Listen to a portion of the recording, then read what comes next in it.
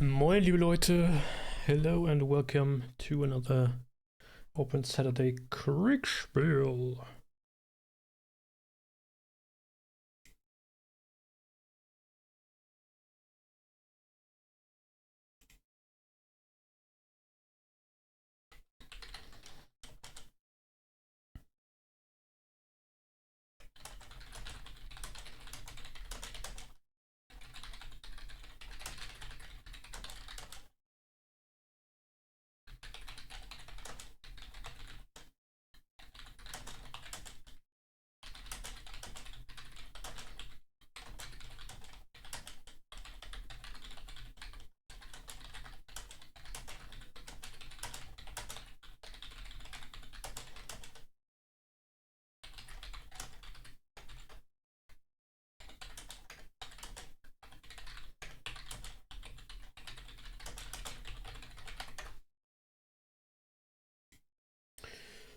Okay, dann wollen wir mal in den Chat rüberspringen.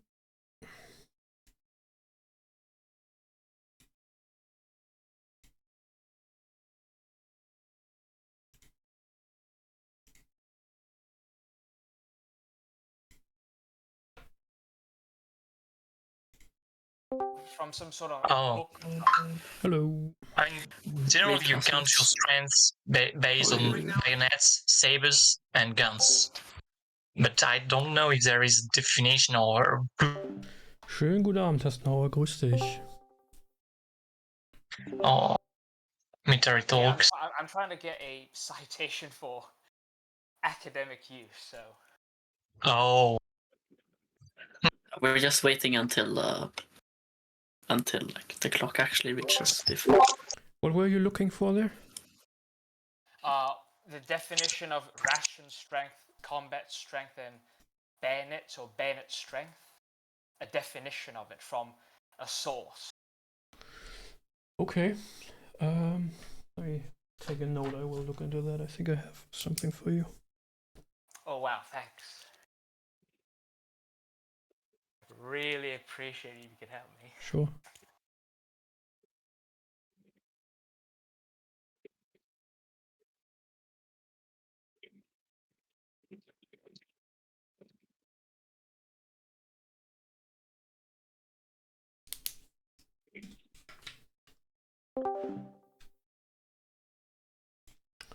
So, ich weiß gar nicht, ob wir ein Modul heute bekommen oder nicht.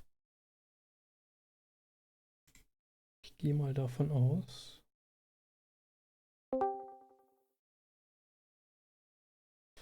Darum habe ich schon mal den Tabletop-Simulator gestartet, aber wir werden sehen.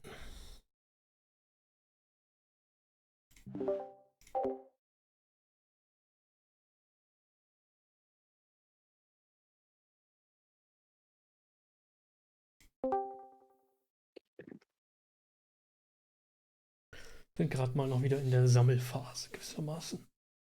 Alle Leute trudeln nach und nach ein. Oh God, there's so many people. Fantastic.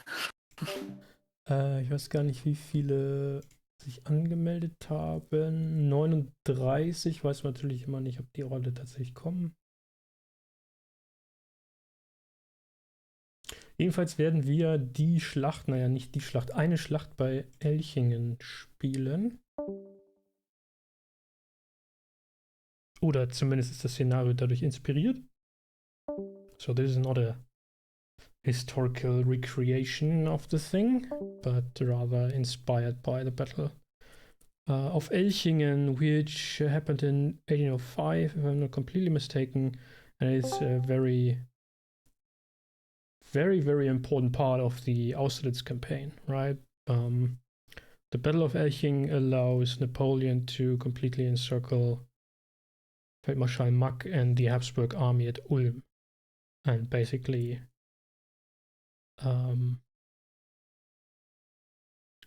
neutralize half of the Habsburg army. And they really do struggle then to get more reinforcements to join the Russians when they meet up at Brünn and Austerlitz, and where then that famous battle happens. But the key to the whole campaign basically is how quickly the Grand Army was able to march for Ulm and encircle it completely.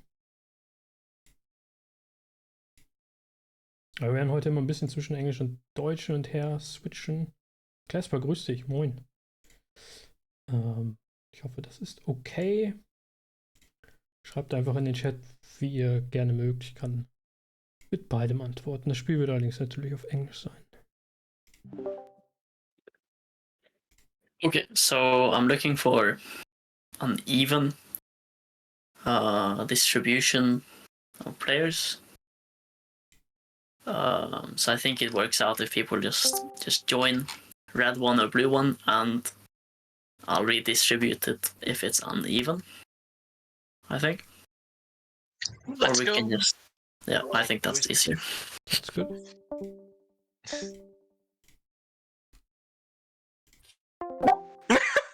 Oh, Jan. Hello. You reset to my command? Well, I hope so.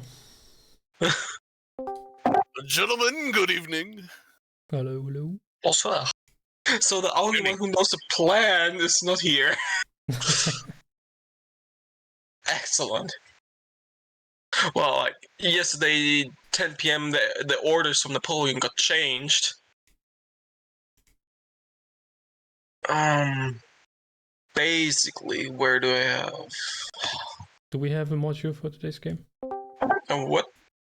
A TTS module? Yes, we do it in Blue Discussion. I see. Basically, we're starting in the east of Ulm. And we lost first contact with the first division, which is somewhere north of Ulm.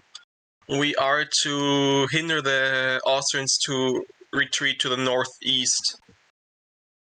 Umpire said that they might move players around, so you shouldn't say anything until you know that all positions are final. Boy, you waited for that one, didn't you? This guy, he's getting reassigned. I'm calling it.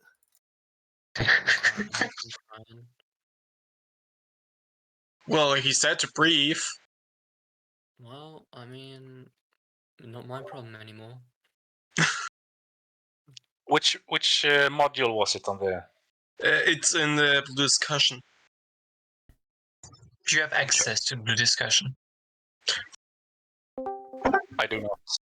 Yeah, probably. Boy, Have to howdy. wait for the umpires. I can send you the link if you want. Who was that? We have 8 men. How many comments do you have? We have to wait for the umpires to finalize the Yeah, assignment. yeah.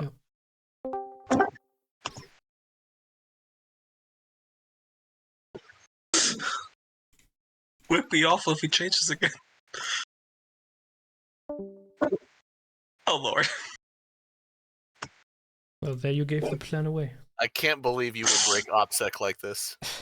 Well, he's not on the red team.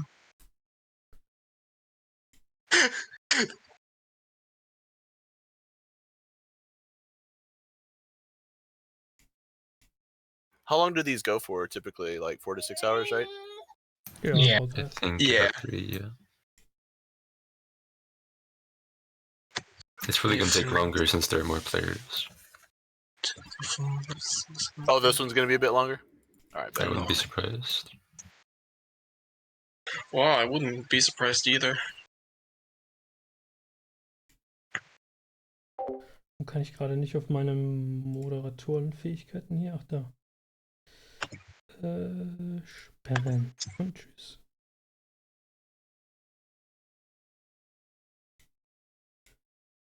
Ciao mit V.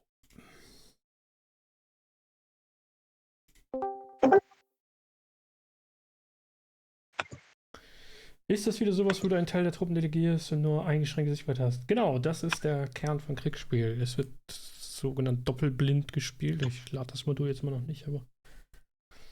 Well, the Austrians are also already streaming.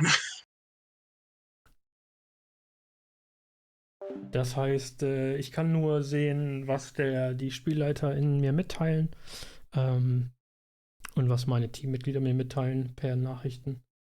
Wir können nur miteinander direkt reden, wenn wir am selben Ort sind und dergleichen.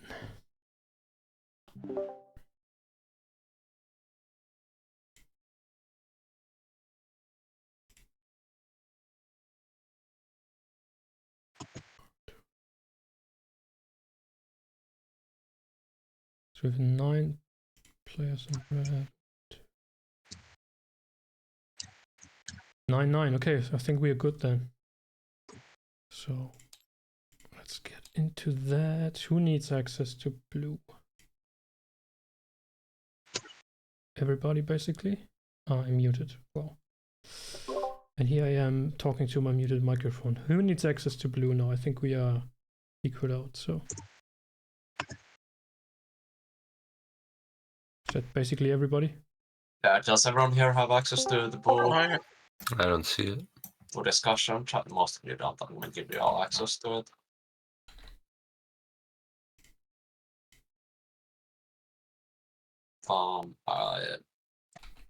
If you have an umpire route, there's no real reason to give it to you.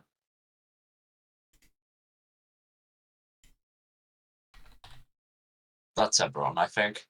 Now we have one more commander than I have few commander tokens.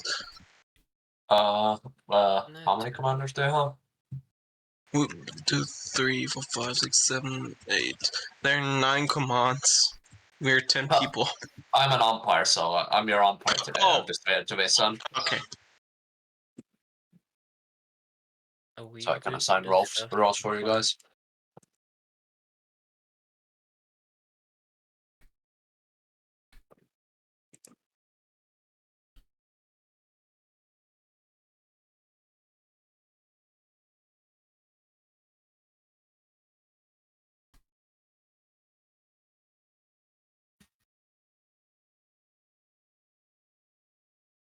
This is a very large map. Yeah. Probably only gonna use a quarter of it or something. Yeah, it's one third. Well, I guess say, I now can start with the plan. Now would be a bad time for me to confess that I've done brigade level command. It's whatever. There's brigade That's all commanders in this battle, I'm pretty sure as well. So, no division commanders. I'm sorry. Well, My team will be more sorry. Nah, you'll be alright. Well, I guess we're finalized then.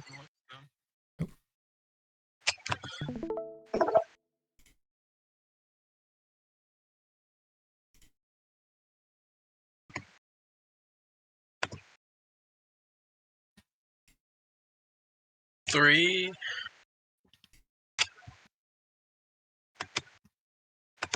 Come on, join. Please. 5. Well, we have 2 infantry divisions, 1 cavalry division,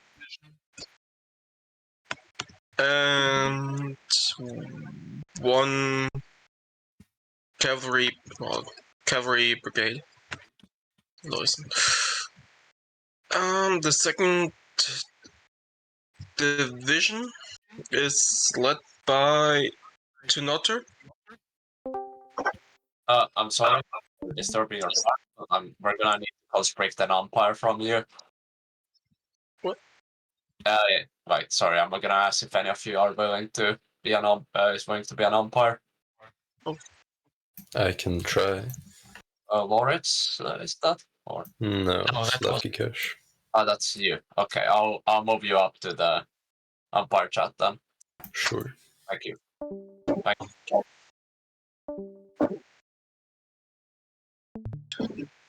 So 1 brigade will not be filled, okay.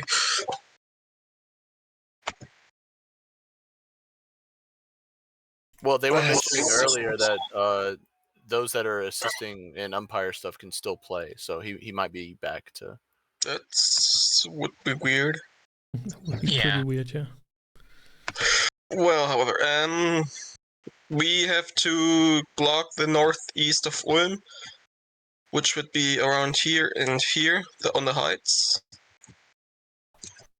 And That's a long way the to further go. away will be the 3rd division, which has 1 artillery piece and 2 brigades. And the closer front up here will be the 2nd division with 2 brigades, the cavalry brigade, and the cavalry division will be as a reserve, like in between them, like around here. We also have the division could be somewhere in the north of Ulm, so we might actually get more reserves if we get there. Who well, basically we only want to defend, and if the enemy is pressing us too hard, we would retreat to more favorable grounds in a rearguard action, so we still hold against the Austrians so they can't escape. Second division is already given away. Anyone experienced with cavalry? Yeah, Ethan is. Well, do you want to take the cavalry brigade? Yeah, sure. Okay. The division, the 4th division. This one. Yeah, That would be La Blanche. I don't speak French. La Blanche.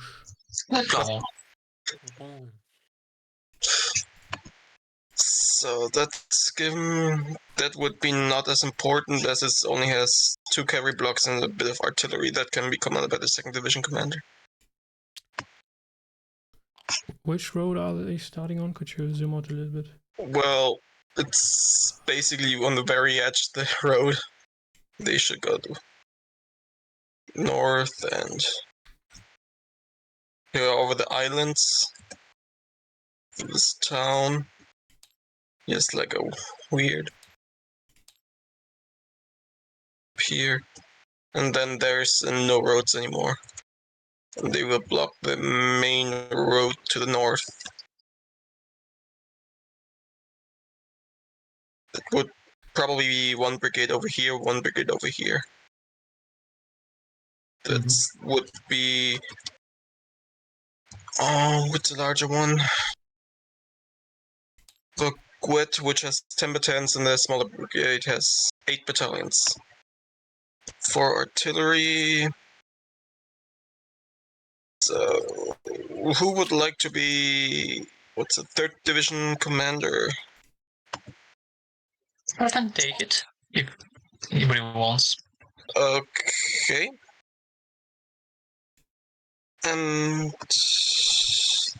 so all divisions are taken. 1, 2, 3, 4, 5 brigades. No, technically 4. So, okay, Elden, Yannen. Well, who would... Well...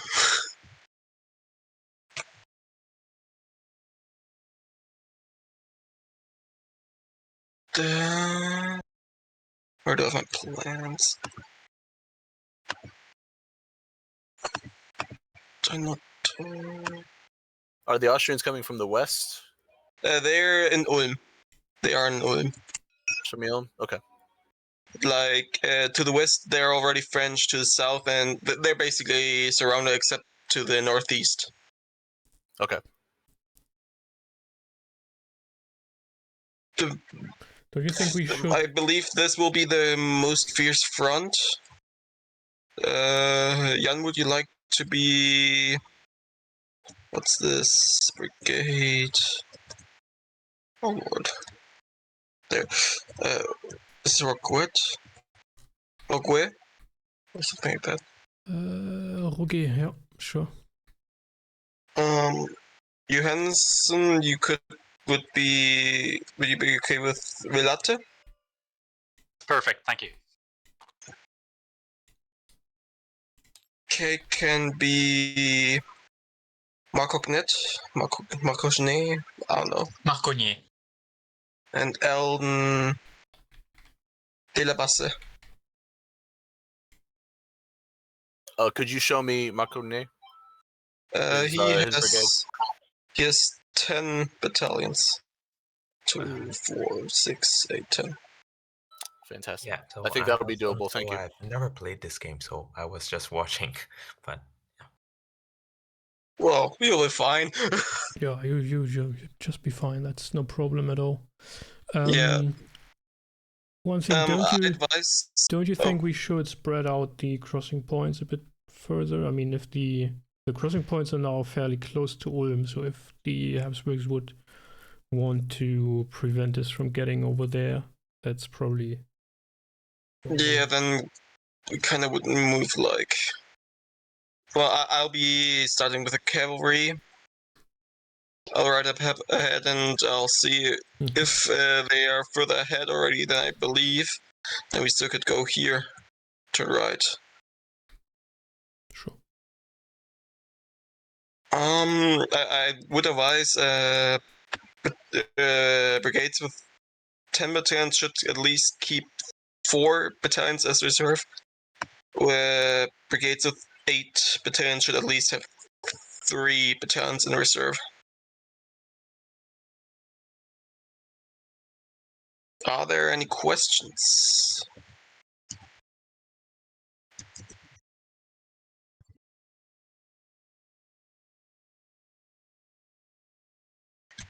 Doesn't seem so. That's well, yesterday it was basically we should hold like a channel, like something between those 2 lines, so they can't break out through on the edges of the river. So I basically came up at like 10 p.m. with a new plan. Yeah, we see how it goes. They probably meet us there anyway. Who's playing Loison? 2nd Division Commander? 2nd Division Commander is Titnotta.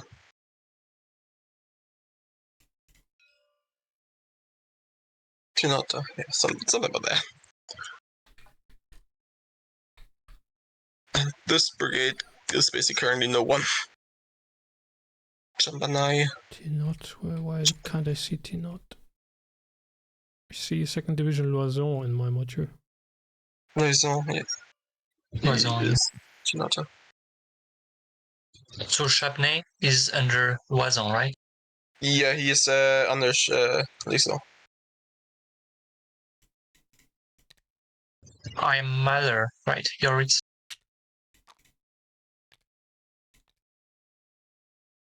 I somehow have a bad feeling.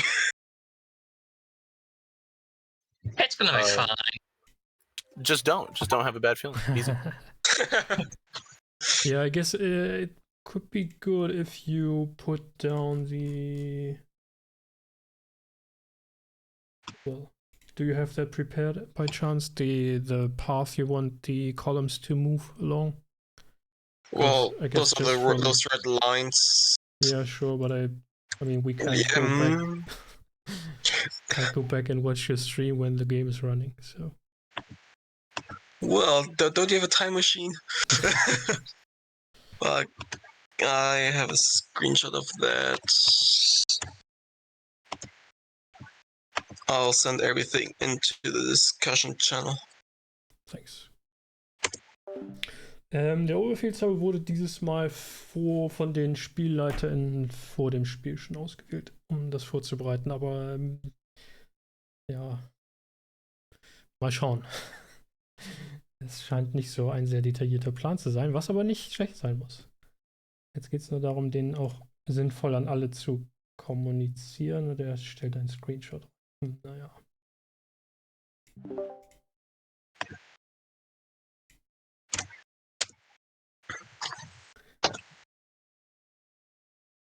Wait, no, that's the wrong one. The first photo you put is the wrong one? No, it's the same one. Okay. Oh, I see what you mean. You just doubled up. This is the one which I wanted to send. It's like I envision like I set up something about that.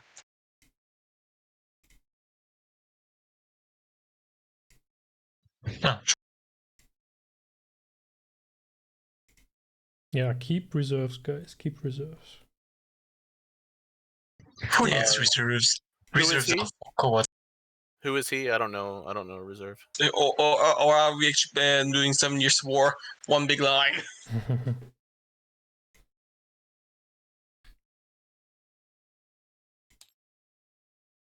So, for some reason, I see 2 artillery batteries under my command, but it looks like I only have 1.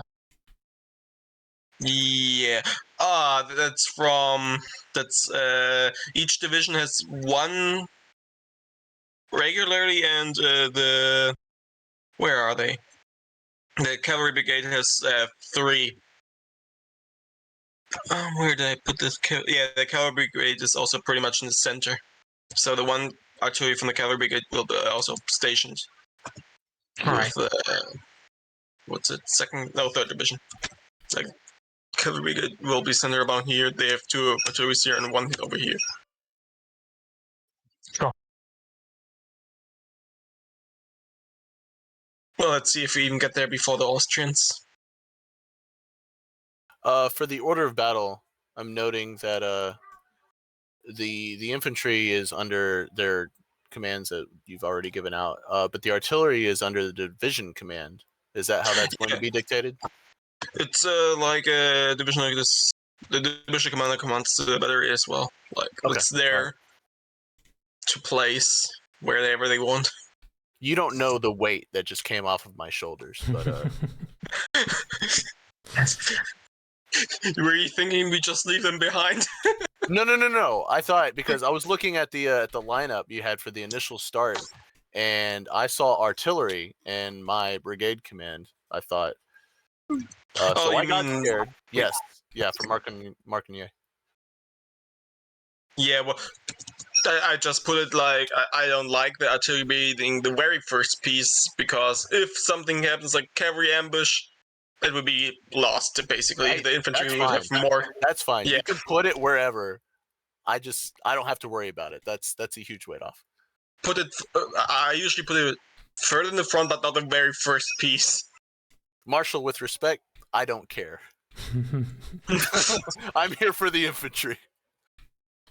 Yeah, it's this. Well, always make sure to communicate closely with your buddies, and then ideally If something happens, some combined arms action in, that would be awesome. If something happens, please send me a dispatch. Communication. What's that? Mm-hmm. Actually, yeah. Let me see. What if I want to roleplay General Stewart from the American Civil War? Who is also, be advised, player from? Go ahead. I'm sorry. Our orders are not to kill the Austrians. We're just to trap them. We're not to let them out. Right. It's not like we're here to kill the Austrian army, but to trap it. Okay. Can I ask who is that Mueller? Third Division. Who's commanding Third Division? That's me. That will be me. Yoritz. Okay. When we send dispatches, will it be to the player name or the actual name on the map? Name on the map. The actual name on map, but I'll change my name on the Discord right away. No, I changed mine too. Okay. Hello. Hello. I've come to assign the French text channels. So, if you, the team leader, can just produce a list of who's commanding what. Oh God, I should know. I should remember it all. Just write it down. Who's commanding what, and I'll assign. Jan was the 4th Cavalry Division, I believe. Who is the 4th Cavalry Division? Jan, okay. Oh, No, another was I'm Roger, the infantry of 2nd Division. Wait. Just write it down in a list in the pre-discussion, and I'll assign it. Also, if there's any questions regarding anything at all, just at me, ping me, or ask me down. Names?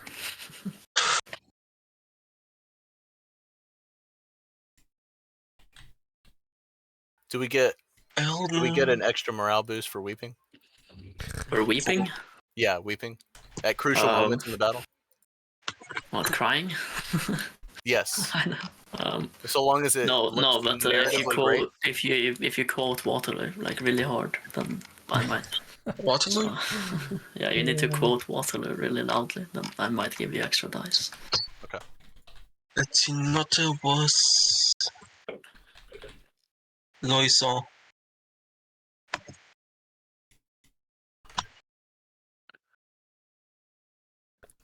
Johannes Elden.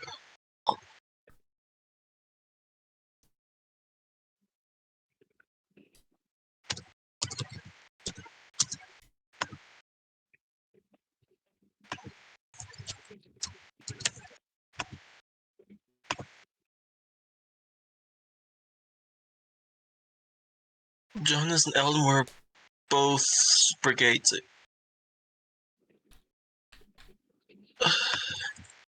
Mal gucken. Gut. Jo, so, ich habe einfach mal ganz grob also die stehen natürlich nicht so auf der Karte, aber damit ich sie gleich in der Reihenfolge habe und nicht 10-mal hin und her sortieren muss, habe ich sie jetzt mal so aufgestellt, wie sie vermutlich stehen sollen, stehen werden. Ich weiß es nicht. Wir werden sehen. Ziel ist es, die Donau auf diesen beiden Brücken zu überqueren, wobei ich ein bisschen das Gefühl habe, dass das zu nah beieinander ist. Wir werden sehen. Ich hätte wahrscheinlich tatsächlich eine Division über Leipheim geschickt, auch wenn die Straßen dahinter nicht optimal sind. Und dann Ulm nach nach Osten hin abzuschirmen. Weil die Habsburger Armee in Ulm ist. Und um Ulm herum. Schauen wir mal, ob sie hier nach Süden stoßen. Das würde ich nämlich vermuten, dass es hier schon um... Kann das jemand lesen?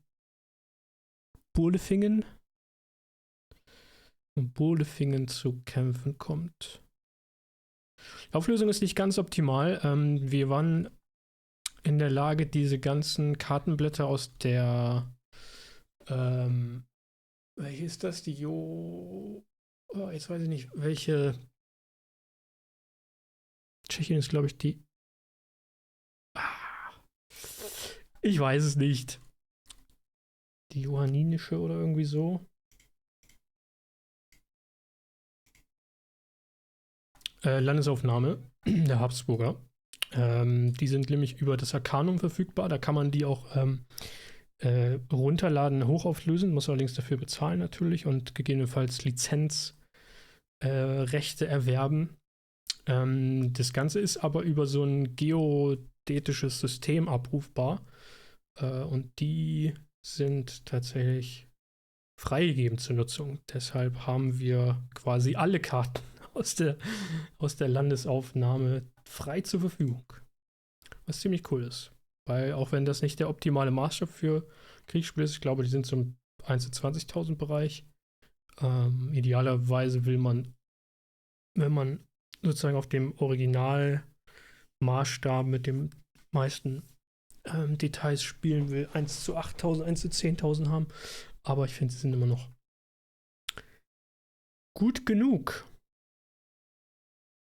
To be perfect like that, that was something I was like imagining how it could be in some way. Who's Well, playing? I'm asking if, so long as we're within the blue line, can I deploy them like that, or do I have to march to that point? Yeah, the blue line. Well, The blue line would be if we find the first brigade, the division, then we have the blue like. Apologies, that is the wrong blue line that I'm referring to. I'm referring to the start. Yeah, so here's the start where everything is laid out at the beginning. Yeah, Right. That should be like our current deployment. Okay, so I'm asking, can I just deploy them like that so long as I'm within the blue line? I can just go ahead and do that? The deployment should be already set, actually. Okay. Yes. Looking at blue discussion.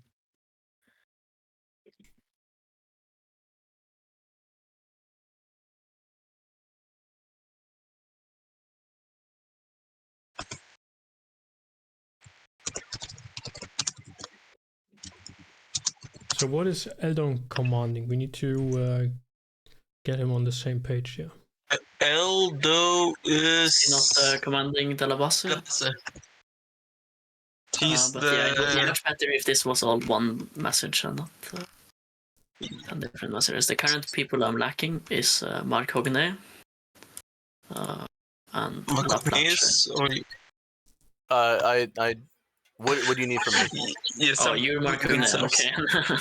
Some named himself, and I got also confused. Yeah. And Tinotes Loiso. Yeah, they've been assigned. Let me just go over the list again for you. So the only person I'm lacking entirely is La Planche, 4th Cavalry Division. I can't believe you forgot me, guys. Jova. That's it's Ethan. Yeah. It's Ethan. Forgot about me, guys. It's over. Names. So I'll go over the list for you. The list is obviously Frank is Marshal Ney. Tinoter is 2nd Division. Joritz is 3rd. Ethan is 4th Cavalry Division. Schoenbo is Vilat. Jan is Rocher. Cake is Mark Hogne.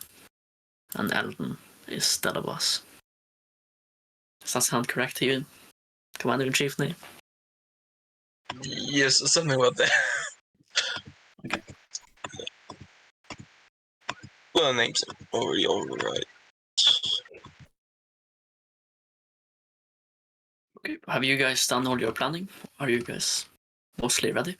Well, Eldon, for you to know, I think the important thing for now is that you just follow the column ahead of you. You can personally move up and have a chat with the commanders at the head of the column, so that they I'll can... give you guys 5-10 minutes to wrap up the planning. So that they can explain to you what's going to happen. You should have access to a restricted text channel where you will receive screenshots from the umpires and potentially dispatches, and where you can write dispatches to other commanders when you are not co-located. And once the game commences, we will all be split up on our different voice channels, so we are isolated. So probably the best thing for you, the first thing to do is write up to the head of the column, just have your brigade follow the column and then talk to your commander. All right?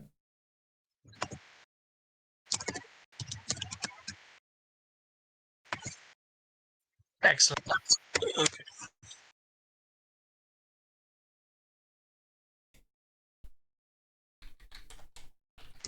Marshall, would you be so good as to show me where my brigade is located so that I can copy it over to you're the first in line of the 3rd Division. Okay. There's 5 light infantry in front, then the 8-pounder, and then the rest of you. Who's playing De La Paz? De La Paz? Yes, 2nd Brigade. De La Paz is Eldon. He just left. He just left. Yeah,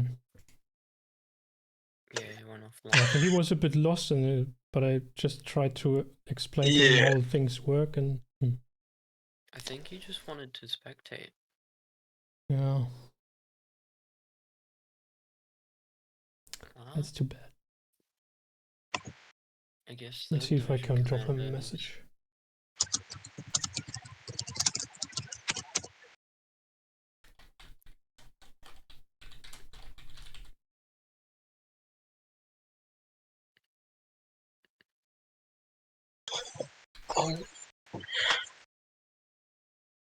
I believe this will be a rough battle.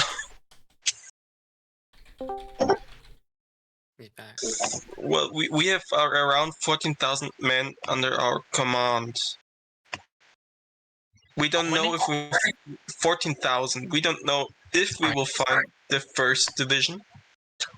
And the Austrians have somewhere in between 55 and 75,000 men. Like, we're... Don't worry, Dave. They We have got- more than 3 times our numbers. At least. We're the color of the sky and the ocean. What are they? They're a shade. We're better, just cause. That's how colors work. They what? They're in white uniforms, we're in blue. They're a shade, we're the color of the sky. Therefore, color theory, we're better. There you go. So we don't have winter. Well, no, good that we don't have winter. At least you might not see the enemy white and white. So light infantry basically fights like line infantry. They don't have regimental guns, and they are specifically trained to fight in rough ground, which line infantry is not. It's Okay, so they're not like skirmishers. They're still lining. Well, yes, Yeah. all the French units are trained to fight as skirmishers, right? So, but they are a little bit more specialized on that. Right then. Thanks. Okay. Now I've been told that you guys should start hurrying. Sure, we're good to go. Get started. Yeah, we are good to go. If you're ready, you can just split up into your own family. Okay.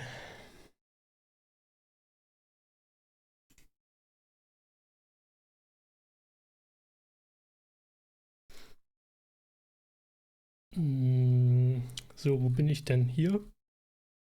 Okay. Schauen, wie weit Lausanne eigentlich von mir weg ist.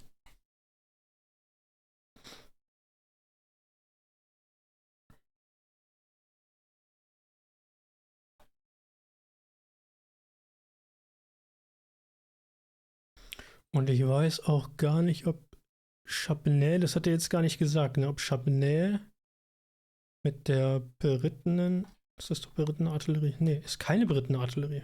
Oh. Ah.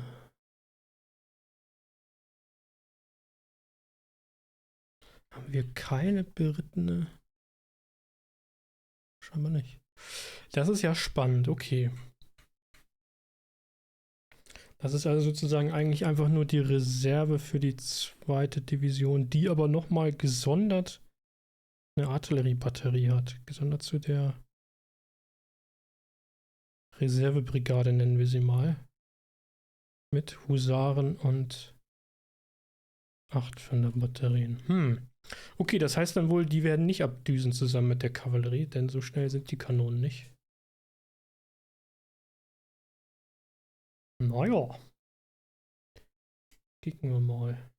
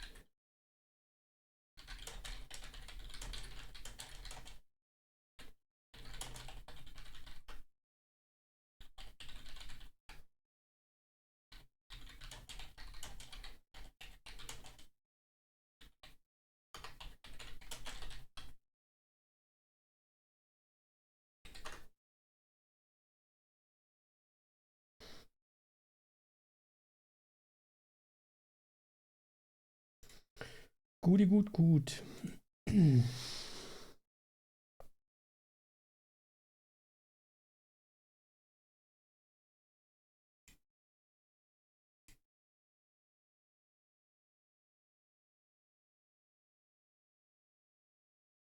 So, ich werde mal den Diskussionskanal muten.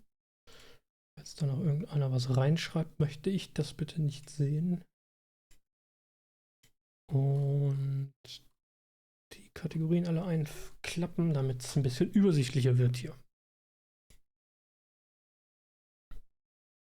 Ich bin manchmal am Überlegen, ob es irgendwie hilfreich wäre, das Discord-Fenster auch noch zu sehen für euch. Bin mir da nicht so ganz sicher, weil ihr dann natürlich, ihr könnt quasi die Screenshots gar nicht sehen, die ich bekomme. Sondern nur wie ich basierend darauf die Steinchen hier bei mir am Tisch hin und her schiebe.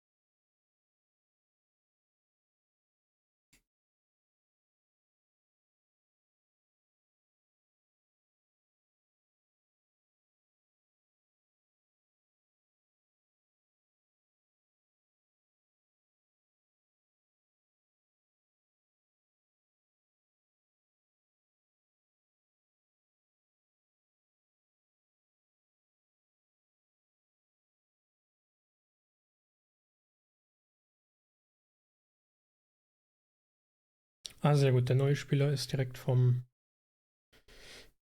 Divisionskommandeur unter die Fittiche genommen worden. Hervorragend.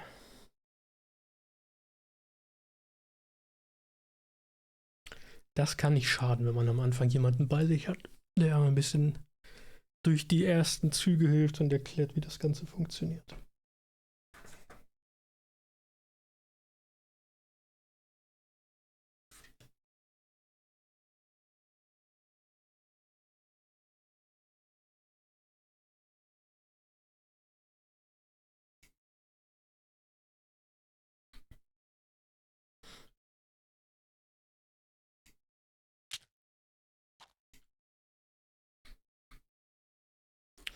Ich habe einen Screenshot bekommen.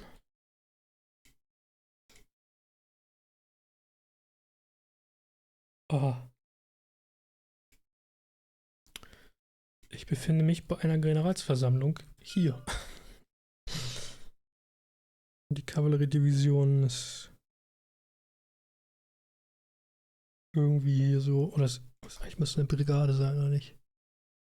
Nee, Dragoner-Division, na gut. 25. 19. 18. Naja.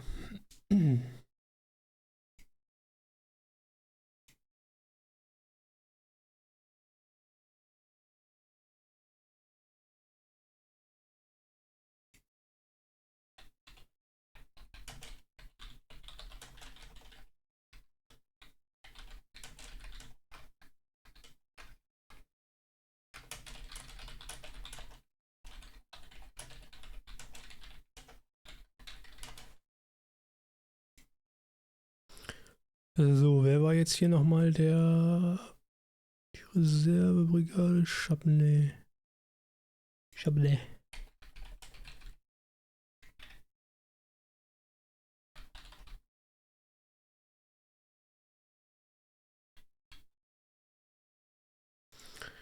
Ja, und jetzt ist die große Frage,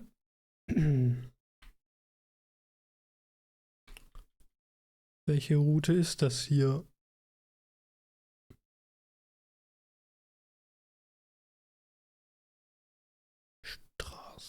Straß. Route of March. Route of March ist Straß. Ups. Von Straß zum Buchsberg.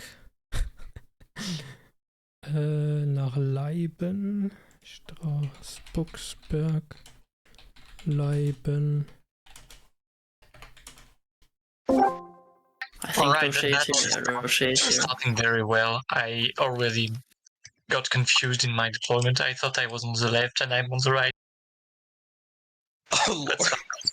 Wait, what? Wait, which It's like- division is it? I thought you were on the Okay. left as well. Oh, Okay, I have almost everyone here now. 1, 2, 3. Yeah. So it's I'll just give all your briefings and I'll take all your orders. So it's 0700 in the morning. Bonaparte and the main army still remains somewhere south and east of you, and they have got different missions to conduct today. There's no real reports of anything happening. There's reasonably nice weather out, but it is getting a bit cold now in October. What are your orders, gentlemen?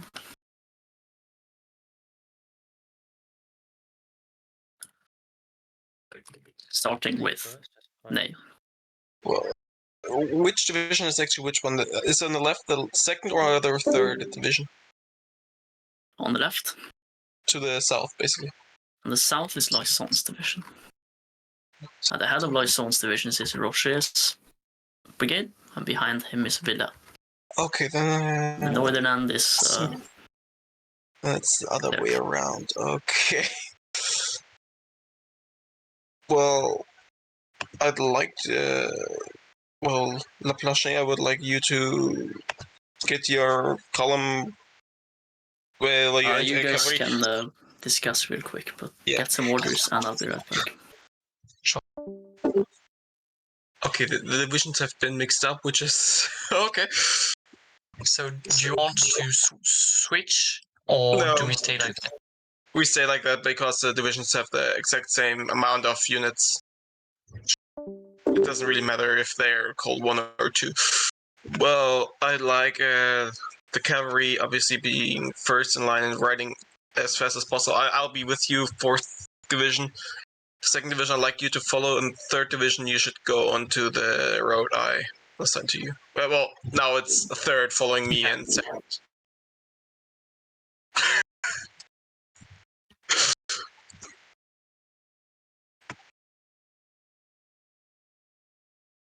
So second is now on the left, or what?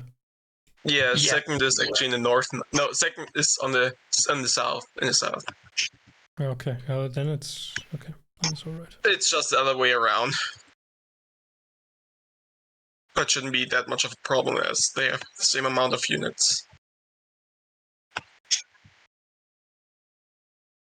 Too bad. I wanted to take fools to cover the crossing. Well, it's not that important. Yeah.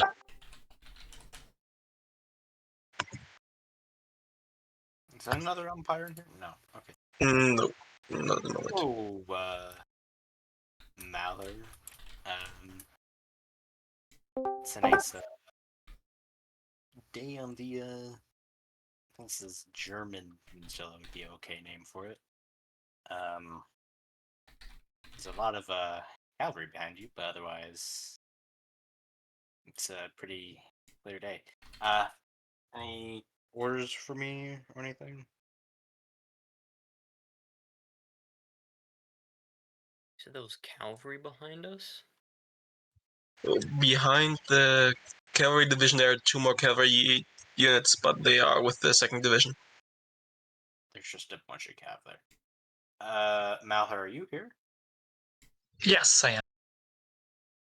Yeah. Do you have any? I'm not sure what you. Oh no, you command one already. Do you have any orders? I'll. Oh, all right. My division will march towards Strathas, Mm-hmm. the small village. Then to Heringen, and then it will go to the north crossing. I mean the crossing just north of Heringen. Well, so Strassen, then Helsingen. What other side? Yeah, and then the crossing north of Helsingen.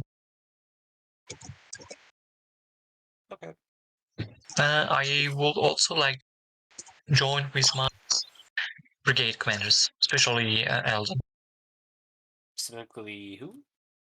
Eldon, who is playing as De La Basse. Okay, that's general name helps a lot. I'll have you go there. Reminder that under your specific command, you have one piece of arty. Sure.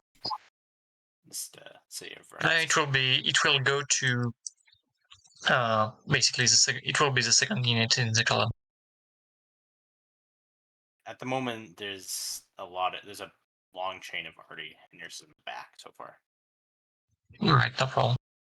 All right. Anything else? No, I'm good. Thanks. Yep. Okay.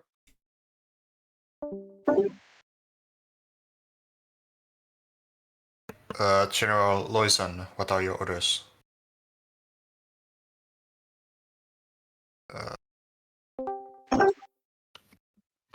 Give me a second. No, gentlemen.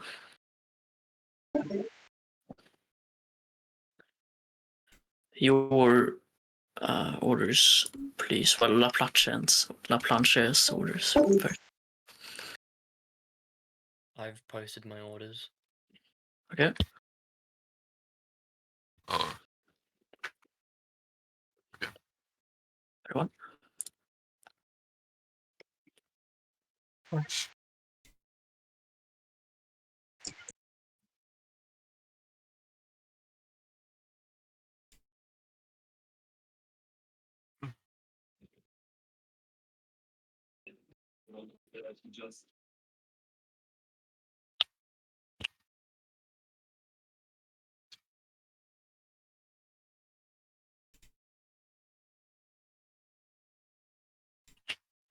Has anyone taken the other orders, or should I take them as well?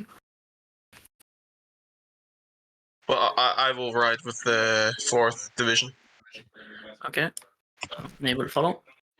I've put mine in the chat. Come again? I've put mine in the chat, and I'm not quite sure if Lauzon tries to say something. If so, you're cutting off and not coming through.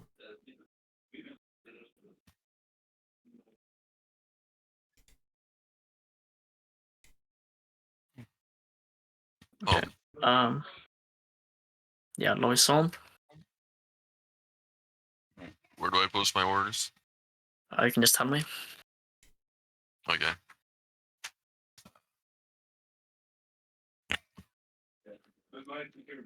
Okay, wait a second.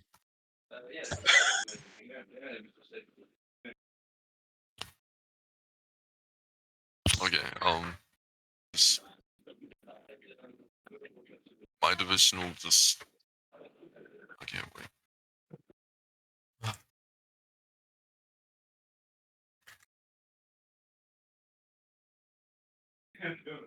Is there something we can help you with?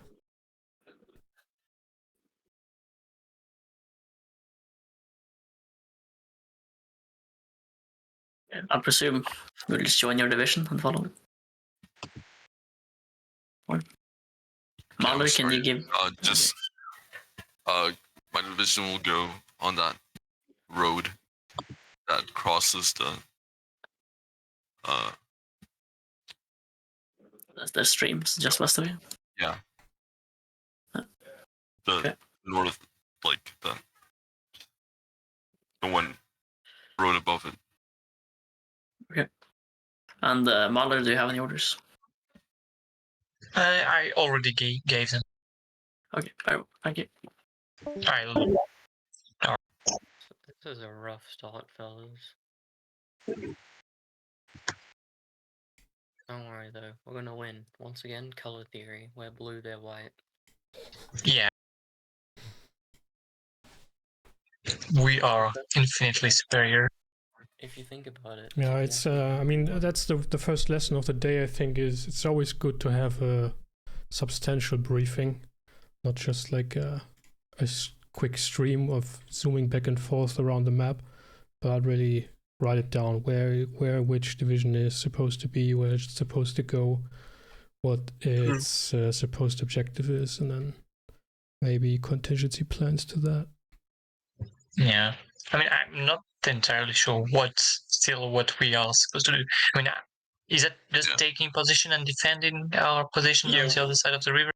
Yeah, we're holding position and defending so that the Austrians can't escape from Ulm.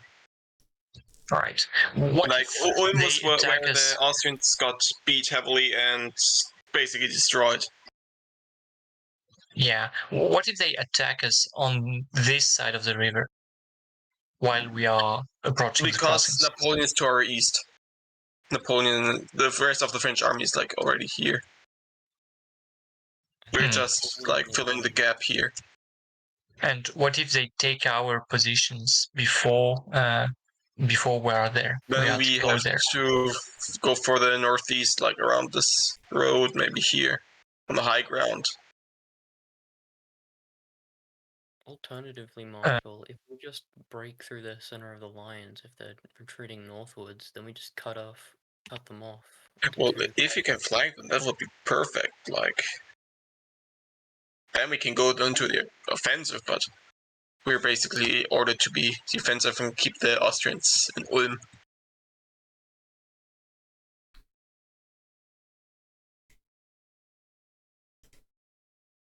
I also thought, well, I also set up like the second division would be in the north and the third division in the south, but that got mixed up.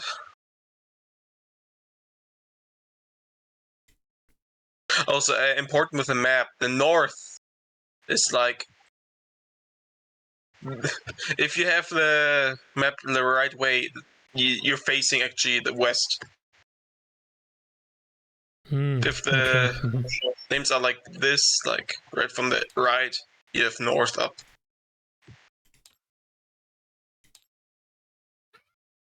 Alright, that's not confusing at all. Yeah. It was already confusing me enough. In the beginning, I thought our first division is somewhere around here. While we were ordered to hold here. But this is north. Clearly, the map Napoleon gave to our great Marshal Ney was just wrong. Yeah. It's Napoleon's fault. First got the wrong orders, got a bad map. I mean, it's not like maps are important in war. Nah. It's just pieces of dirt we need to hold at all cost. I mean, Murat, I think it was Murat that waged war without maps. Okay. The crazy man. Well, they basically all did, didn't they? I maybe order a charge with all of the cavalry against squared infantry. Please don't. Not yet, Ney. Just to stay in character.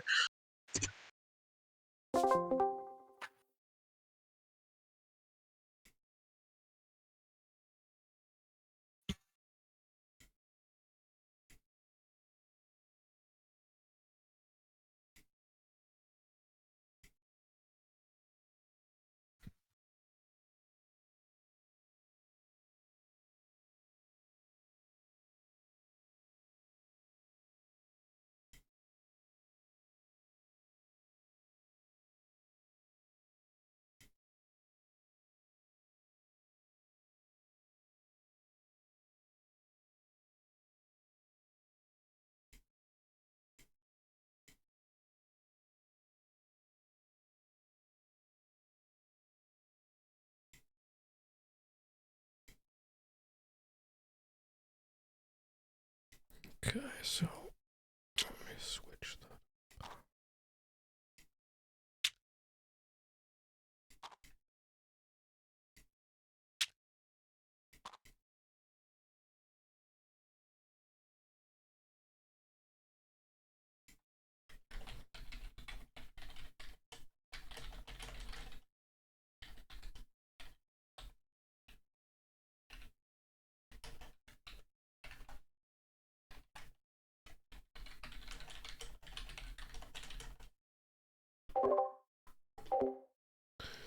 So, dann muss ich mal meine Marschbefehle aktualisieren.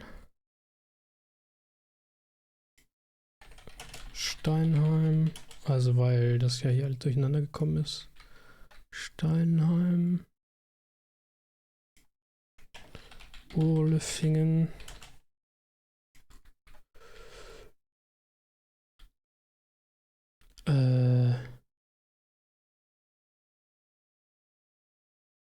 Ist das Talfingen?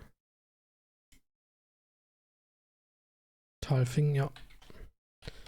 Talfingen.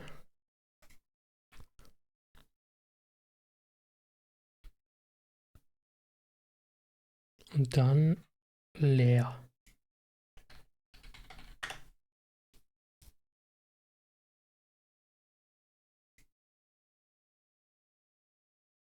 Schauen wir mal, ob das klappt. Wobei ich mir jetzt die Frage stelle, warum ist jetzt unsere Kavalleriebrigade auf der Seite?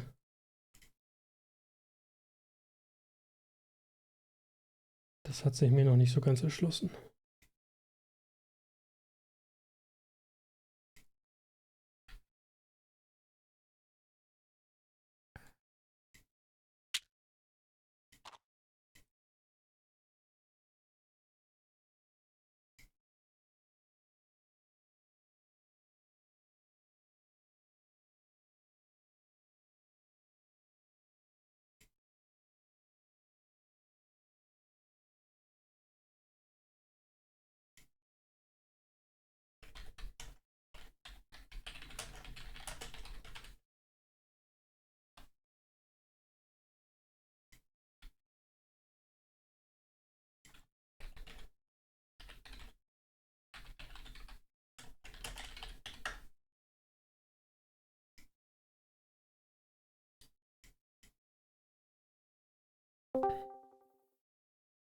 Greetings. Hello. So Villet is with you. Okay, I'm gonna pull him He's up. coming right over here. Greetings, gentlemen. Hello. All right, so you are moving forward through the road. What are your Yes. orders? So I guess Anything the happening? No, it's quite quiet and peaceful as of now. The other French columns are moving elsewhere.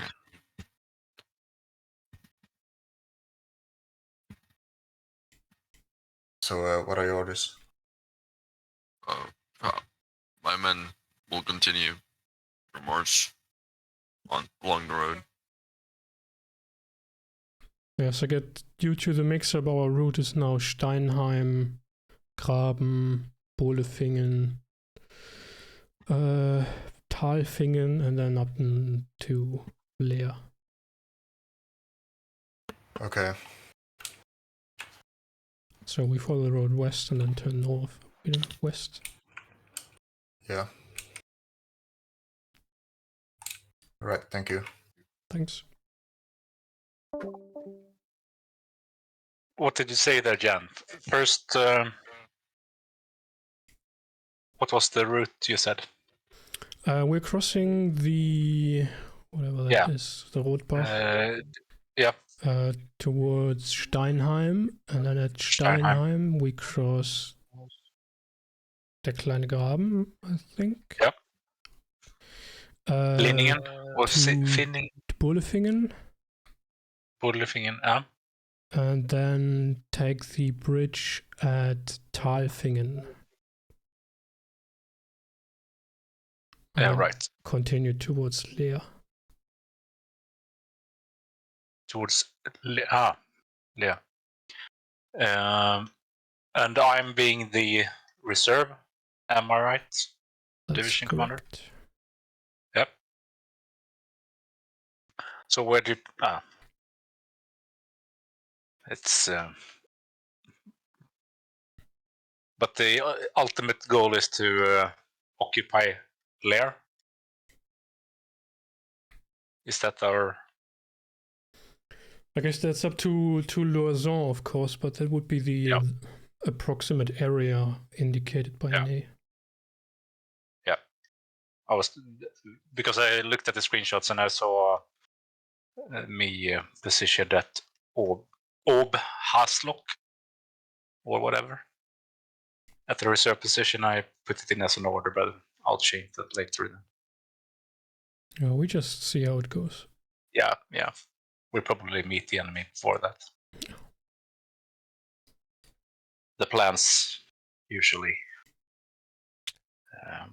disintegrates at first contact, right? Absolutely. Just as in real life.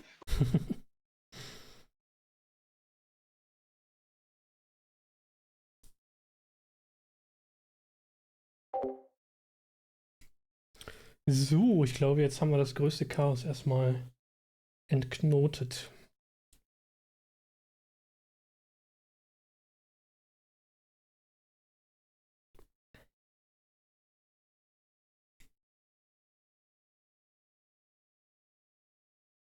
Das war aber, fand ich, schon ganz anschaulich. Ich meine, das ist ein generelles Problem mit unseren Open Saturday Games, wo man nie richtig weiß, wer ist wirklich dann da, wer spielt mit, wer ist in welchem Team. Manchmal werden halt vorher einzelne SpielerInnen ausgewählt, um bestimmte Kommandos zu übernehmen, um das vorbereiten zu können. Das hatten wir ja jetzt hier mit Ney. Und worauf ich aber hinaus möchte, ist, dass den Plan, den er entwickelt hat, den hätte er halt irgendwie niederschreiben und nachvollziehbar machen müssen für alle.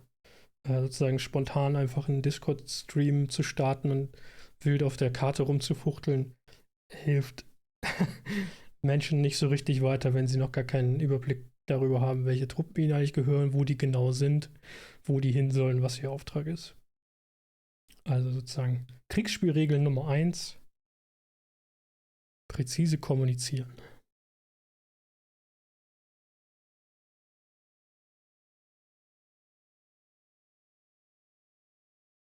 Ich glaube, bei Sun Tzu gibt es auch so eine Anekdote, weiß ich nicht.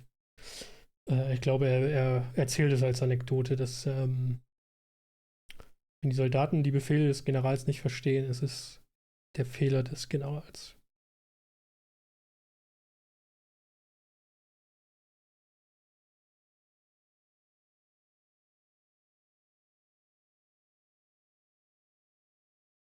Und nicht der Fehler der Soldaten.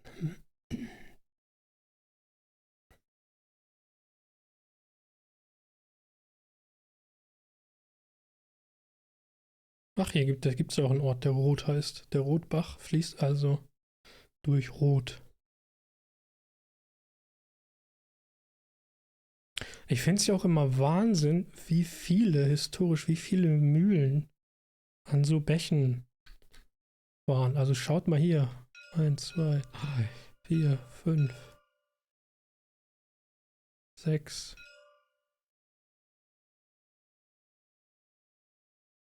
Hier unten geht's weiter. 7, 8, 9.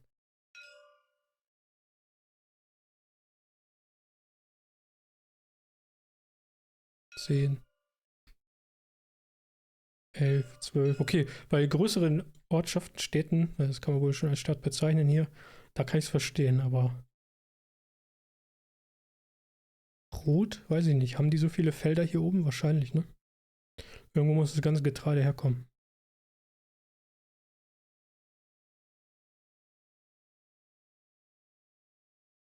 Wer ist das hier? Der Leihbegraben?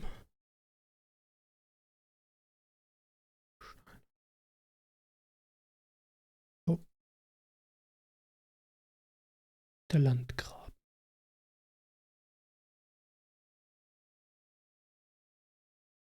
Kenne ich mich auch überhaupt nicht aus in der Gegend.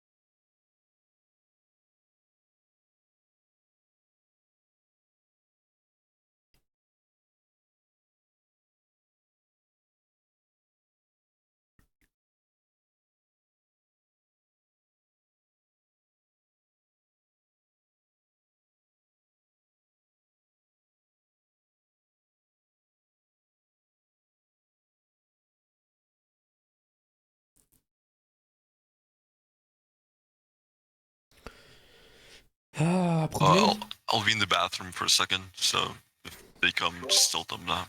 Sure, no worries. Problem, das unsere Kolonne hat, oder unsere Division vielmehr, dass wir keine Kavallerie vor Hut haben, die hier mal gucken geht, was hier los ist.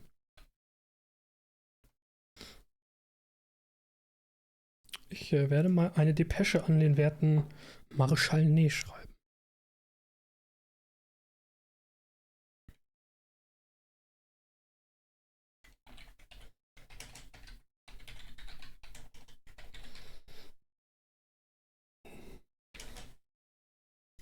Und an wen noch? Wer hat leichte Kavallerie? Chabnay. Ist der Brigadegeneral? Ja. Und General de Brigade Chabnay. Und Straß, wo mögen sie gerade sein, Leib.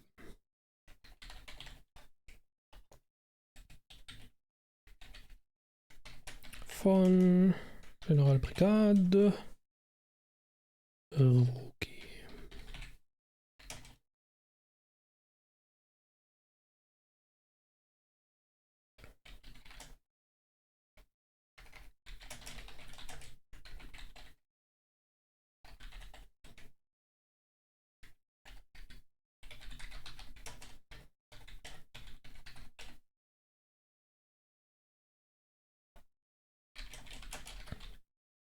Okay, I'm back.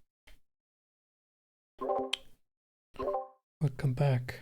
I'm just about to write a dispatch to Ney and Chabanais. Where do we write our dispatches? Just in your player channel. I don't have one. You don't have one? That would be weird. Let me see. Loison. Oh, okay, it's fine. I have one now. Blue 2. You have access, right? Yeah, you have. Okay. Perfect. That they should send a squadron or so of the hussars to scout in the direction of Ulm, because, I mean, we're basically running into the open ground here without any eyes towards the city.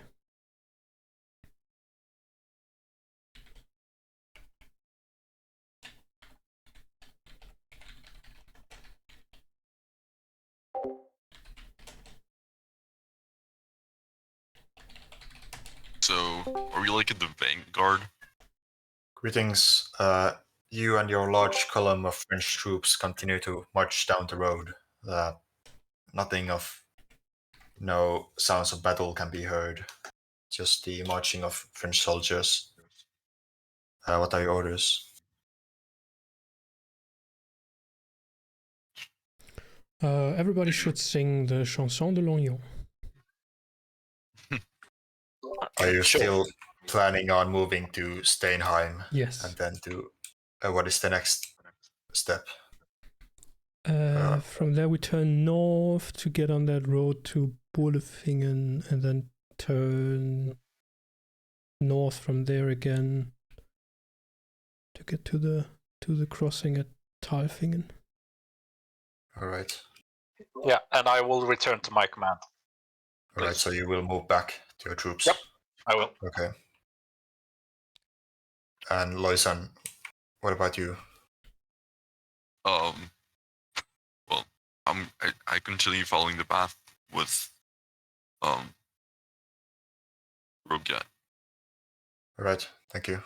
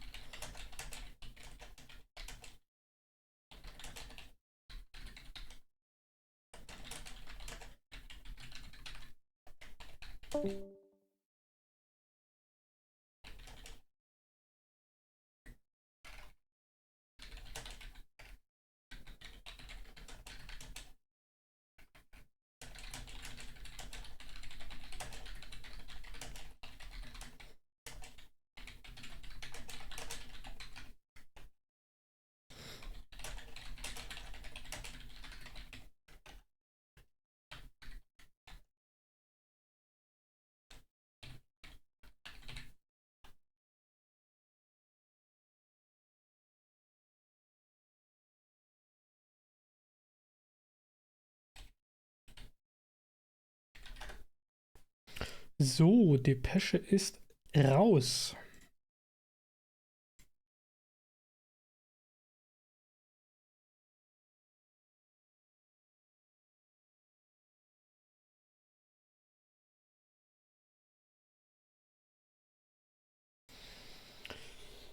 Denn Aufklärung ist wichtig, liebe Leute.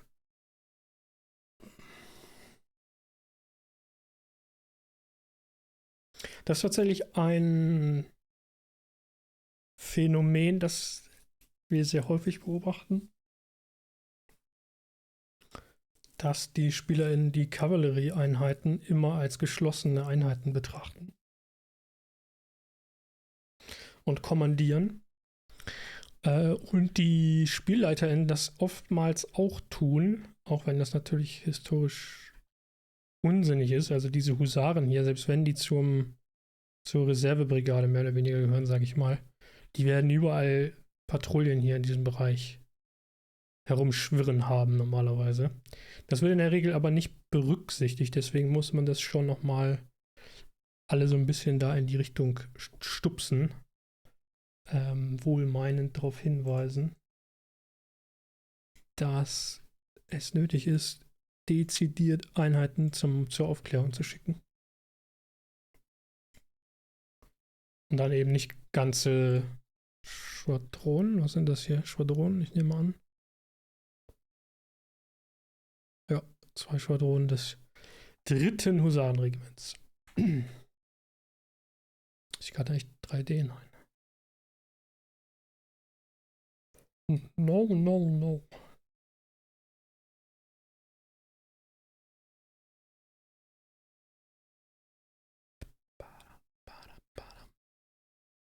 Was ist das hier eigentlich für ein Pfuhl?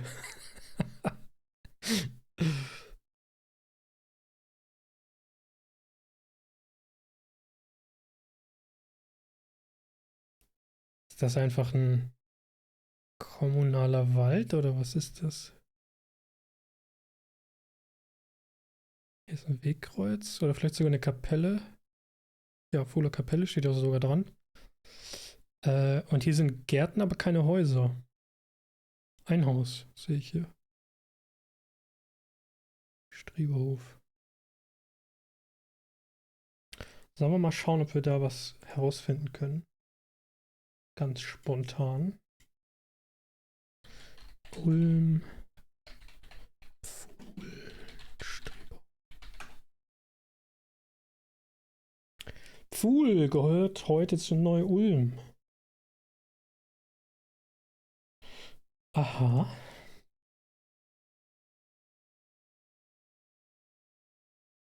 Sehen wir mehr davon.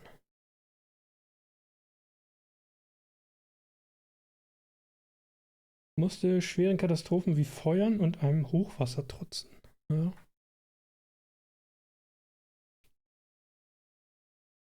(1630er Jahre) von einem schweren Feuer heimgesucht. Im Dreißigjährigen Krieg fast vollständig zerstört. Und dann wird ein Zeitsprung nach 1945 gemacht. Okay.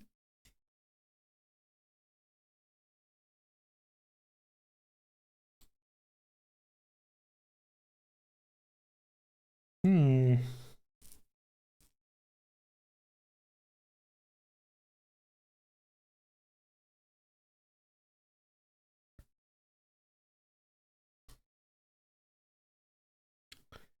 Gucken wir mal, ob das in der Kombination mit der Schlacht auftaucht. Schlacht von Elchingen. Wahrscheinlich sogar besser. Strieberhof, ja, bitte mal. Als festen Begriff suchen. Besser das auf Englisch zu suchen, ja. Battle of Elchingen. Keine Treffer. Was ist mit Pfuhl?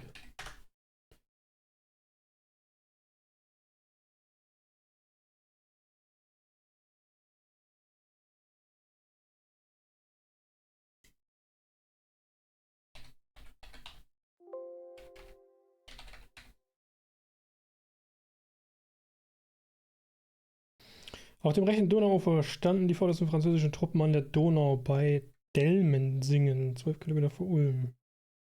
An der Iller bei Kirchberg und östlich der Iller schon bei Pfuhl. Nur wenig stromabwärts von Ulm, ja.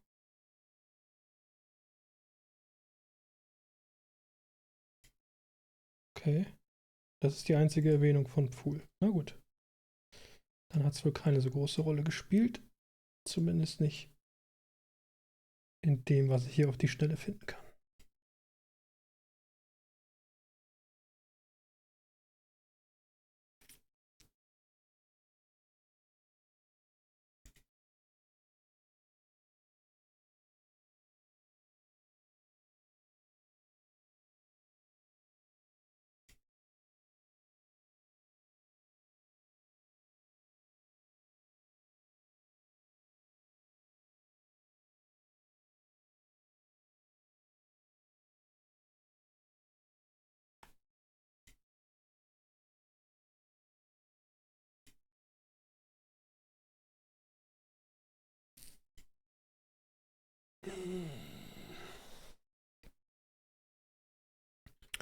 Bin ja mal sehr gespannt, wo die Habsburger sich so rumtreiben.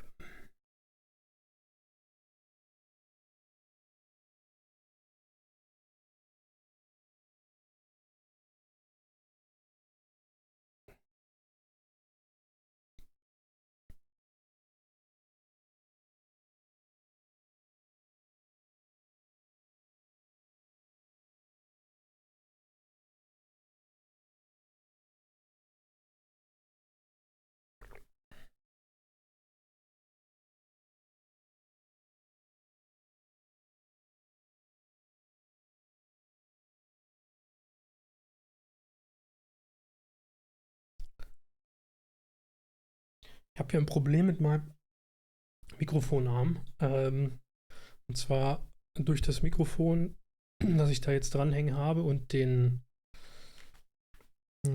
Vorverstärker in Anführungszeichen, der relativ nah an dem Mikrofon sitzen muss, den habe ich auch hier dran gehängt. Ist das Ganze so schwer, dass unten am Fuß ist auch ganz unnöselig gemacht, wo das Rohr quasi in der Halterung steckt.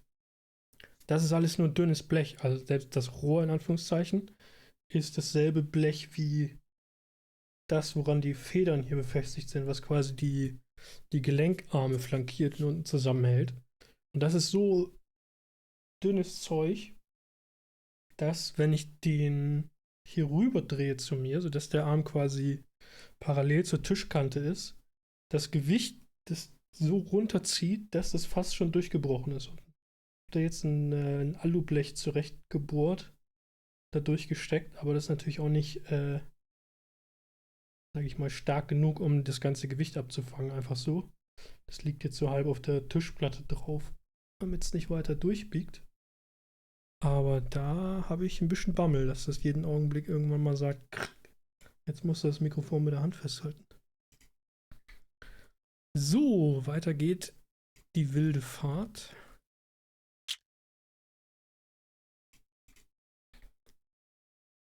Ich schätze mal, die hier sind schon weiter. Auch eigentlich, naja, kann man jetzt drüber streiten, ne? Wie sinnvoll ist es eigentlich, dass der Marschall Ney, der quasi hier der Oberbefehlshaber ist, mit der Kavalleriedivision sonst wohin reitet. Einerseits ist Schlachtfeldaufklärung schon eine wichtige Sache, auch für Generäle und dergleichen. Das haben die historisch natürlich auch gemacht. Es dauert dann aber umso länger, die Nachrichten zwischen den einzelnen Teilen des Korps, zwischen den Divisionen hin und her zu senden. Und das kann wertvolle Zeit sein, die man braucht, um Truppen an andere Orte zu schicken.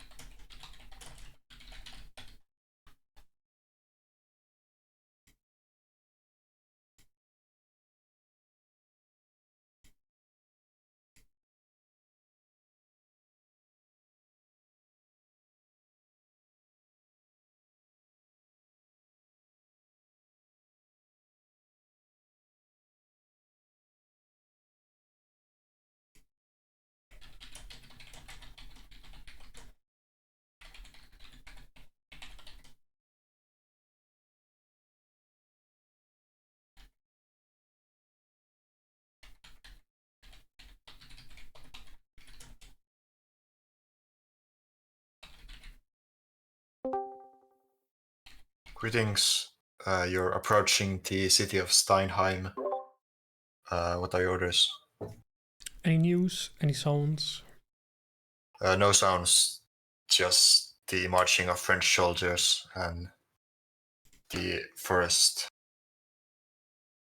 winds around you. I suppose we just keep going. Yep. Alright, so you're going to turn north from here? Exactly. Yeah. Yes, thank you. Thanks.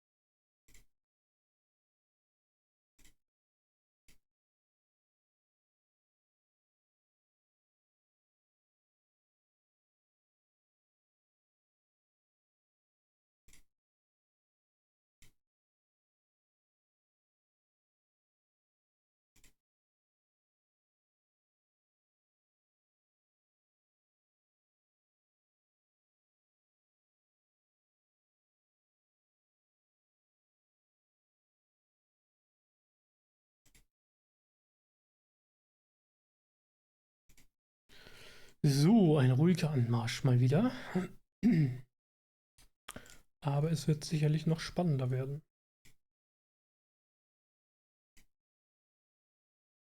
Das ist tatsächlich auch so eine Sache, die man bei Live-Spielen irgendwie nochmal angehen könnte, müsste, sollte. Zumindest, wenn wir die so casual spielen, sage ich mal. Dass man da irgendwie den SpielerInnen noch was zu tun gibt. Was man zum Beispiel durch Kavallerie-Aufklärungsinformationen machen könnte, dass man ihnen irgendwie sie mit Infos füttert, um die sie sich kümmern, die sie verarbeiten müssen. Ansonsten ist es immer so, es gibt eine sehr chaotische Vorbereitungsphase. Dann gibt es eine sehr ruhige, ereignislose Aufmarschphase. Und dann plötzlich ist der Kampf da. Und dann ist es aber auch schon vorbei, weil wir die Schlachten ja nicht bis zum bitteren Ende ausfechten, sondern bis mehr oder weniger absehbar ist, welche Seite der die Oberhand gewonnen hat, um dann in die Analyse zu gehen.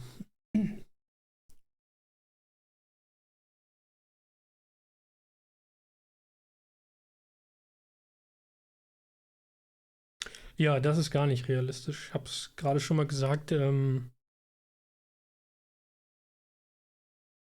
Zumindest die beiden Husaren-Schwadronen, die wären normalerweise all over the place, wie man so schön sagt. Die hätten ihre Vedetten in kilometerweiten Umkreis postiert bzw. dauerhaft in Bewegung und die würden laufend Informationen zurückspeisen.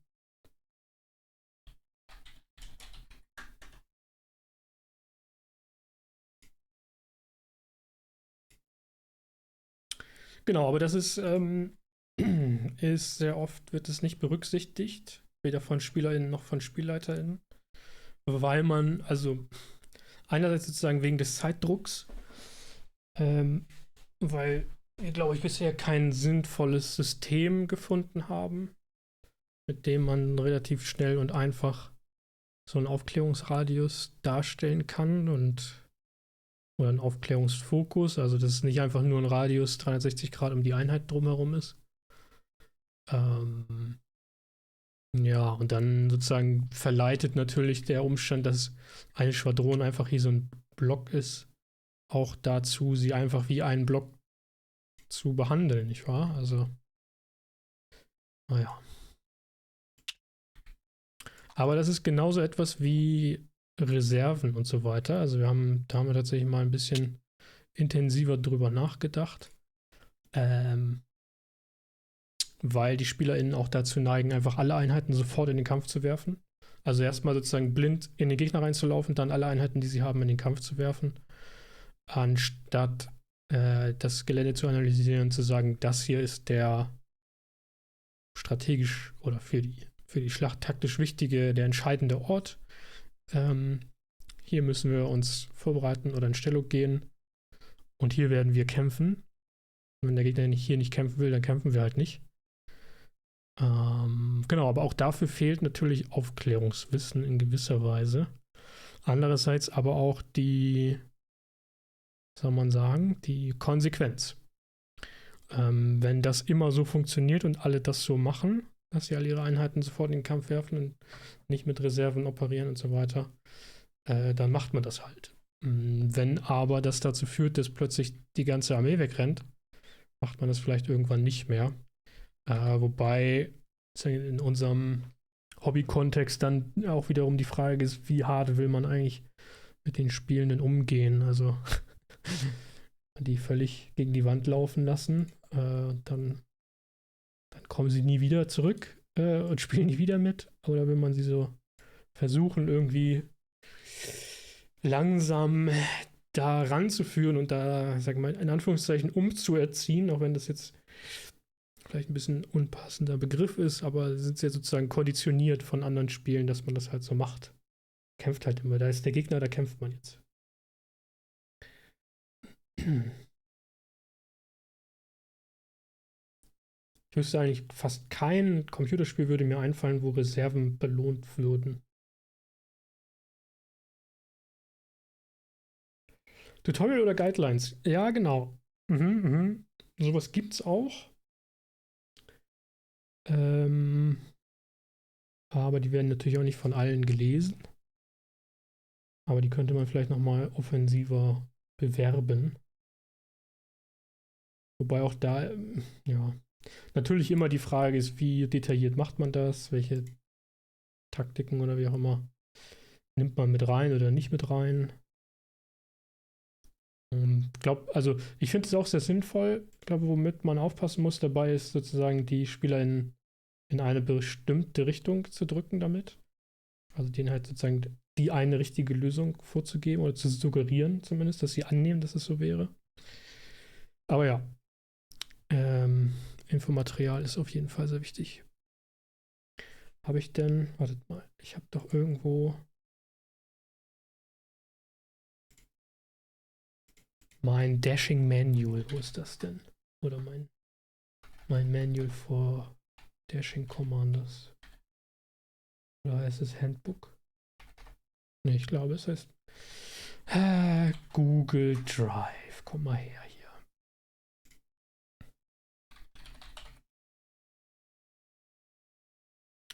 Handy Manual for Dashing Napoleonic Commanders.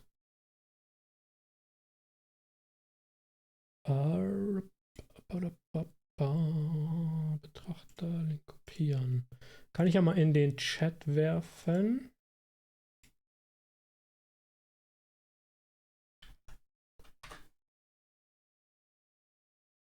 Mit Einladung gerne Feedback zu geben. Ist jetzt mal wieder alles auf Englisch.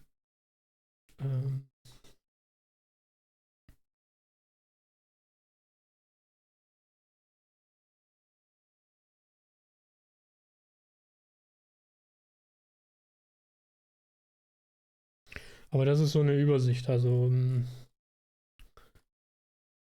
welche Einheitentypen gibt es eigentlich? Was unterscheidet die? Welche Formationen gibt es eigentlich? Wie wird zu der Zeit grob gekämpft? Und dann welche Formationen sind für den Kampf relevant?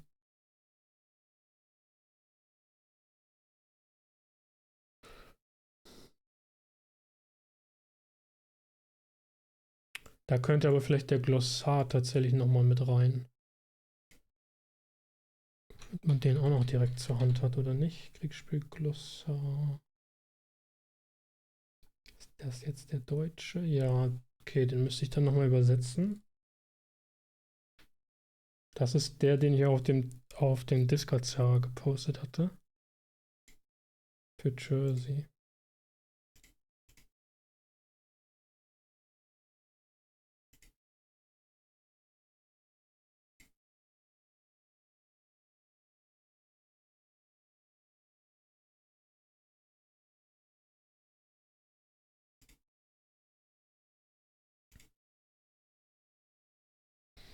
So, mache ich mir jetzt noch einen Kaffee? Ist schon fast um 7. Ich glaube besser nicht.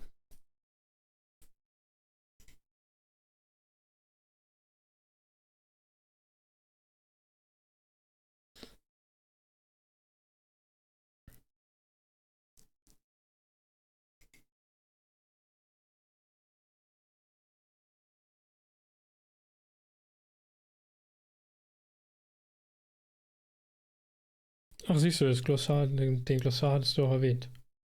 Das Glossar, ich weiß nicht. Das Glossar? Wahrscheinlich. Wahrscheinlich hast du recht.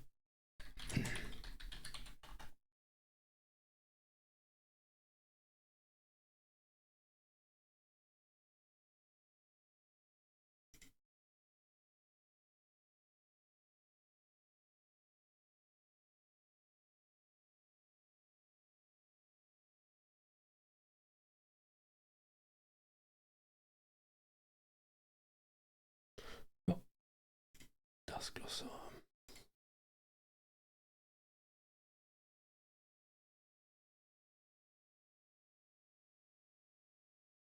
Genau, dann könnte ich das ja nochmal übersetzen und irgendwie hinten dran tackern. Und dann das ganze Dokument nochmal durchgehen. Ist schon eine Weile her, dass ich das geschrieben habe. In Vorbereitung zu Grand Austerlitz.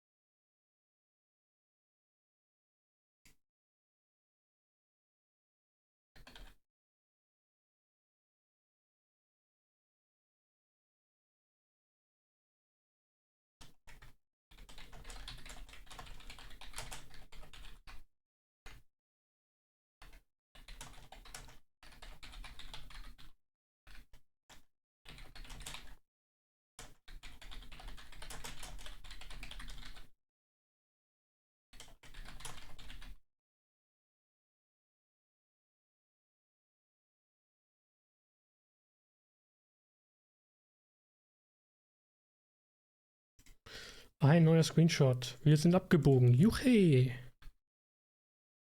Aber auf der falschen Seite.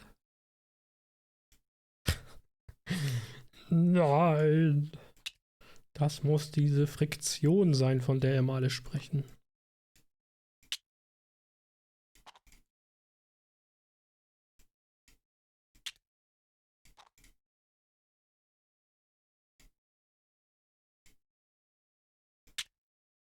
So, bisher keine Nachricht von Ney. Ich hoffe ja mal, die Brücke ist frei.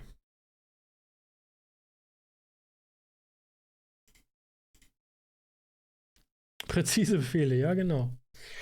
Ja, Stimmt, das habe ich nicht gesagt, ne? Dass wir hier über den Bach gehen wollen. Das ist wohl korrekt. Ich Asche auf mein Haupt. Belohnt das Berechnungssystem nicht sowieso die Einnahme erhöhter oder gut zu verteidigender Positionen? Dann wäre der Einsatz von Reserven ja ein logischer Schritt.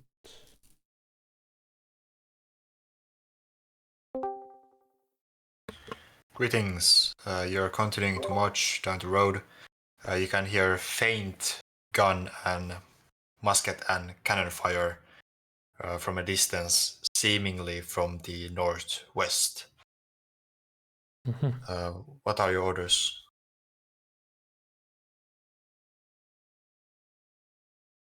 I assume we will continue as ordered unless any news from Ney arrive. Thank you.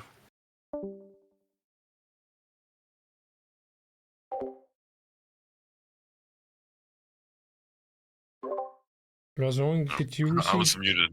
Yeah, no worries. Did you receive any dispatch from Ney already? Nope, not yet.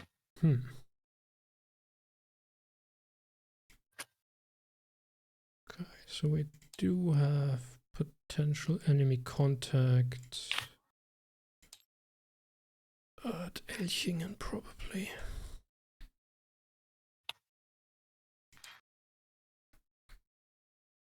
Do you know what division could have made contact?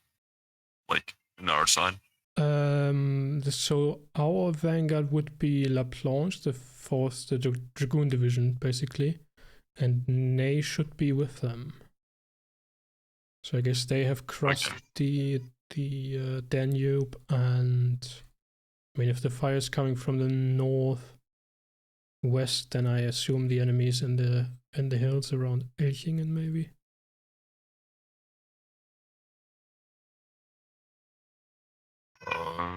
To keep the road open. Elchingen? Elchingen is okay.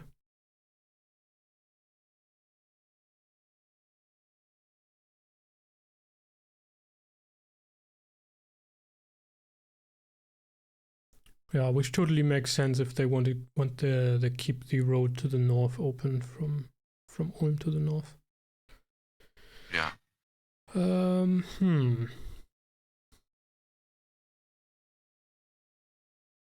And they will probably also have some forces at our bridge.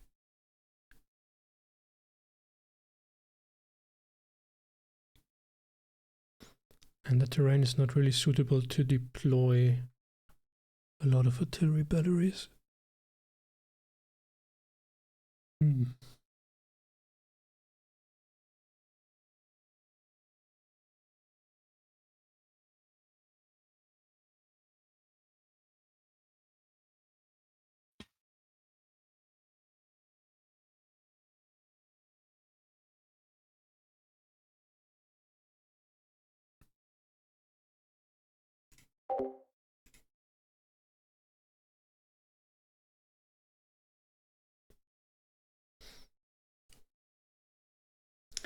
So, also ja, Hügel sind schon in der Regel besser zu verteidigen. Kommt drauf an, wie steil und wie hoch und unter welchen sonstigen Bedingungen, aber ja, meistens schon.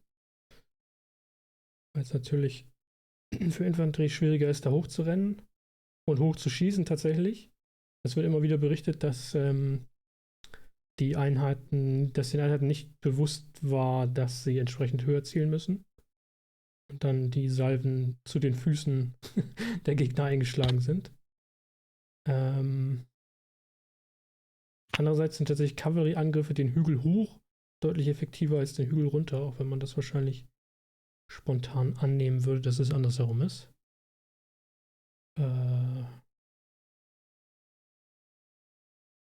Liegt daran, dass die Pferde beim Galopp den Hügel runter eher straucheln und fallen. Wie allerdings die Hügel jetzt mit den Reserven zusammenhängen, habe ich mir noch nicht erschlossen.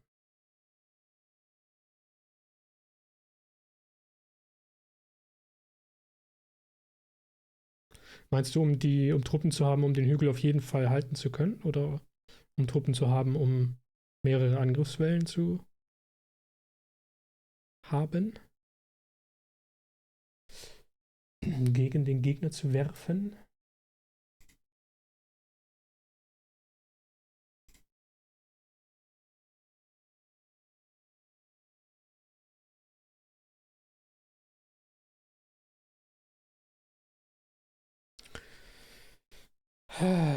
Also wenn die Gegner jetzt tatsächlich in den Hügeln von Elchingen sitzen, dann werden sie auch hier sitzen. Es gibt hier kein Gelände, wo wir unsere einsame Batterie oder die 4 Batterien hier von der anderen Division platzieren könnten, um uns den Weg frei zu kämpfen. Es sei denn, die Dragoner sind schon hier drüben und kämpfen da irgendwo. Ja, deswegen darum hatte ich gedacht, wir würden vielleicht mindestens eine Division bei Leipheim über die Donau bringen. Schade. Damit sie ein bisschen Raum hat, hier die Flanken zu bedrohen.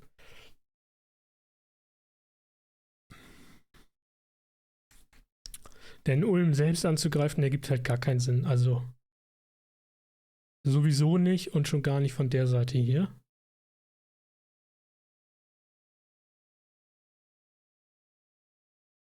Und wo ist dann der nächste Übergang? Na, das sieht nicht so aus. Der nächste Übergang ist bei Göcklingen.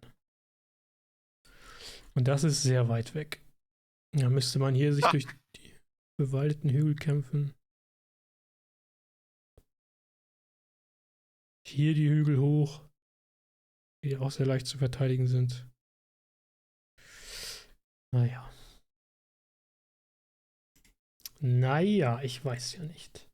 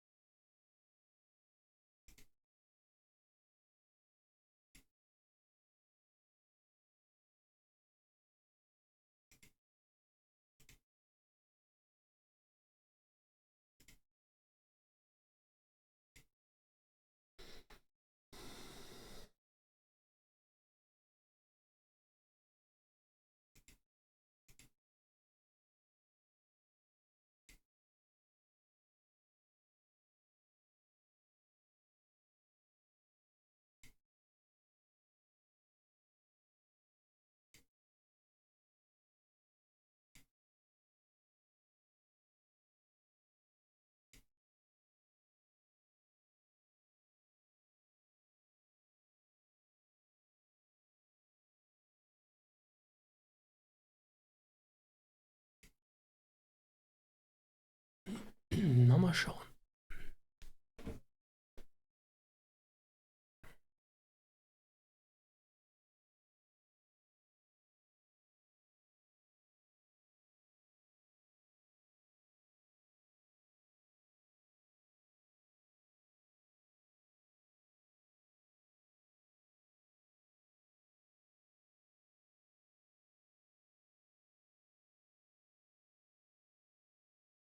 Was mich ein bisschen wundert, dass wir das nur sehr entfernt gehört haben, das Feuer. Also, wie weit ist das weg? 16.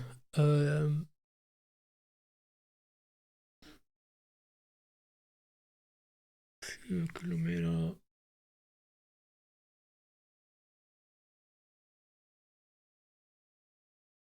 7, fast 8 Kilometer. Kommt das hin?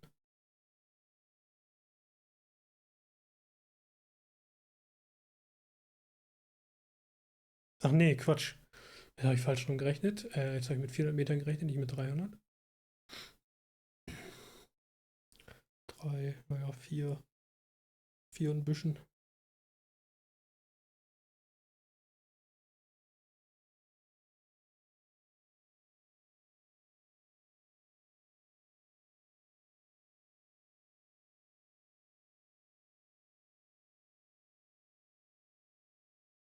Da müsste man Kanonenfeuer eigentlich sehr deutlich hören können. Es sei denn, da kämpfen noch irgendwo Einheiten hier oben, von denen wir nichts wissen.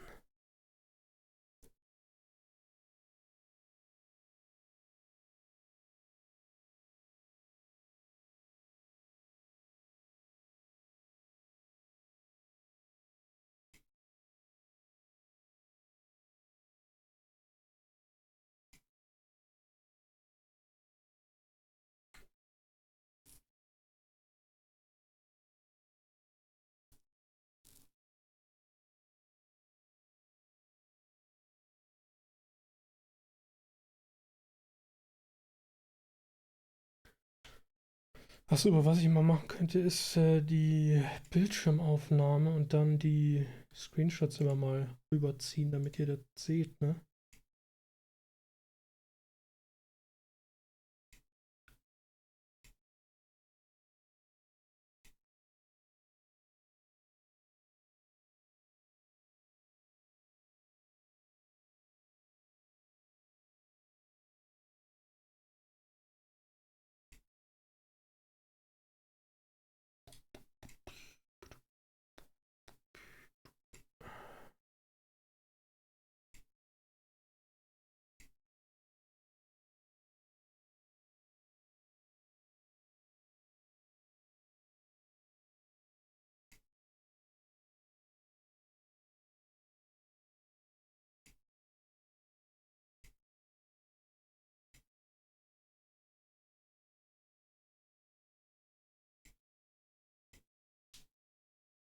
Ach, und ich kann die Overlays hier mal anmachen. Wo sind sie? Da.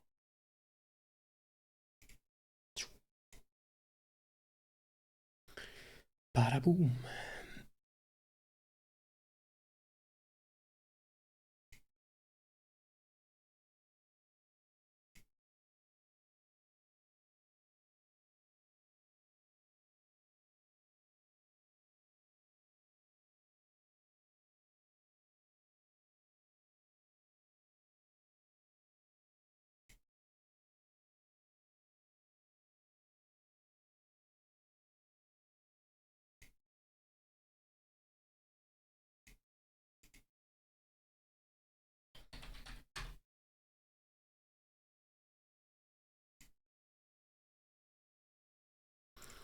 So, dann mache ich das doch mal im Browser und dann hier rüberziehen.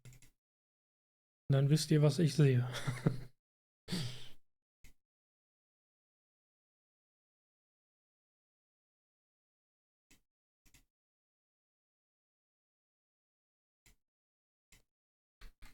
Und zwar, dass wir bei diesen 3 Bäumen angekommen sind.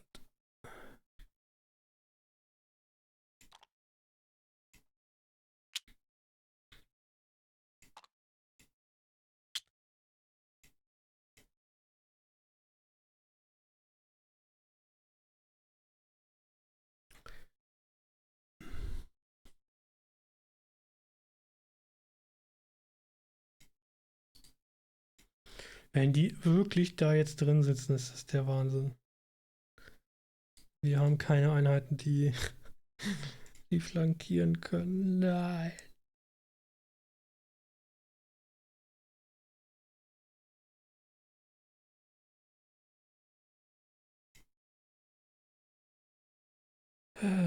Schauen wir mal.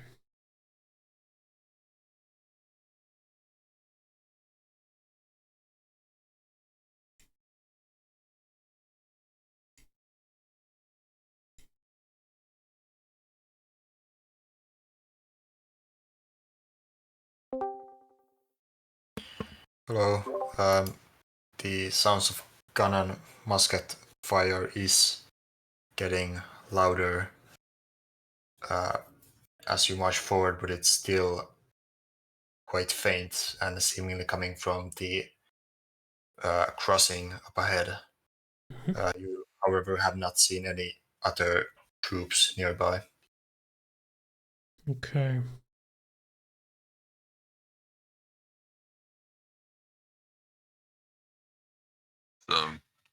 Getting fired is heard north. Yeah, that crossing is to your north.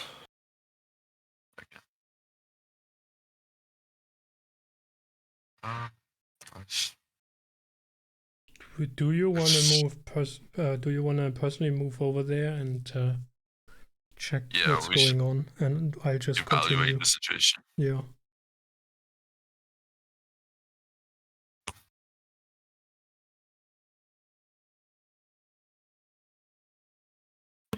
So what are your orders?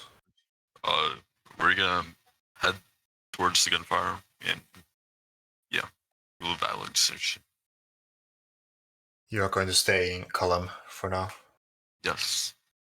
Well, I guess thank you very the much. column will probably just continue as decided before. There are still detours we could take to get to the bridge. But if we move north now, we will create a traffic jam with the other division. So I would suggest that you just personally move up there and the column follows the Okay. route. I'll personally move there, and the rest along with Rogan will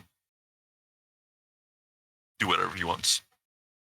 Yeah, we'll just turn to the west to Bolefing then, as planned. Right. Thank you. Thanks.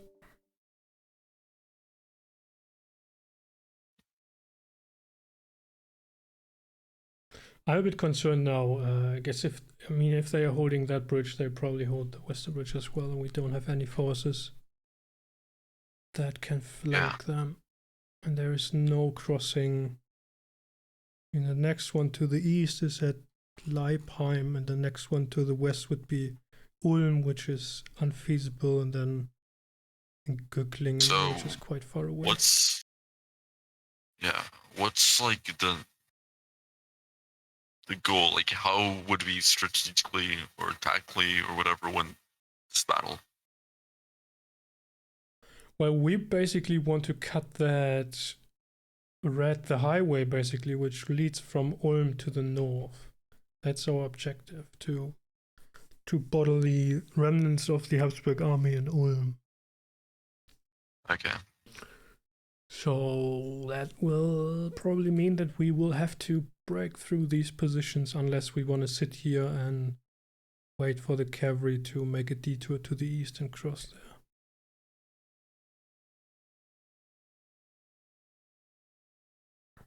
Yeah, we have to watch out on the offensives. Like, we're heavily outnumbered. Yeah.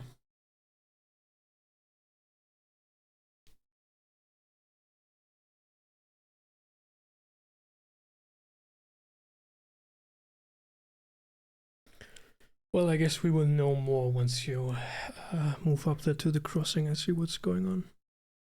Yeah.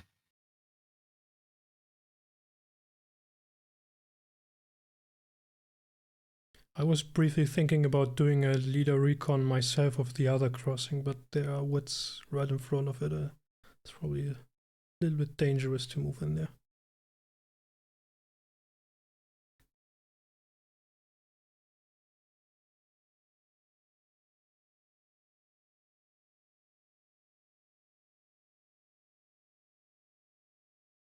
Maybe I can ride to Fool and have a look from there.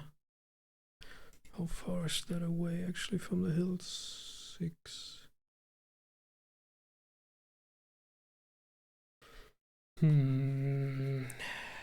Depending on how high these hills are.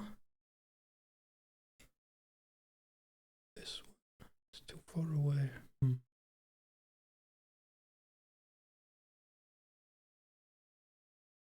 Oh well, we'll see.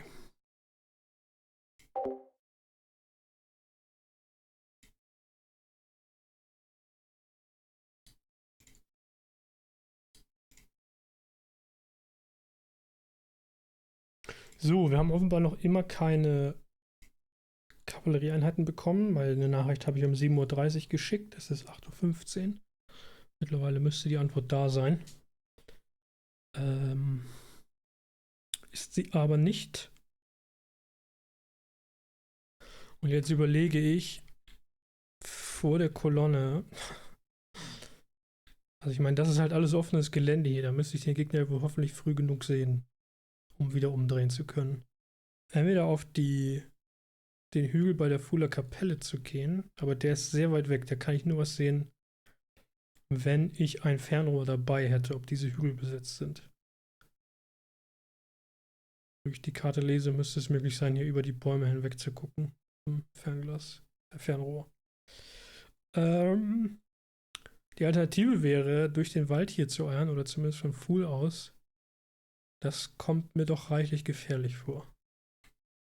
Wenn da Grenzerinfanterie oder was oder Jägerkompanien im Wald sitzen, dann hat sich das schnell erledigt.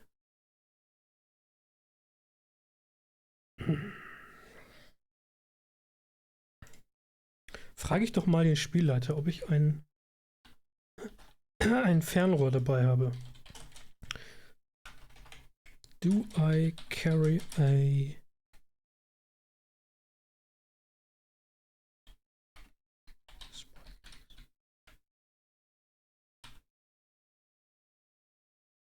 telescope is probably the telescope.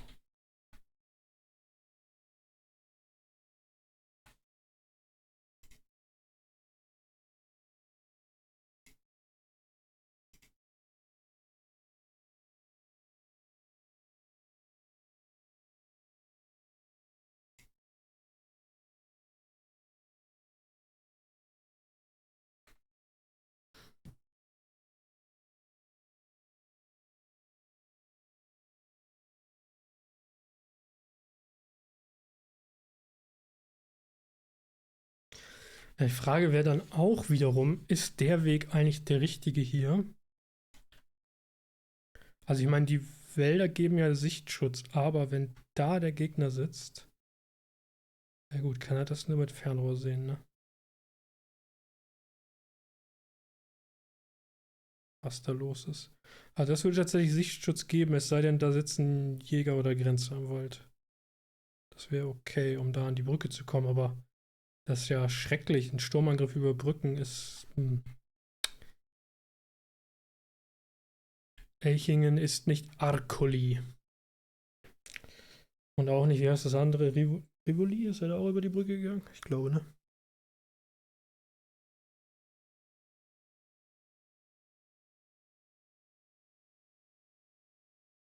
Nee.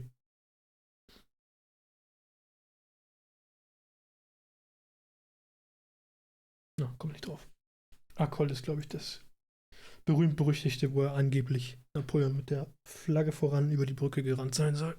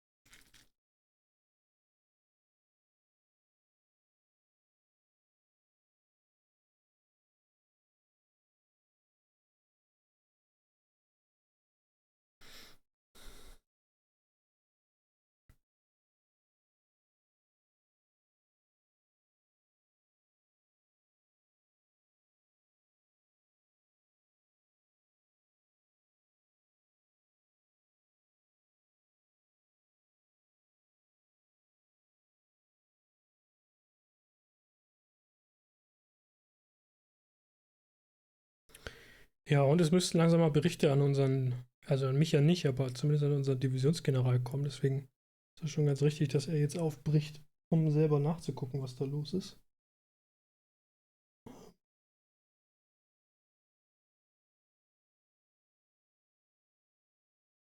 Kommunikation, Leute, Kommunikation.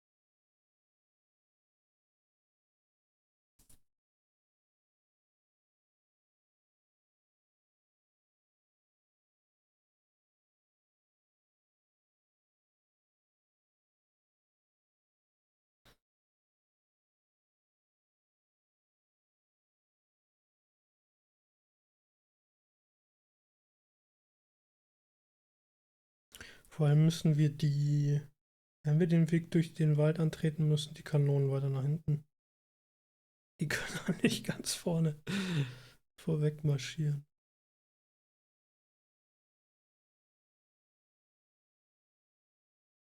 Oder sie biegen halt hierhin ab.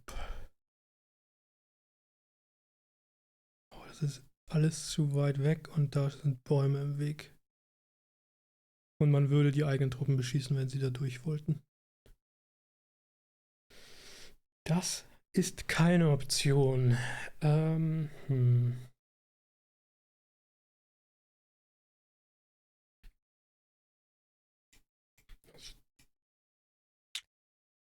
Kämpfen da irgendwie.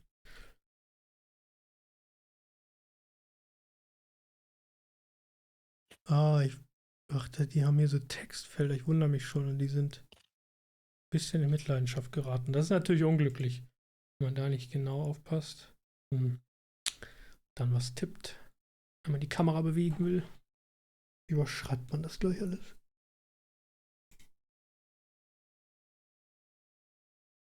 So, wie es aussieht, bin ich abgebogen. Also Loison ist sonst wo hier oben.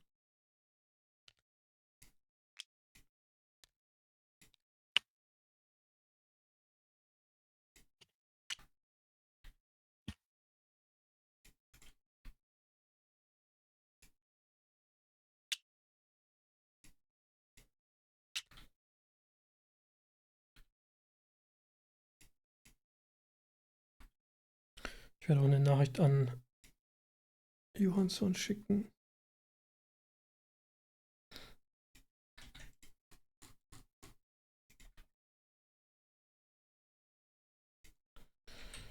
Generalbrigade Villat.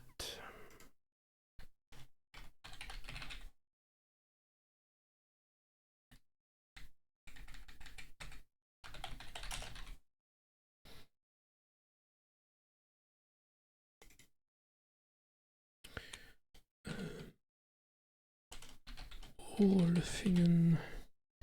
Es ist 8:30 Uhr. Ich habe noch immer keine Antwort erhalten auf meine vorherige Nachricht, falls sie denn verschickt wurde.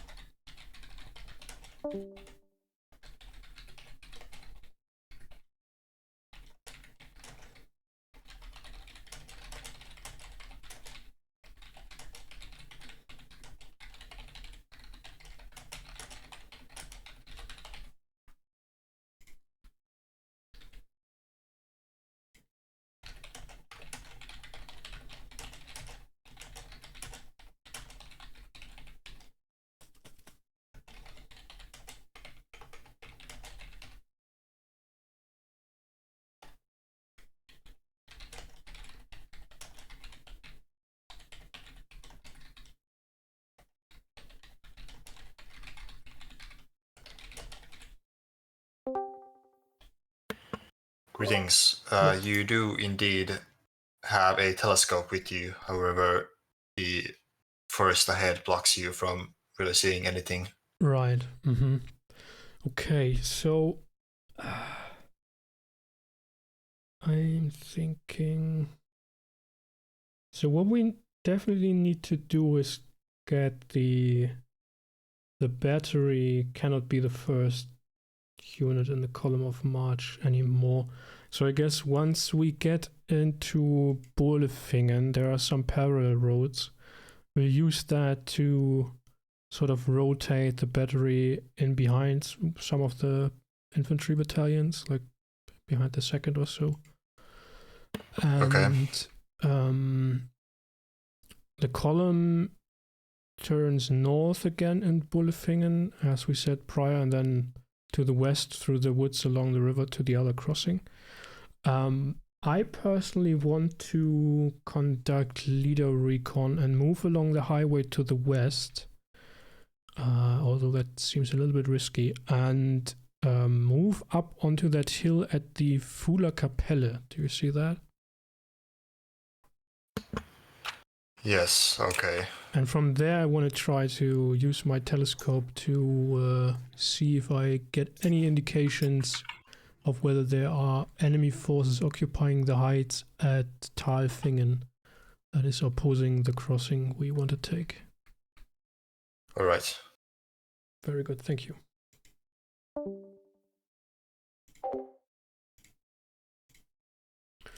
So, dann wollen wir doch mal schauen, ob ich gleich von einer Horde ungarischer Husaren überrannt und gefangen genommen werde. Wisst ihr schon was zu den Kämpfen? Nein, wir wissen gar nichts. Wir wissen, dass das Kanonen- und Musketenfeuer zugenommen hat. Wir haben noch keinerlei Bericht erhalten. Ich habe noch keine Antwort auf meine vorherige Anfrage auf leichte Kavallerieunterstützung erhalten. Wir wissen gar nichts. Deswegen hat sich unser Divisionsgeneral jetzt auf den Weg gemacht, um selbst mal nachzuschauen, was da los ist. Und wir machen weiter wie vorher geplant. Nur, dass ich jetzt mal auf diesen Hügel da bei der Fuller Kapelle hüpfe und versuche durch mein Fernrohr zu erspähen, ob irgendjemand auf der anderen Seite dieser Brücke hier in den Hügeln sitzt, wovon ich schwer ausgehe. Und ich schreibe einen Brief an den Brigadegeneral Villatt, der hinter mir in der Kolonne ist, damit er Bescheid weiß.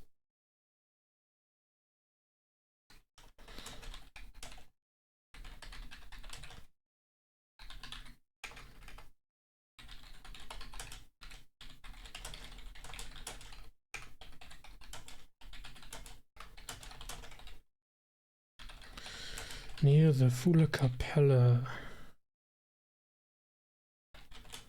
to scout for enemy forces on the hills above Talfingen.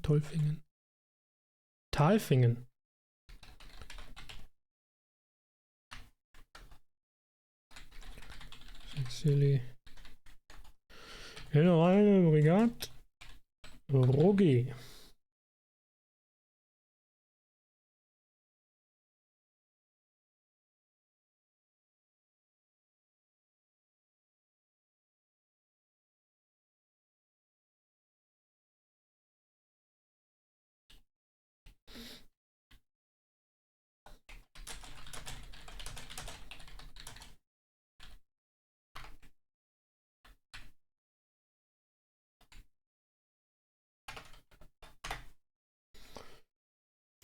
So, dann schauen wir doch mal. Das ist alles insgesamt so ungefähr die unglücklichste Variante, die hätte eintreten können, glaube ich. Wir haben keine Einheiten, die diese Übergänge flankieren können. Wir haben keine Augen nach Westen. Wir haben keine Kommunikation zwischen den Divisionen. Und das soll die Grande Armee sein, ha?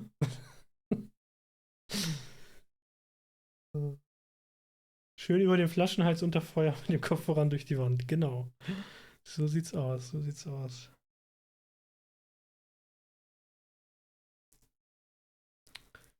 Und das ist eigentlich jetzt gerade die Grande Armee, ja? Also der höchste Trainingsgrad, den eine napoleonische Armee während der Koalitionskriege jemals erreicht hat. Nicht ganz, glaube ich. Nicht ganz.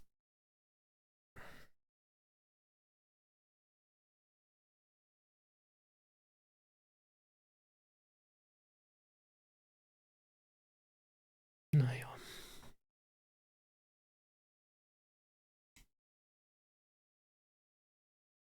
Also, aber das kann ich mir ja schon mal für später markieren. Für die Diskussion.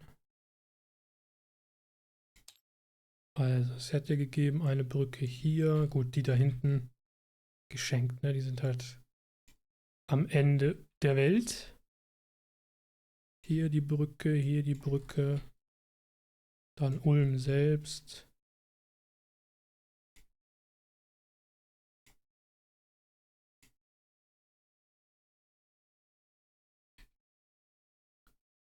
Und das ist es eigentlich. Da muss man hier jeweils auch nochmal immer überbrücken. Hier. Hat aber hier einen Höhenzug, der verteidigt werden kann. Man hat Ulm, das gewissermaßen mit unseren Kräften, die wir zur Verfügung haben, uneinnehmbar ist. Und man hat diesen Höhenzug, der gewissermaßen beide Übergänge blockiert. Und der perfekte Weg ist, um zu verhindern, dass wir diese Straße abschneiden. Das ist ja das Ziel.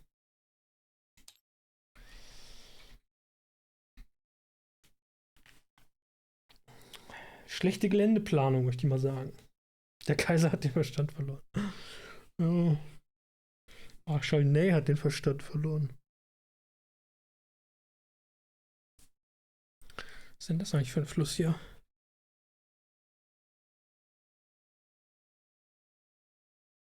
Gunz. Okay. Ah, fließt nach Günzburg. Da hätte man auch nochmal wieder rüber gemusst. Also, na gut, ist ja mal nicht davon auszugehen, dass hier Feindkräfte sind, aber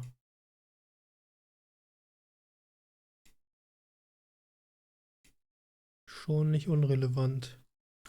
Das Osten soll ja eigentlich französische Truppen anrücken, von daher nehme ich mal an, dass diese Übergänge eigentlich sicher sein müssten.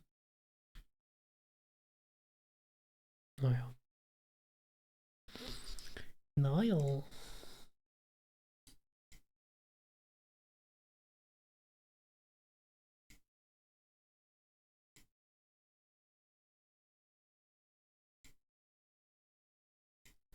Mal gucken, ob ich durch mein Fernrohr was sehen kann von dem Hügel aus hier.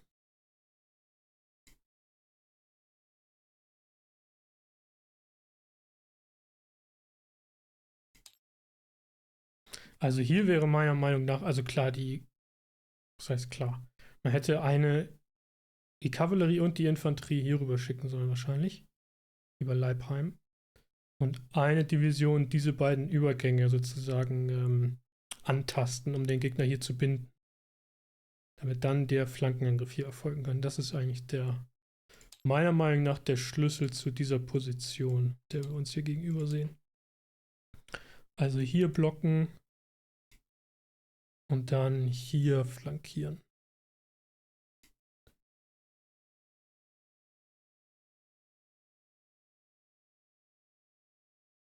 Die beiden sind einfach viel zu nah dran an Ulm. Das ergibt keinen Sinn.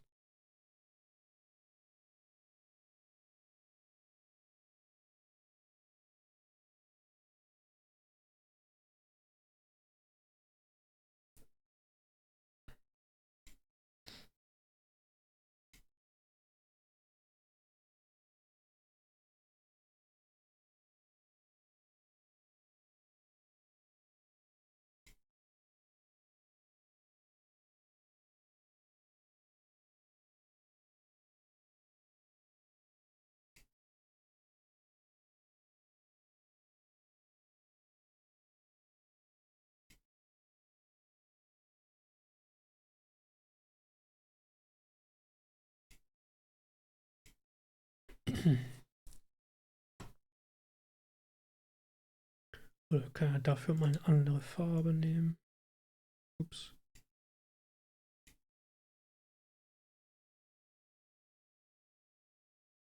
Also ich denke mal, die Marschrouten hier haben sich sowieso erübrigt.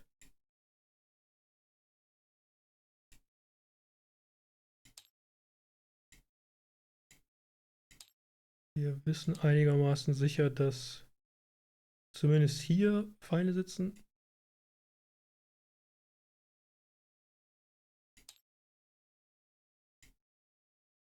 Und der sinnvolle Weg wäre gewesen, auch wenn das hier sehr morastiges Land zu sein scheint, hier in die Flanke und hier quasi abschirmen. Beziehungsweise Druck machen, um die Gegner hier zu binden.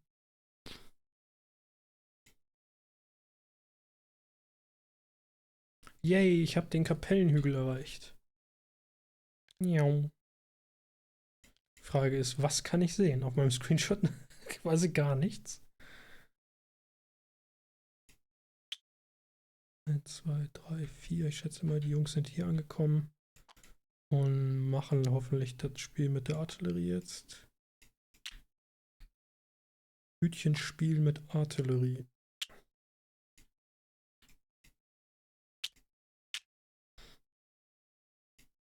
Keine Ahnung, was die hier eigentlich machen. Was ist das jetzt gewesen? Die zweite Division? Dritte Division? Wir sind die zweite. Ob die da jetzt schon mittendrin stecken im Wald, ich fast vermuten, dass zumindest die Spitze da ist. Aber was wollen die Husaren da im Wald? Also, das ist der nächste Punkt. Hier hätte man Husaren schicken müssen.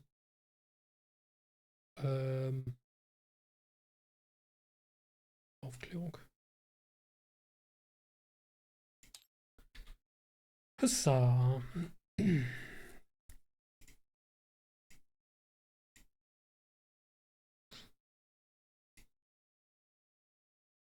Ach, ich sehe, du legst nebenbei dein Tagebuch an gewissermaßen. Sehr gut.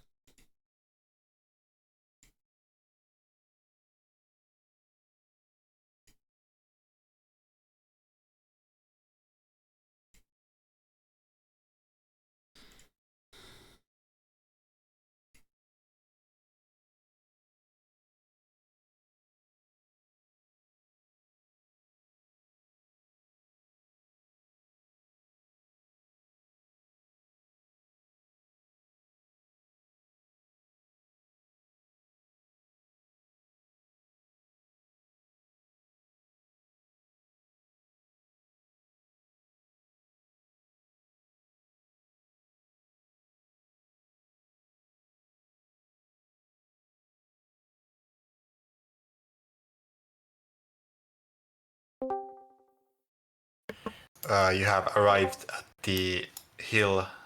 Through your telescope, you can see across the stream perhaps a battalion of enemy soldiers, more or less, and a couple of field guns. But otherwise, it seems quiet. You can't really make out any other enemy troops. Okay. That sounds manageable.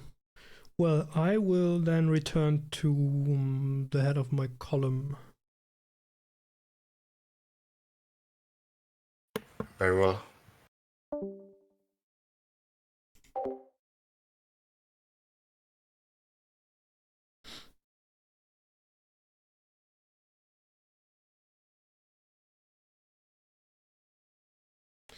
Okay, dann Update schicken. Einmal an Vilat.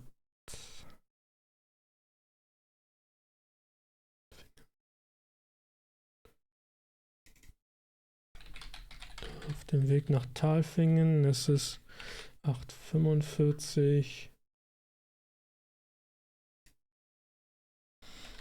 I have spotted one battalion and a battery of guns around Talfingen.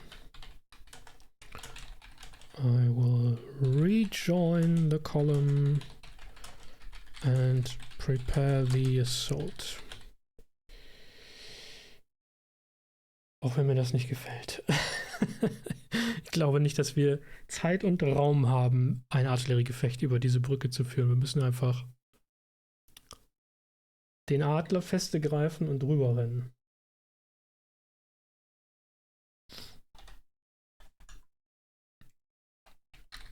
Wie heißt mein Divisionskommandeur nochmal? Loison. Tja, wo der sich befindet?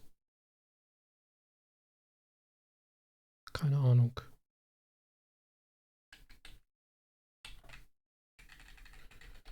Assumed near Burlefingen.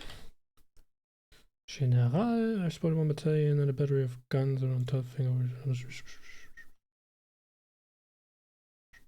Huch, jetzt habe ich das hier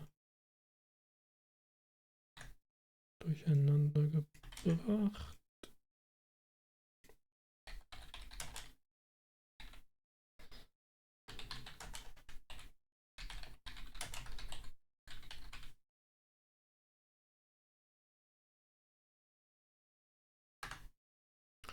Nachricht ist raus. Ich denke mal nicht, dass ich auch noch persönlich eine Nachricht an Marshal Ney schicken muss. Hoffe ich zumindest. Mal sehen. Also das heißt, nächste Runde werde ich wieder hier bei meinen Infanteristen sein. Was sind denn das überhaupt? So viele Leute. 69. Infanteriebataillon.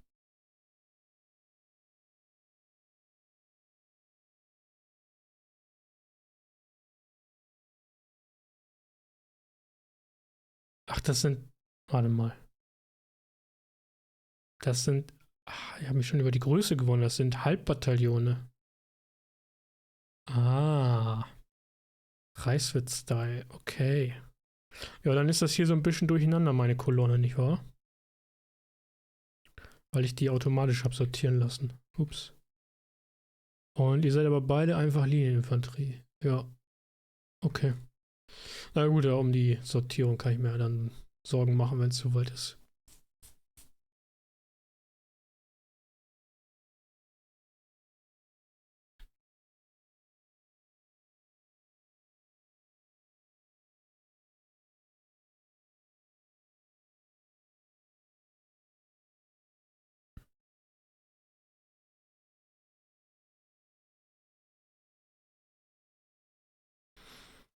Hm.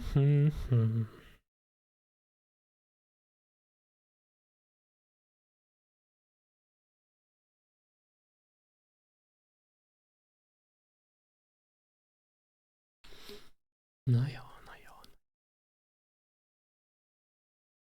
Gut, es kann auch sein, dass wir die Habsburger einfach zurückdrängen können. Wer weiß das schon. Aber wir sind auf jeden Fall in der nachteiligen Position hier.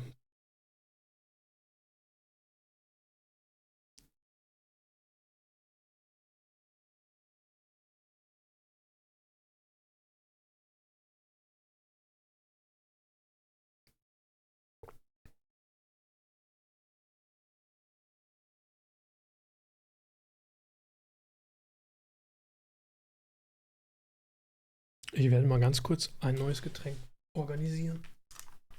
Bin gleich wieder da.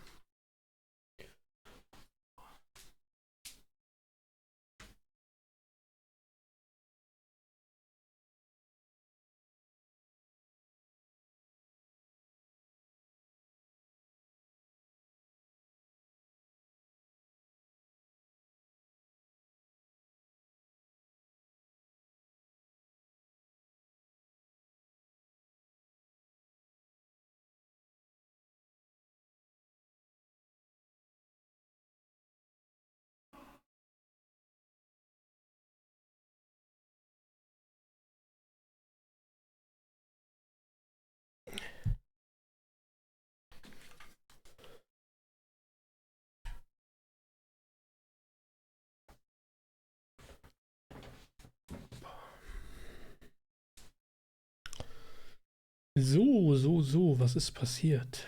Nichts, was ich sehen kann.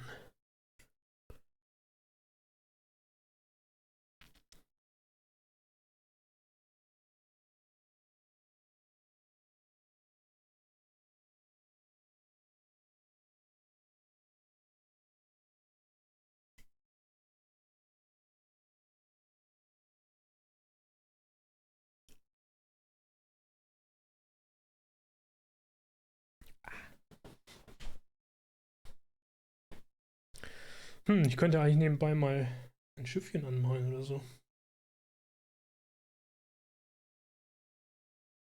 Die liegen jetzt auch schon wieder viel zu lange hier rum. Oder zumindest mal die Masten bei dem einen reinkleben. Wollen wir mal klein anfangen.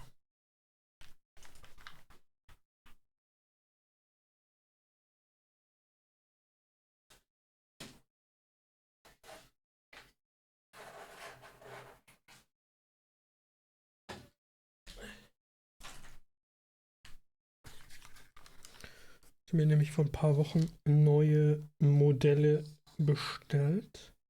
Aus dem 3D-Drucker dieses Mal.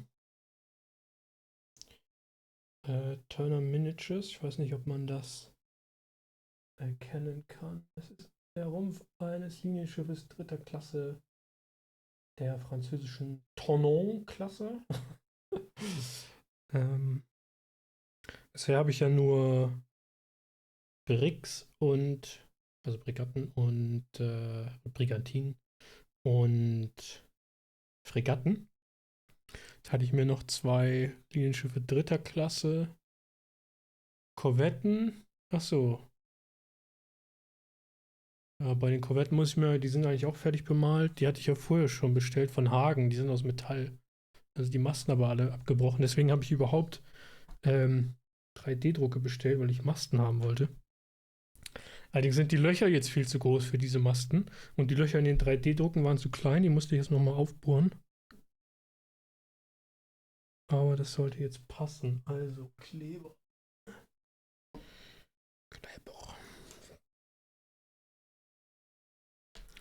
Wie weit müssen die denn da rein, ist die nächste Frage.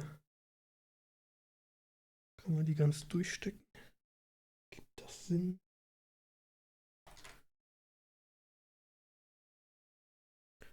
Sie werden dann eh noch sozusagen in Form gebunden, gezogen, wenn man die Wanten anbringt.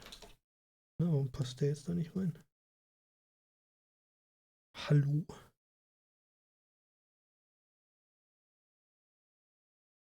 Hier los. Der passt.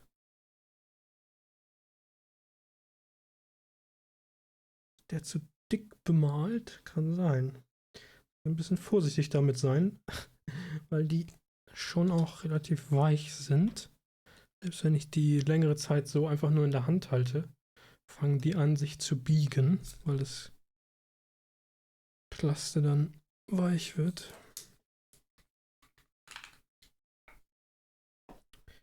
Vielleicht muss ich einfach hier unten nochmal ein bisschen die Farbe entfernen.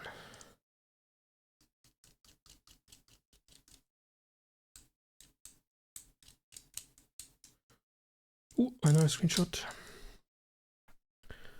Jetzt nur nicht den Kleber hier über den Tisch. Hä?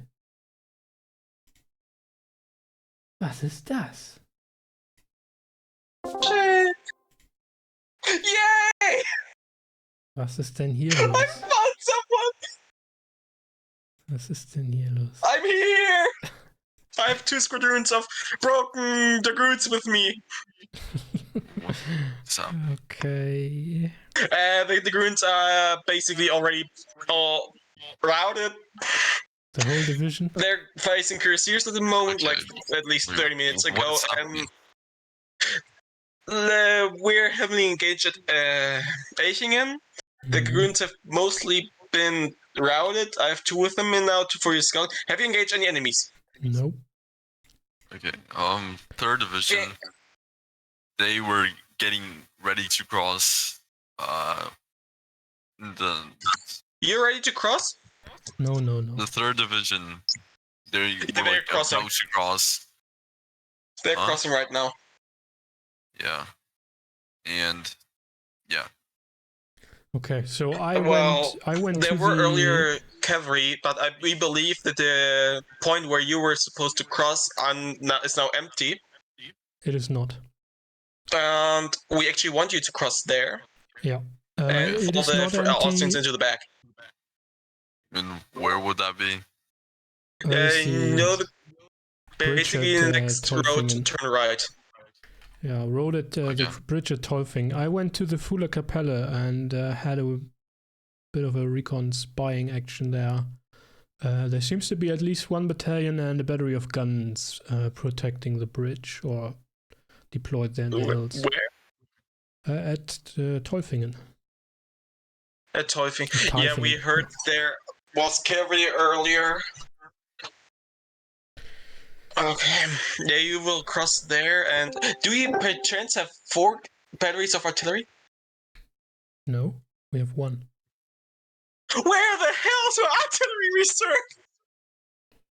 I don't know where Chabanais is. I have no idea. Chardonnay is already across the river, but he didn't have the artillery with him. What? The third division says they don't have the artillery with them, and now you say you don't have the artillery with you. Greetings. So you can. The musket fire from across the river is very loud. And now the remnants of the cavalry of Nays have indeed trickled to your line. And you're moving through the road west. Yeah, I think we missed our crossing here, but that's all right.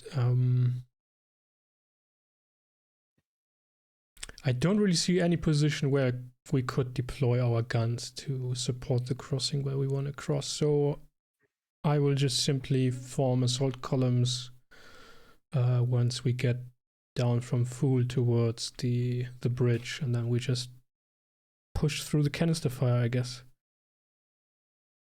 All right. As for your guns, you do have 3 batteries coming behind you. Thank God, there they are. So they're behind my division then? They're in front of Villiet. They're in front of him. Ah, yeah. Very good. Okay. I'd actually like to take them away from you. Yeah, do that. There is no space for me to deploy them anywhere. So do these batteries go north? Yeah, I take them with me north to Elchingen again. And do you go with them, with the batteries? Yeah, go with them, and the dragoons are now under the command of the 2nd Division. They are for scouting and stuff like that. They're very bad shape, but you can have them. Alright. Oh boy. You have cavalry now? That's what you wanted, right? Yep. Hey, it was worth to go south. I now finally found my reserve artillery. Well, pretty much all the goons have been routed by now.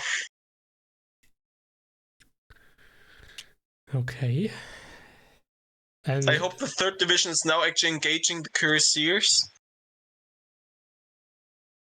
Oh man, they'll have a hard time getting out of that woody, marshy terrain there to form up against them.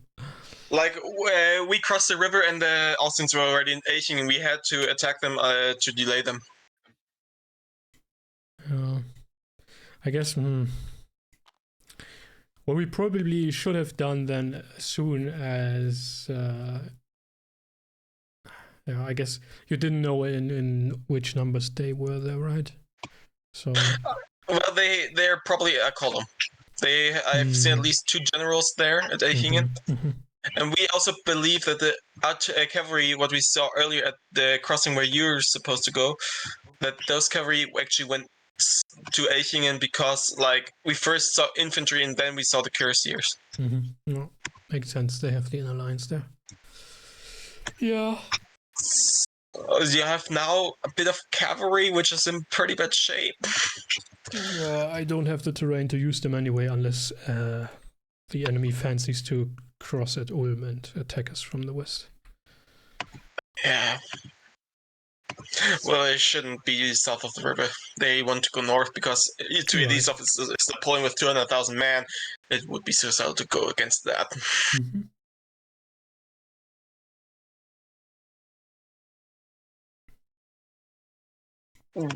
Well, it would be good if you could 15 minutes, 13. You should be in 45 minutes at the crossing. It would be good if you'd be able to assist an attack in 1.5 hours against the Elchingen from the southwest. Yeah, we can try. Yeah. I know it will be hard. Probably there is artillery at Tolfingen. I hope that the bridge is still there. Yeah. So they have at least 1 battery there, and I guess they will just shift over the cavalry if they see us coming. You certain that there still is one battery there? Yeah, just I mean, 15 minutes ago they were deployed up there in the hills. How do you see them? I went up the hill at the Fuller Kapelle, took out my telescope, and had a look at the hills. Okay. So there might be more there. I hope they already repurpose it for their east usage at Elchingen. No. We see. I have a bad feeling. Mm-hmm. We're all going to die. I think that is indeed inevitable. Okay, let me rephrase it. We're all going to die today.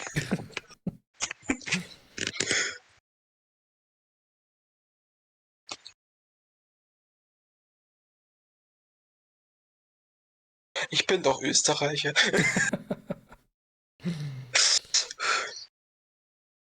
French, I can't speak that.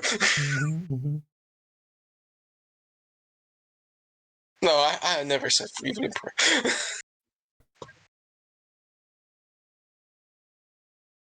Gott schütze den Kaiser.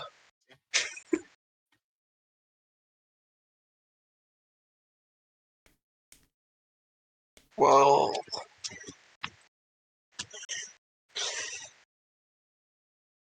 at least I found the artillery.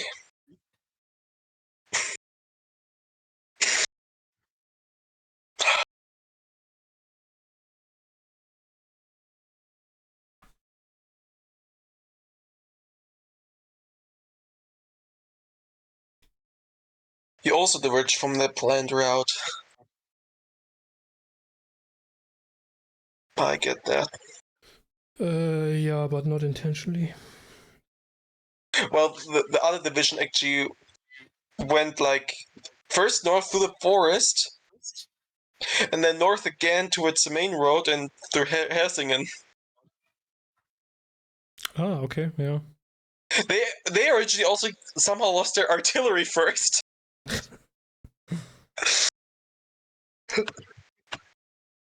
It was kind of Straßen or whatever that is. Straffer. Straßen, yeah. I actually lost your artillery on my module. How dare you, sir? Somehow it's also with the 3rd division on my module.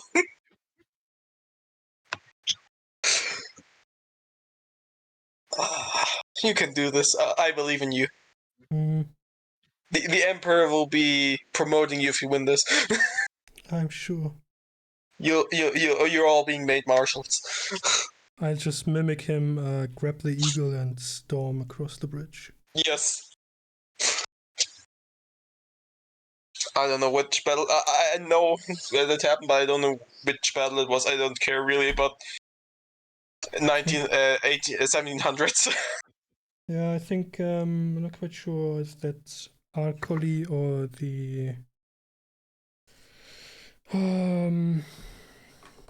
other one. I think it's Arcoli actually.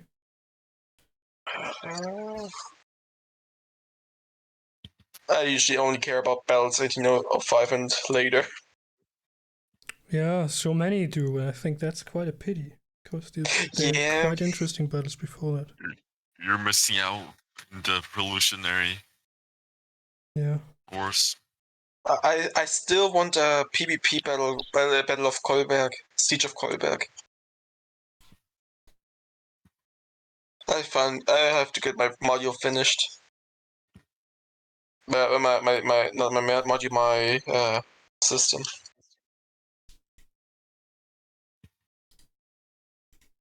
Ah, you're working on a separate system. Yeah, I have like 7 pages. No. Wait, no, I'm getting confused. Where is it? Battle rules.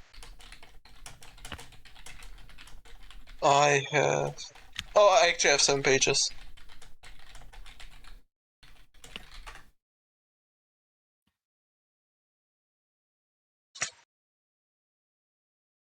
I believe I'm working on it since 1 year.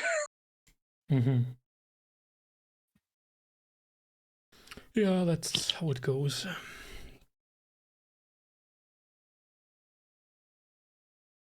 I guess you could just host a number of test sessions ad hoc on the server. Yeah, I'm actually planning a small, like I'm searching for small battle for PvP. Like I was looking at Battle of Saalfeld, but I think the Prussian OB is like I can't really find it good. Mm-hmm. There was another small battle I found. What was it? Small battle. Kutuzov, Mortier. God. Spy. Prussian cavalry. No. What was it? I believe it was pre-Austerlitz. 1805. What was pre-Austerlitz? The battle I'm planning. Yeah, Schlacht bei Dürnstein. Dürnstein. Never heard. 18,000 French against 4,000 Russians and Austrians. Okay. Pretty much core against core. Yeah, sounds interesting. So we made it down here. Okay. I still need to get the artillery tech finished. Well, tech. Oh god. This turn is taking way too long for comfort. Our reports are just coming in. I believe there's some blood being spilled at Elchingen. I hope Austrian.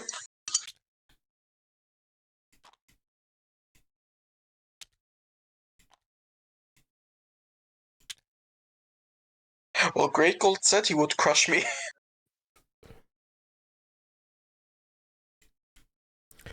We'll see. The battle is not over yet. Yeah. And only a small part of my forces are engaged. Yeah. On one hand, that is a good thing. On the other hand, I mean, it's a bad thing. Coordinated attack, or at least a timed attack, would have been probably better. Yeah.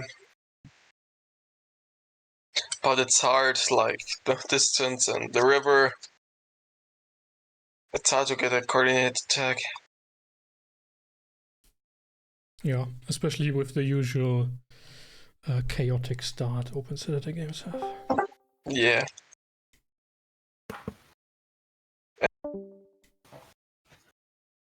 Alright. You're marching westward. You can actually see smoke arising from beyond the river all the way in the hills, seemingly. Mm-hmm. Some sort of fire seems to have broken out over there.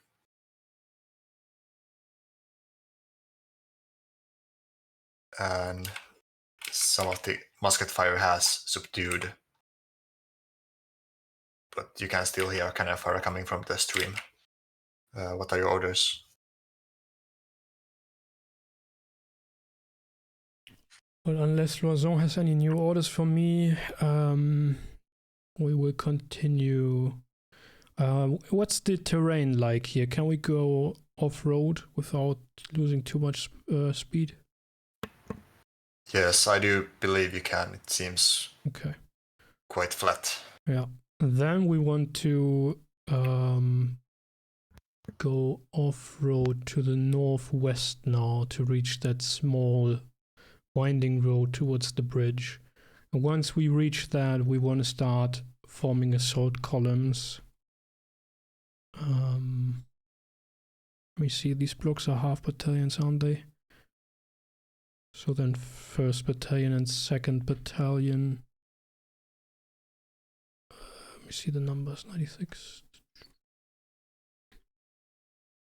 Well, I guess all of the 96th into assault columns. And I'll be behind them. Okay. Thank you.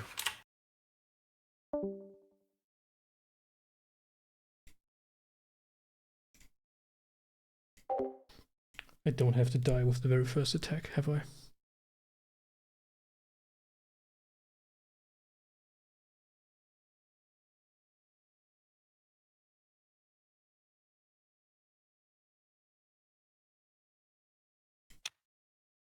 So are we just gonna cross once we reach there? That's one.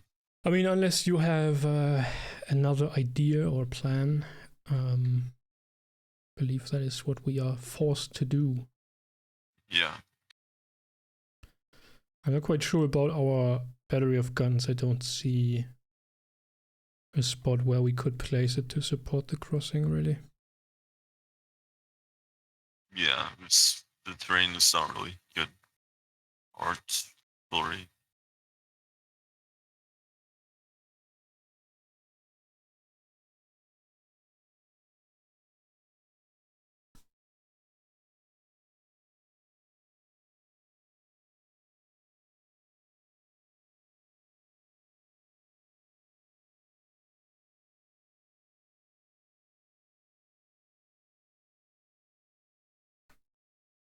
Yeah, so I do assume that at least half my division, if not all of the forces, will be at least to some degree disrupted if they manage to get across. So it would be good if then Vilat's brigade could rush across the bridge behind me and sort of replace me. Or sort of, I don't know, relieve my force, so to say. Is there anyone to us? Yeah, never mind that. Yeah, never mind. So I think by now the third or like around can't pronounce that. They already crossed. I'd assume they already crossed. Mm-hmm. It's been like 2 turns, so they're probably like at Kloster, Elchingen, that region over there. Mm-hmm. And they said the 4th. Yeah, I believe it's the 4th. There was fighting over there with the Austrians near that region. Just all I heard from them. Okay. Yeah, based on his report, the 4th Division is basically combat ineffective by now. Oh, that's not good. I mean, they might be. I mean, if they are routed, I'm not even sure where they could go when 3rd Division is crossing that only bridge there. So maybe they managed to rally up in the woods. I have no idea. Yeah. But I wouldn't count on it.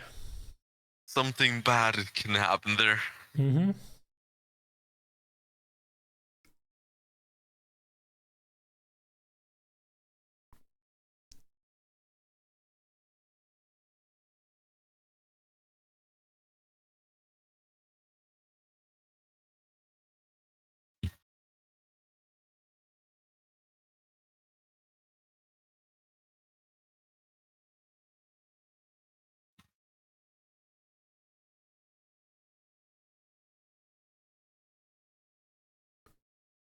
Okay, I'll write another dispatch to Vilat to keep him posted about the situation, and then I guess takes 2 turns for us to reach the bridge.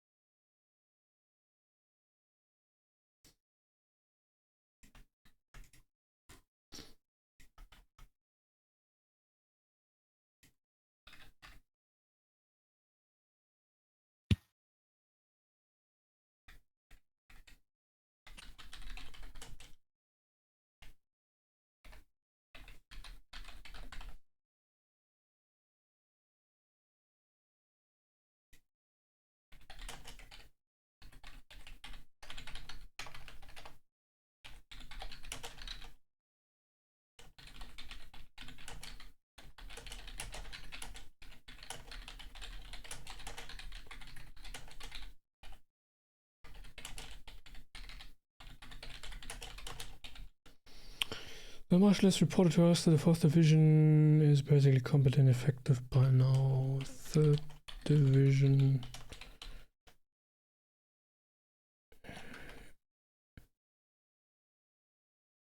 continues to cross and attack Elchingen. We are now departing the main road towards the crossing, forming assault columns with my brigade, and assume to attack the bridge in about 30 to 45 minutes. Should I be able to force the crossing? I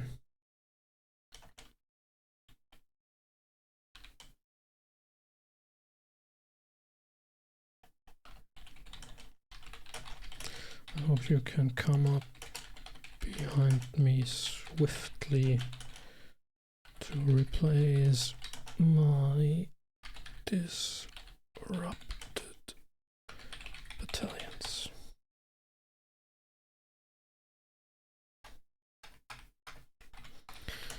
Vive l'empereur.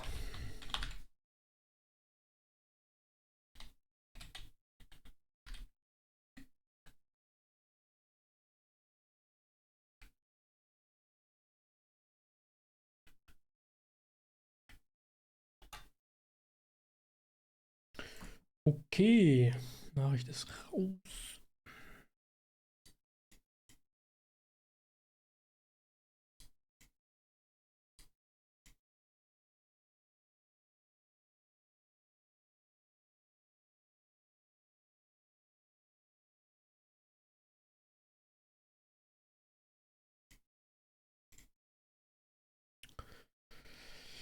So, in about 2 to 3 turns, we will finally see action.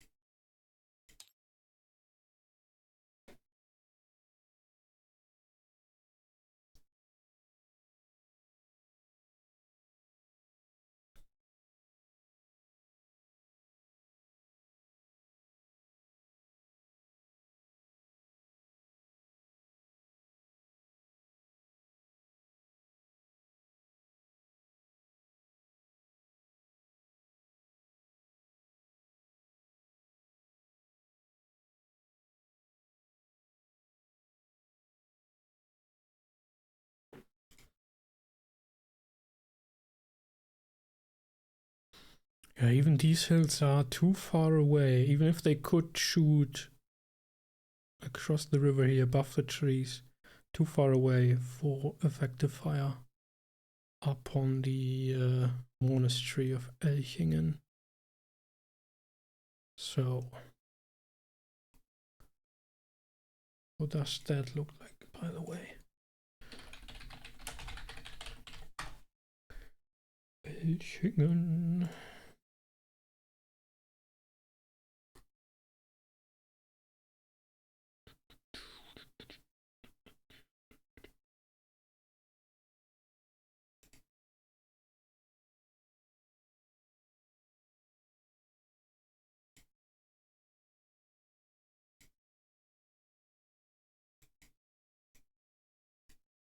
So.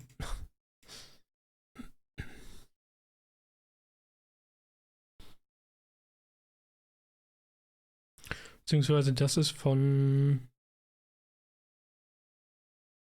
Steht hier nicht von wann? 18. Jahrhundert. Bisschen früher. Aber da wird sich nicht allzu viel geändert haben.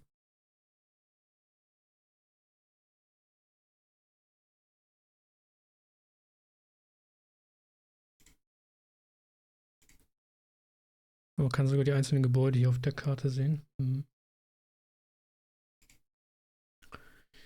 Tja.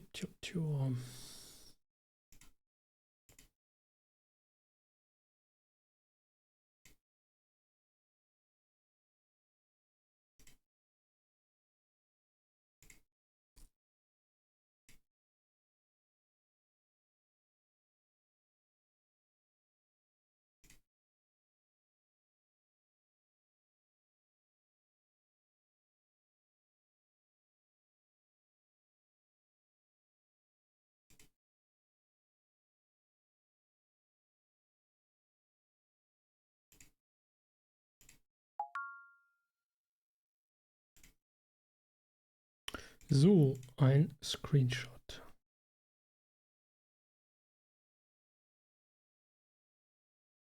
Muss ich kurz entziffern, wie es gemeint ist. Also die beiden sind hier. Dann kann ich es nicht entziffern, aber gehen wir mal davon aus, es wäre das erste Bataillon. Das zweite Bataillon. Okay.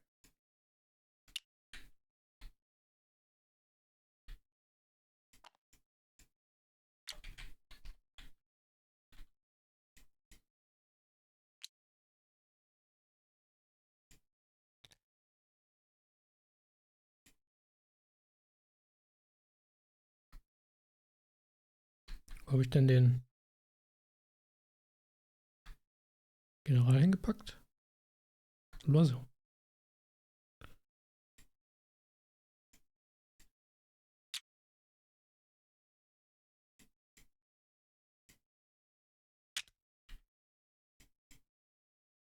So sieht's grob aus, würde ich meinen.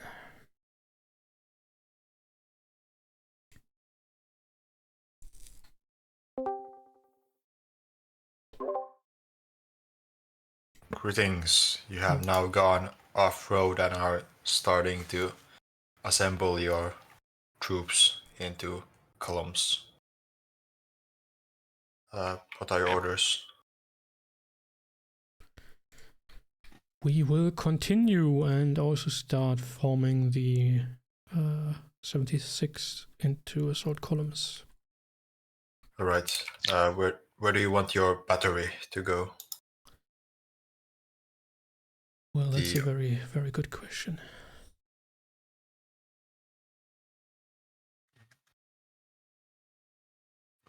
I think we just leave them with the cavalry. I think there's no purpose in putting them anywhere given the terrain. Yeah, I agree. All right. Thank you. Vigliette is coming behind you, seemingly. Very good.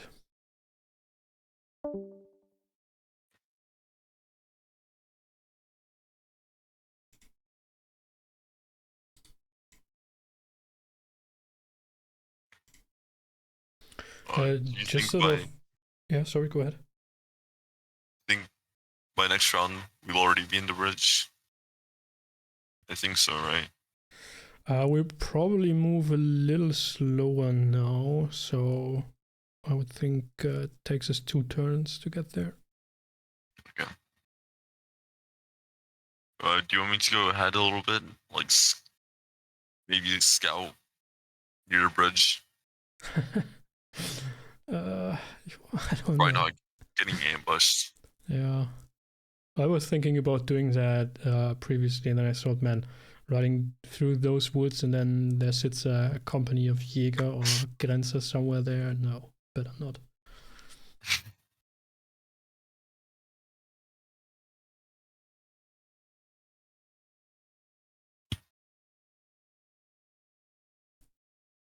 I mean, what you could do is move back on that hill, which is to the southwest of us, and try if you can see anything through your telescope if that position at Talfingen is being reinforced or whatever. That's true. I think I don't think we're gonna find anything. I'll probably just stay. Well, I probably will find something if I go in there, but I'll probably also get killed. Yeah. Well, I don't think you get killed when you just move on that hill there. South of Fool, that's a safe spot. I've been there and seen no enemies all around. But if you move to the bridge, that is a dangerous position.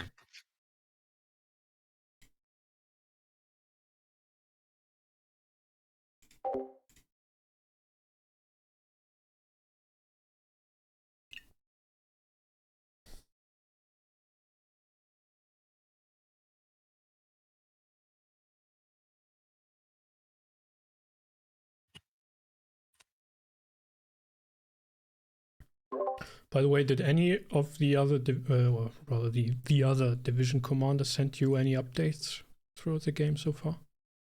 No. Okay. Good to know. Yeah. Oh, wait, I have. I think I missed it. Oh, wait, there. Okay, that was just from Nay. Mm-hmm. He was the thing that was like coming over. Yeah.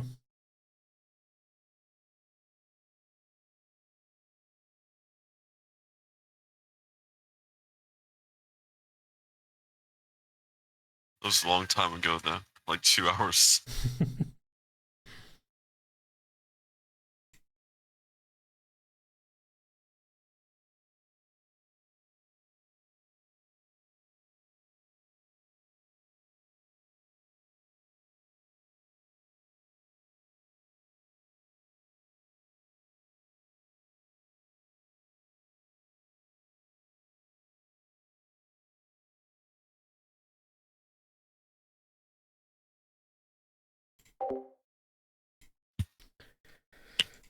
What a mess.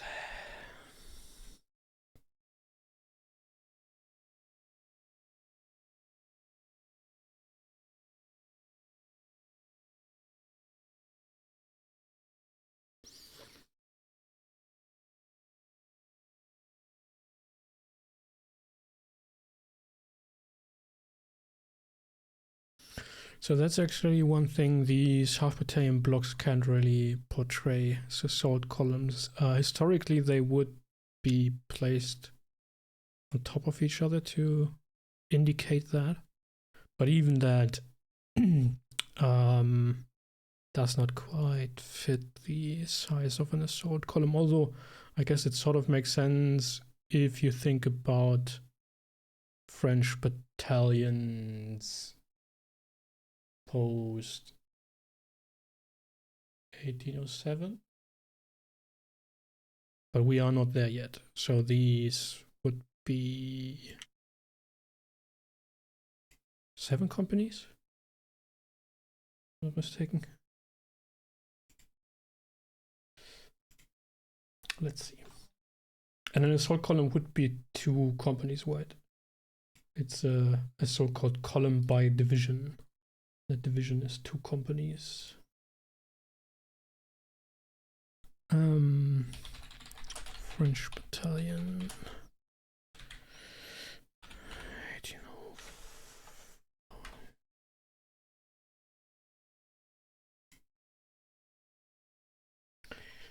When was the reform? Was it 1804, 1807?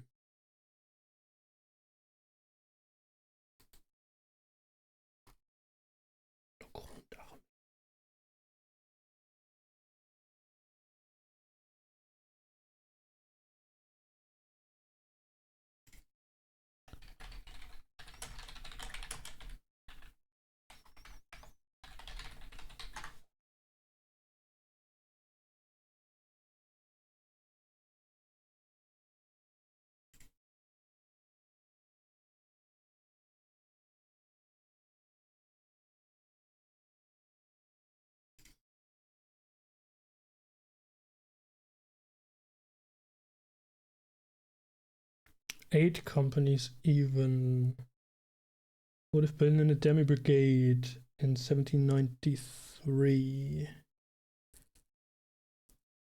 Then in 1803 the regiments were reintroduced, although, well, not yet as a formally tactical unit. They were formed by 2 to 6 war battalions. And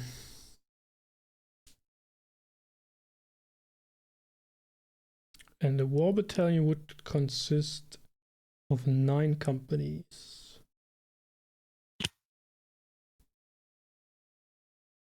Then, in 1805, one of the line companies became voltigeurs.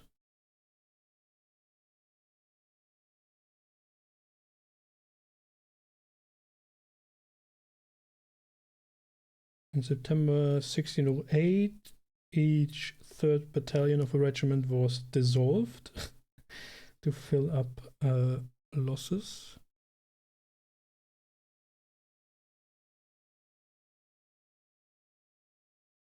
In 1805 to 1807, the battalion consisted of 9 companies. In 1808 was then reformed to 6 companies. Okay. But most of the forces in Spain and Italy would keep 9 company battalions. Well,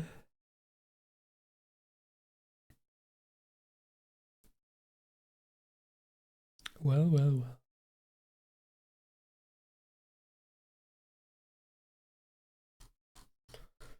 There you have it.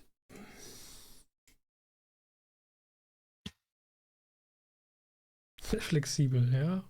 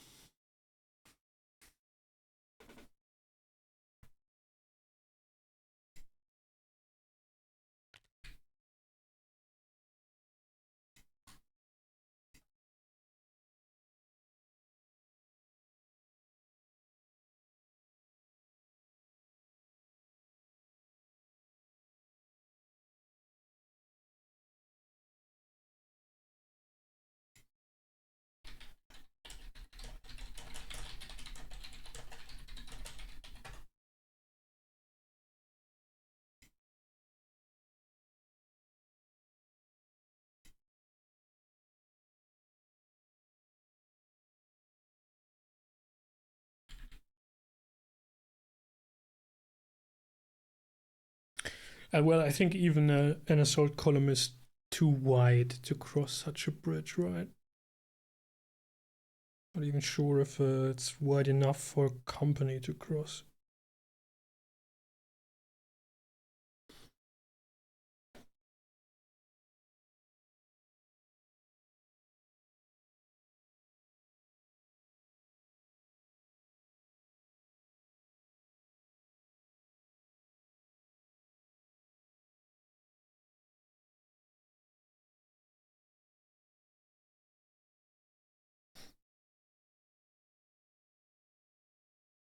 Ooh, we're moving very slow. Really making progress. Yeah, moving very slow now, huh?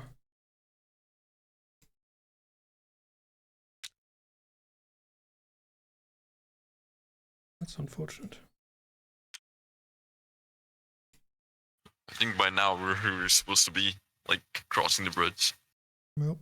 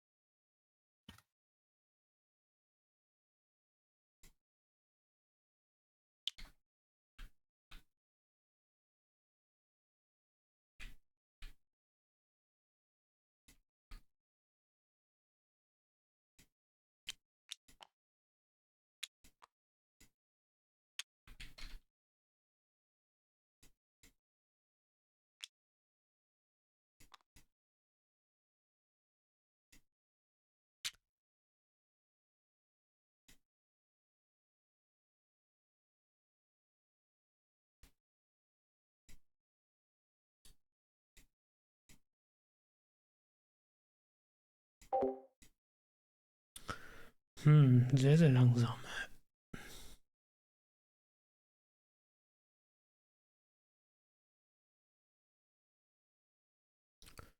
Das ist eigentlich nicht Ziel der Übung.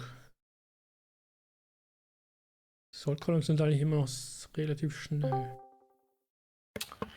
Greetings. Cannon fire, musket fire is still raging at the crossing to your east.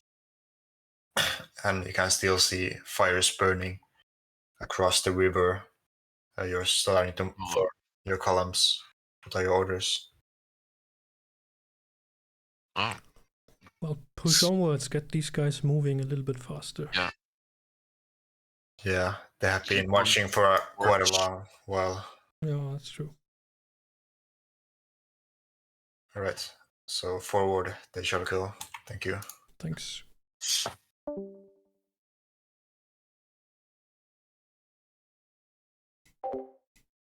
Ja, natürlich Erschöpfung vom Marsch.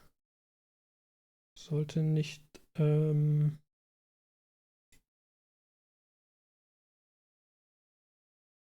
man nicht übersehen. So, ich gucke hier gerade parallel in verschiedene Kanäle.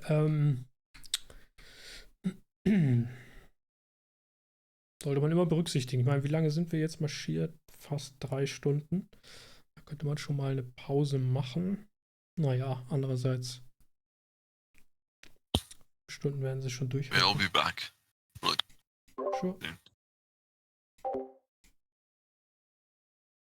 Aber ja, auch eine Sache, die sehr häufig, zumindest in den Open Saturday Spielen, eher nicht so berücksichtigt wird. Gerade weil es natürlich auch sehr aufwendig ist, nachzuvollziehen und zu tracken, wie oft sind die Einheiten den Hügel hochgelaufen oder so. Oder durch sumpfige Böden oder gepflügte Felder, die kann man hier noch nicht mal sehen auf der Karte, aber die verlangsamen Einmarsche immens. Oder über sandige Flächen zum Beispiel. All das trägt zum Erschöpfungsgrad der Einheiten bei. Reduziert ihre Geschwindigkeit wie auch ihre Kampffähigkeit, selbstverständlich. Aber das tatsächlich akkurat darüber Protokoll zu führen, ist etwas aufwendig und schwierig.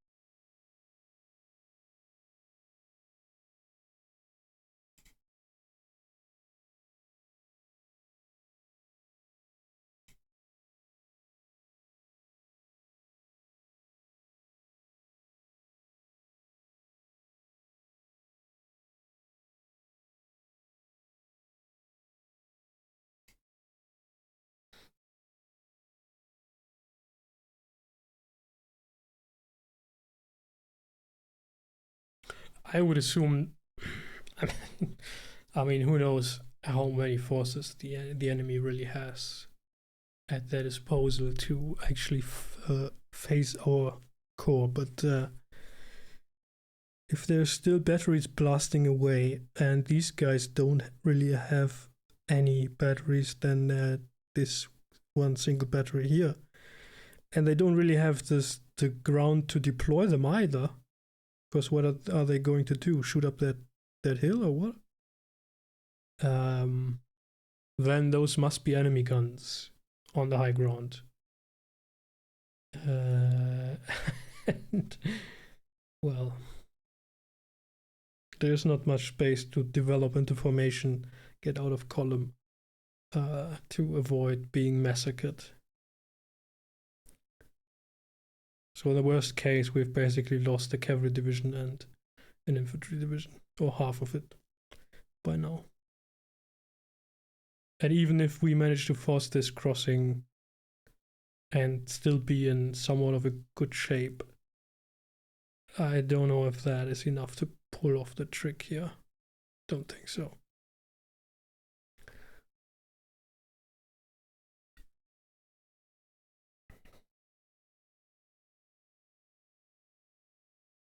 Is actually anyone streaming to the IKS YouTube channel today?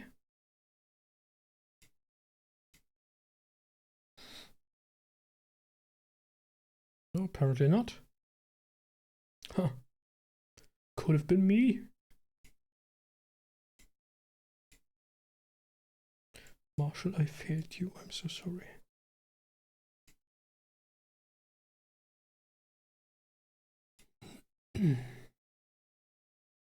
But we did sell a mug today.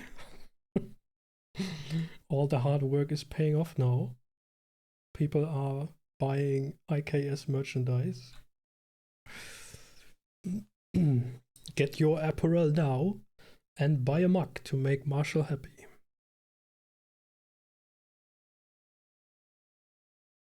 No, I'm kidding. Of course, the very little income we make by selling these shirts and hoodies and mugs is directly reinvested in the hosting costs and all the other commitments we have to keep the website running and the email accounts and what have you, what's connected to that, the Elementor editor and all that. So nobody is making a winning of that.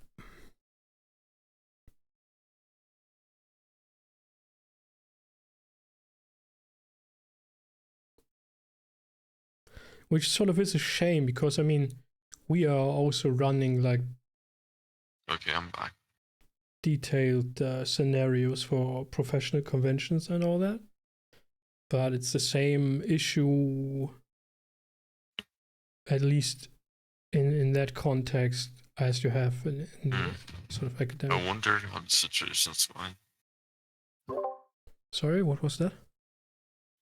I wonder how the situation is in the east. Yeah, me too. I was already musing that if there are still batteries firing, those will probably be the enemy guns on the hills. Yeah. And there isn't really much space for our infantry to form up and get out of column either. So in the worst case, we've basically lost a cavalry division and an infantry brigade by now. Yeah. In the region where there was fighting with like the 4th division and 3rd, if the 4th starts retreating, they'll have nowhere really to go, and they'll probably just get clogged and blasted by artillery. Yep. Like some minor Friedland.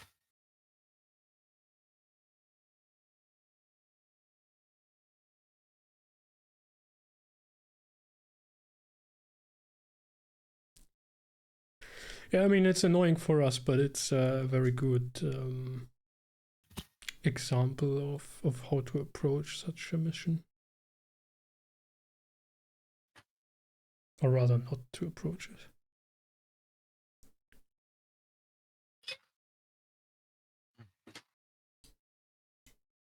And after all, that's what Kriegsspiel is about. Yeah.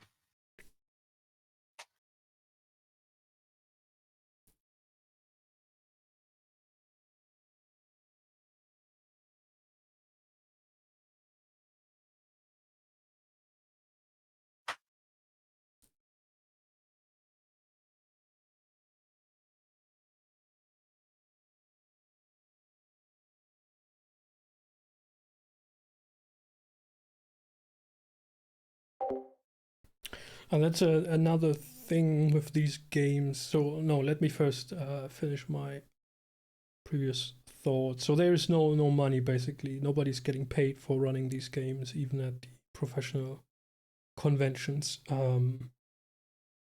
because well, they don't have any money to give either, right? It's like in academia, if you go to a conference to give a talk, nobody will pay you.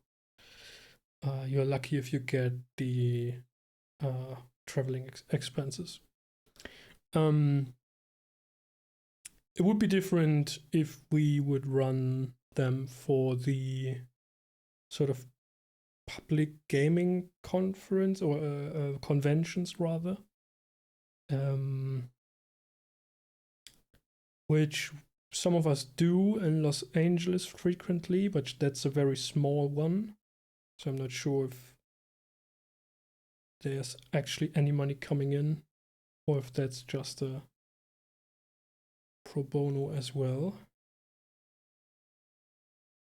But if we were talking about, like, I don't know, Spiel in Essen or Gen Con or something like that, in-person games, then one could take player registration fees.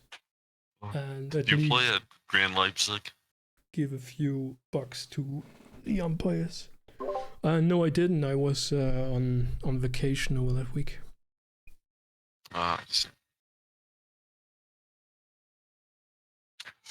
My third Kriegsspiel game.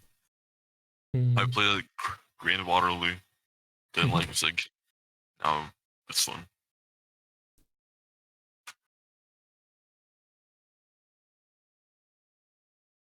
Yeah, I did play Gettysburg. I mean, that was basically when I got into the IKS. I played I think Lynchburg scenario or so at the Armchair Dragoons digital convention, which Marshall and Damon did run. And then I joined the IKS and was sort of immediately volunteered into being Army Commander at Grand Gettysburg. And yeah, have stayed ever since. I got into IKS after I saw the Napoleon subreddit. There's like an advertisement for Grand Waterloo. Yeah.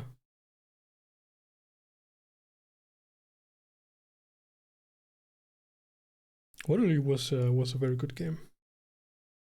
Yeah. I mean, I think I like Leipzig better, but not like. So in Waterloo, there was a few unpardoning issues in my part. Like, I missed a solid like 3 turns, so it was pretty boring in the beginning since no one was talking to me. Yeah. Leipzig was more eventful, my end. Greetings, you're moving forward. You have decided to personally go to the fort to try to scout the enemy forces. There are some musket fire being fired against you, but it's still quite minimal. You can't really make out the enemy forces, but they seem to be they have taken positions in the fields in front of you near the hills. What are your orders? I will get into the assault columns, and that is behind the 69th for now, because I don't want to get shot with the very first wave.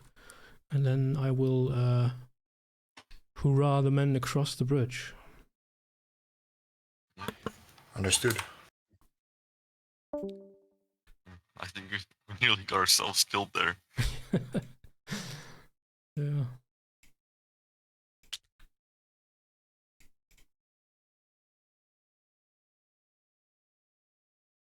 At least indications are still that there aren't too many forces opposing the bridge, but who knows? Yeah.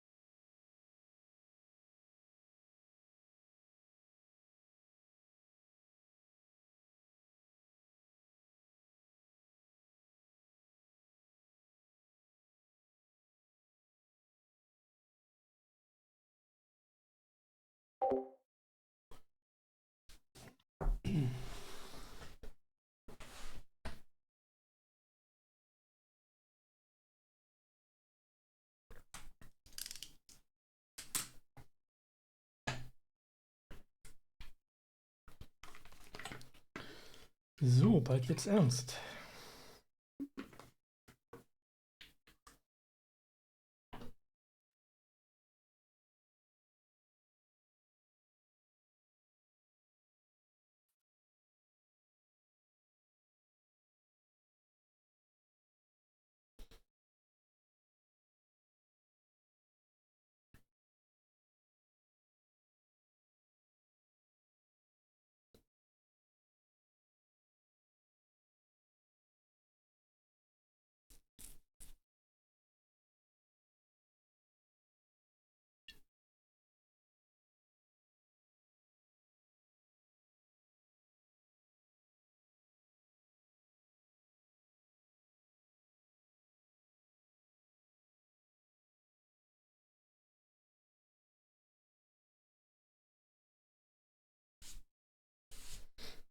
Yes, and well, there are some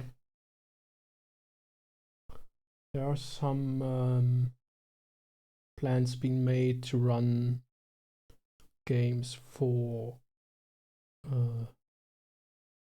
army institutions for training purposes or for wargaming inspiration, so to say.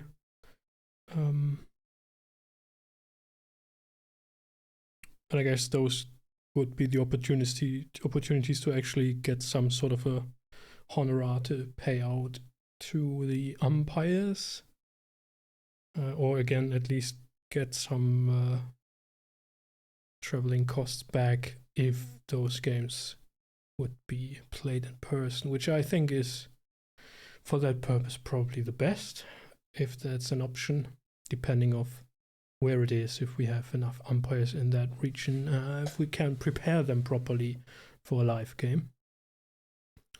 Because for those circumstances, you really want to have first you need to prepare all the materials, right? You need to print out the maps for all the players, for all the umpires.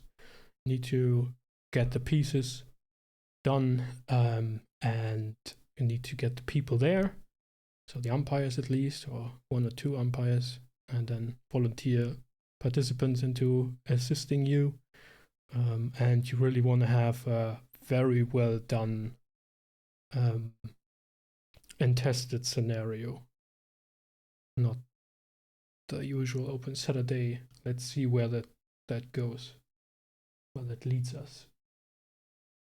So there's some work to be done before you want to do that. But we'll see. We are in touch with several folks who've shown interest and are planning to invite us to run a game or 2 for them.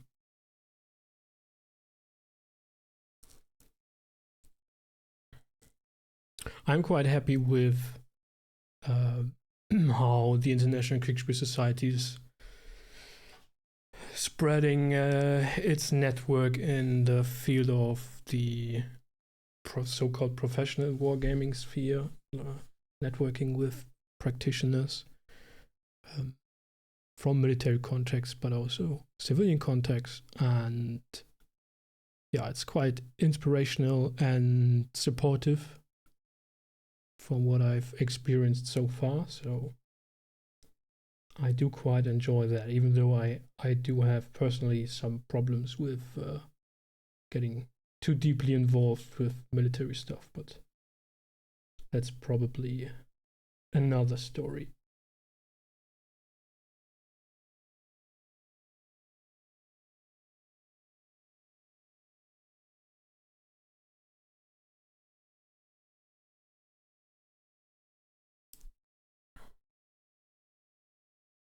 Anyway, now, will the charge force the crossing or will it not? It's actually 3 bridges. 1, 2, 3. You there? Yep, I'm here. I have to go somewhere, and I didn't know. So I have to go. You'll just have to take command. All right. And yeah. Okay, we'll do. Depending on how long it takes, I don't know. I might be back. Sure. Okay, bye. No worries. Take care. Bye-bye. And tell Nay Yeah. Yes, will do. What do you say? Mhm. Okay, bye. Bye bye.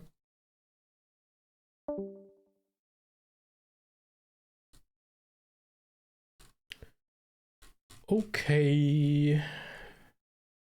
We are in command now. The children dance on the table. So let's send a message to Marischal Ney, whom I have no idea who he is, where he is, not who he is. Assumed. Yeah. What do I assume where he is? At the crossing somewhere. Assumed near crossing at Elchingen, and I want it to be sent to General Valette, is it right? No, Vilat. Vilat on a route behind us. It is 1000.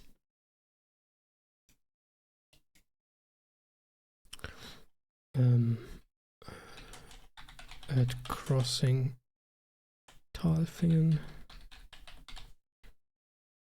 Crossing at Talfingen, rather. Marischal.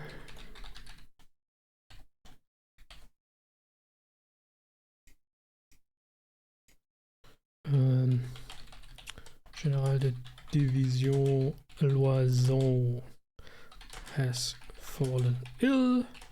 I am assuming command of 2nd Division in his absence.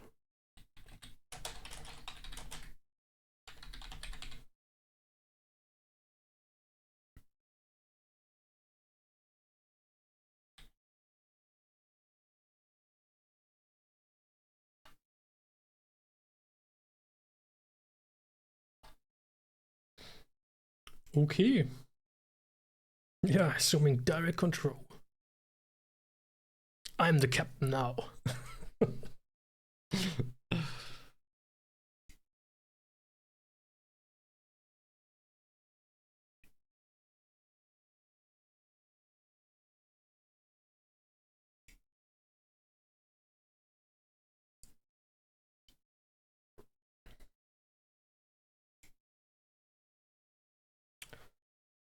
Das Meme aus Mass Effect. Nee, glaube nicht.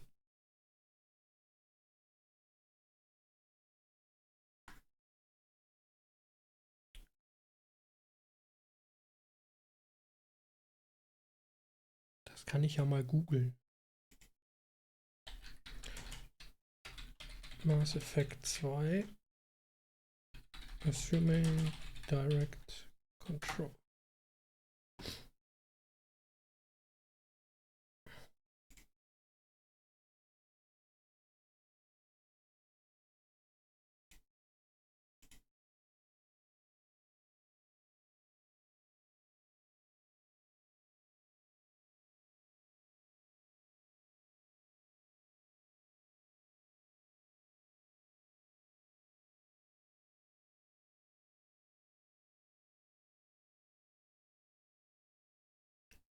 The phrase began as one of the most often heard quotes during gameplay and quickly evolved into a playful interrupter.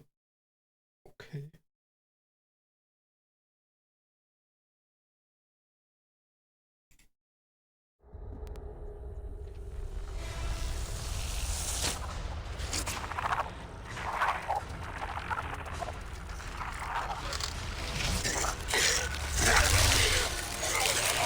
I am assuming direct control.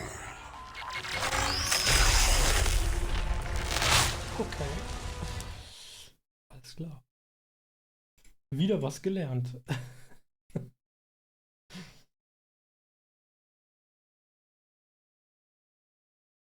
Obwohl ich noch nicht so genau weiß, in welchem Kontext das steht, aber ich nehme mal an, das ist irgendwie ein Alien-Angriff oder sowas.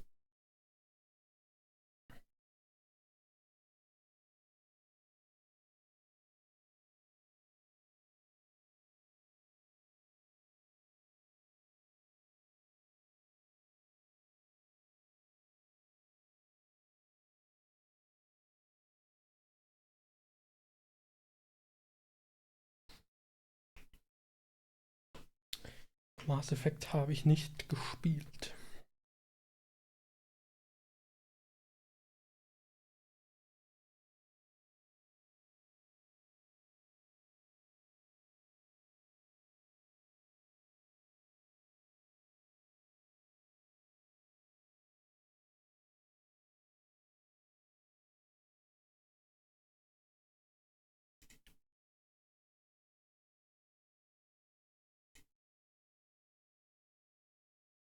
Na los, jetzt lass mich doch hier nicht so in der Luft hängen. Ich will jetzt wissen, wie es weitergeht. Oh, ich habe auch den falschen Spielstand eingepackt. Klops.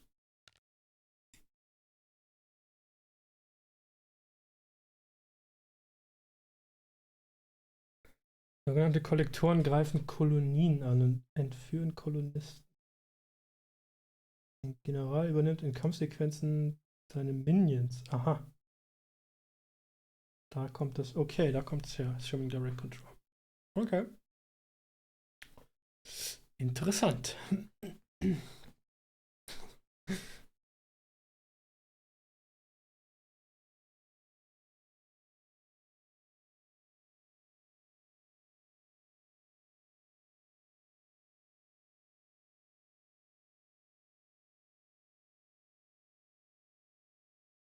Gibt es doch bestimmt auch als GIF hier, oder? Bei Discord.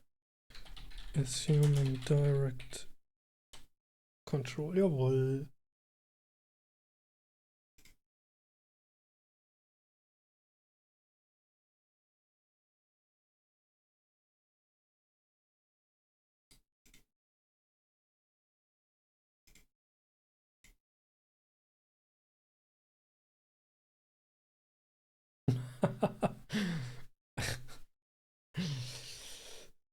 Muss ich mir später mal anschauen. Klingt lustig.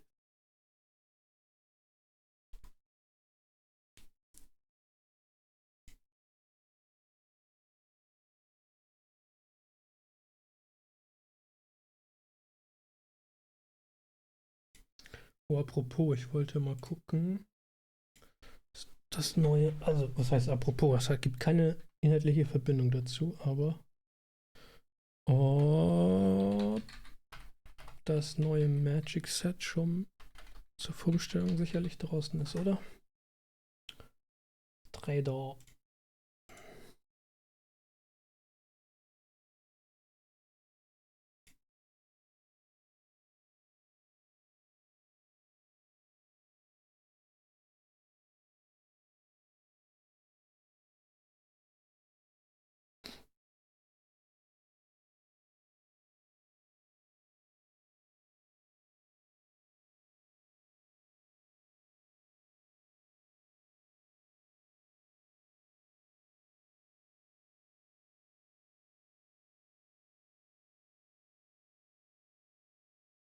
C15, was sagt mir das?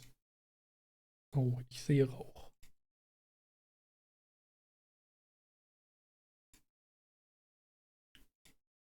I see smoke on the water.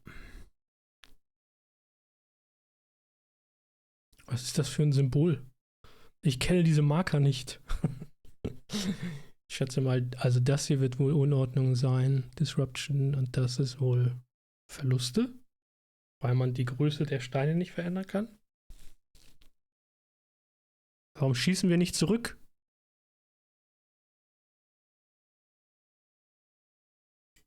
Push, push. Keep pushing onwards. Wo sind wir? Hier so. Glaube ich. Vermisse ich schon Einheiten? Kann ich das erkennen? Erstes Bataillon, zweites Bataillon. Ne, sieht gut aus.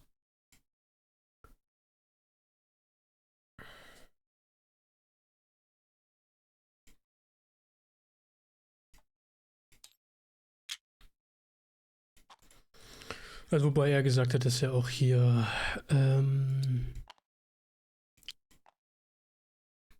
Assault Columns bildet. First Battalion. Kann ich lesen hier. First Battalion, Second Battalion. Hello.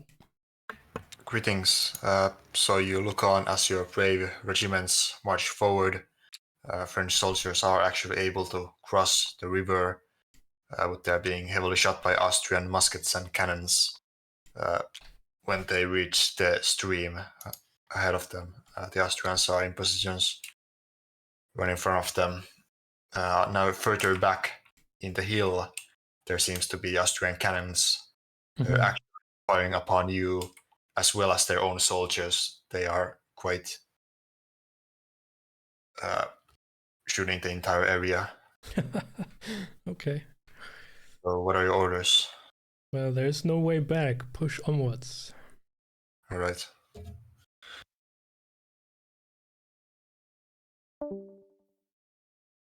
I mean, there's literally no space to go anywhere. This first battalion is engaged in combat. They can't go back across the bridge because there are their comrades coming up. And the Austrians are shooting their own men with artillery. I'm wondering why those aren't already running away when shot at by artillery from the rear, because that is super scary. Even if you would be as well drilled as the French soldiers at this point in time in history, which, well, the Habsburg forces are not at all.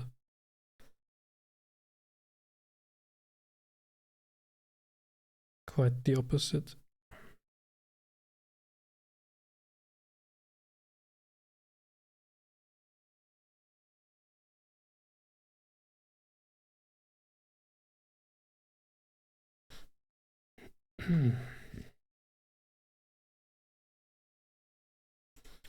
Ich könnte ja mal. Hier sind doch irgendwo so Einheiten, oder? Ja. Was haben wir denn hier? Kavallerie? Will ich nicht. Ich will Infanterie und Artillerie. Und auch wenn ich die Artillerie nicht sehen kann, vermute ich mal, die ist irgendwo da. Wahrscheinlich, ja, vielleicht auch noch mehr. Und ich sehe mindestens von den Pulverquellen her mindestens 3 Einheiten. Also ich habe ein Bataillon gesehen, es sind wahrscheinlich 2, beziehungsweise es könnte sogar 1 sein, weil die habsburgischen Bataillone deutlich größer sind. 1, 2 und 3. Ja, ungefähr so. Und damit es schön aussieht, können wir ein bisschen Smoke droppen.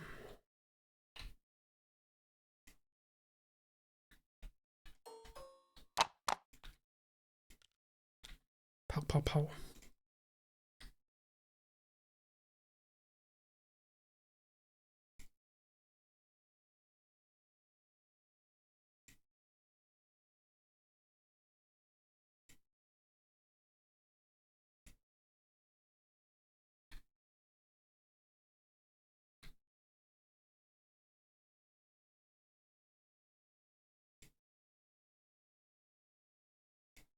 Soll ich direkt wieder ein Update schicken?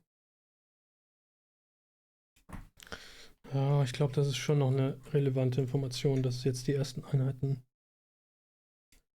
die Brücke überquert haben.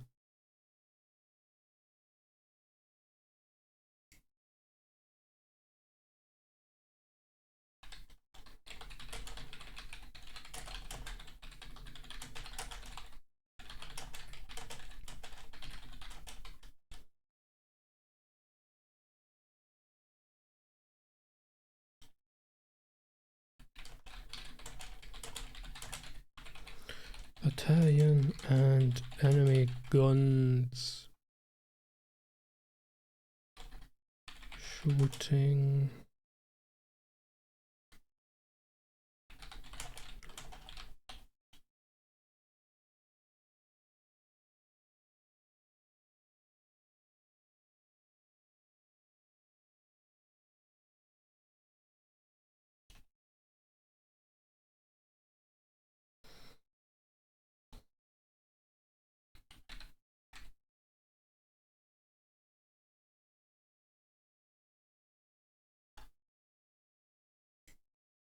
Na gut, solange die feindlichen Kanonen auch ihre eigenen Truppen treffen. Wie gesagt, ich würde in so einer Situation sofort annehmen, dass die dann die Beine in die Hand nehmen und sofort wegrennen. Aber gut.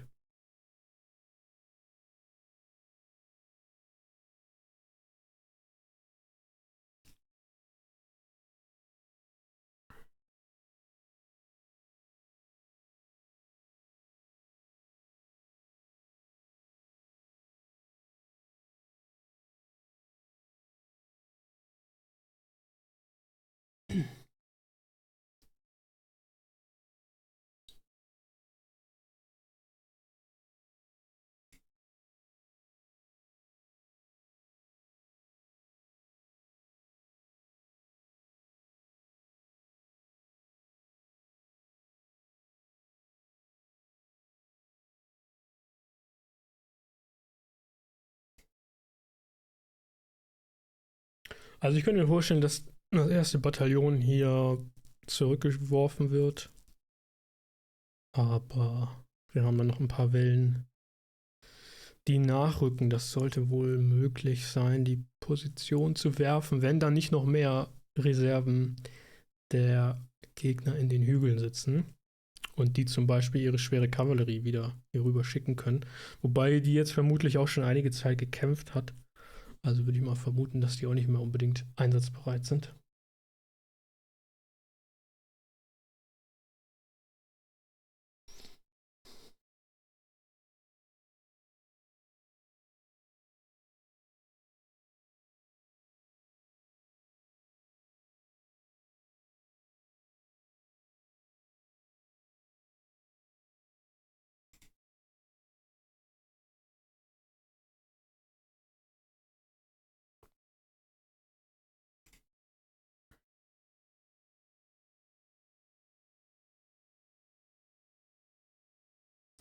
Basti, wie sieht es mit den Kanälen aus, zu denen ich dir Zugriff gegeben hatte? Brauchst du die noch? Also ich meine, jetzt ist glaube ich sowieso ist egal, ist sowieso mittlerweile, glaube ich, irrelevant, ob du die jetzt noch lesen kannst oder nicht. Das ist so lange schon her.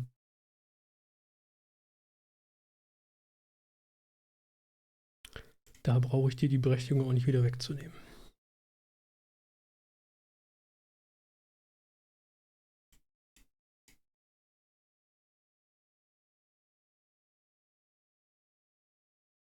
Okay. Sagst Bescheid, wenn du noch andere brauchst, ne?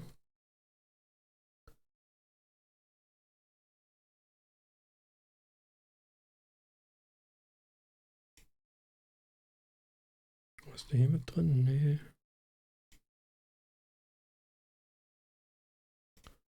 Das hast du, das hast du. Da warst du nicht drin.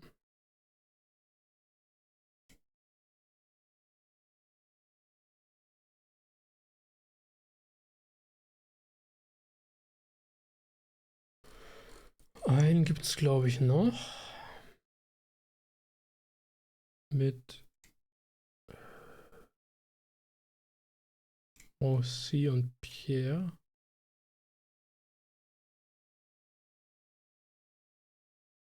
Aber deutlich später erst.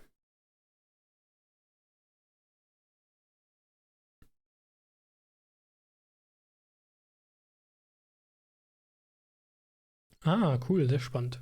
Muss ich später mal lesen.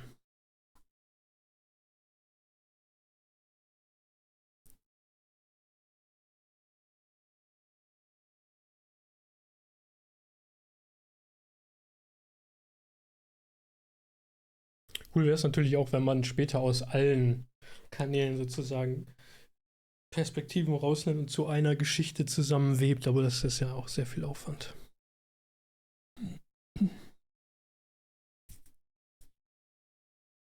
Ich habe ja damals als ich in der Red vs. Blue-Kampagne noch mitgespielt habe, in dieser fiktiven, napoleonisch inspirierten Kriegsspielkampagne, ich habe mal angefangen, in Anführungszeichen, die Geschichte mit meiner Perspektive zu schreiben. Das dann auch irgendwann aufgegeben, weil ich dann nicht mehr das laufend aktualisiert habe und dann gab es so viele Informationen in so vielen Kanälen und ja, ist wohl sehr, sehr unübersichtlich und viel zu verarbeiten.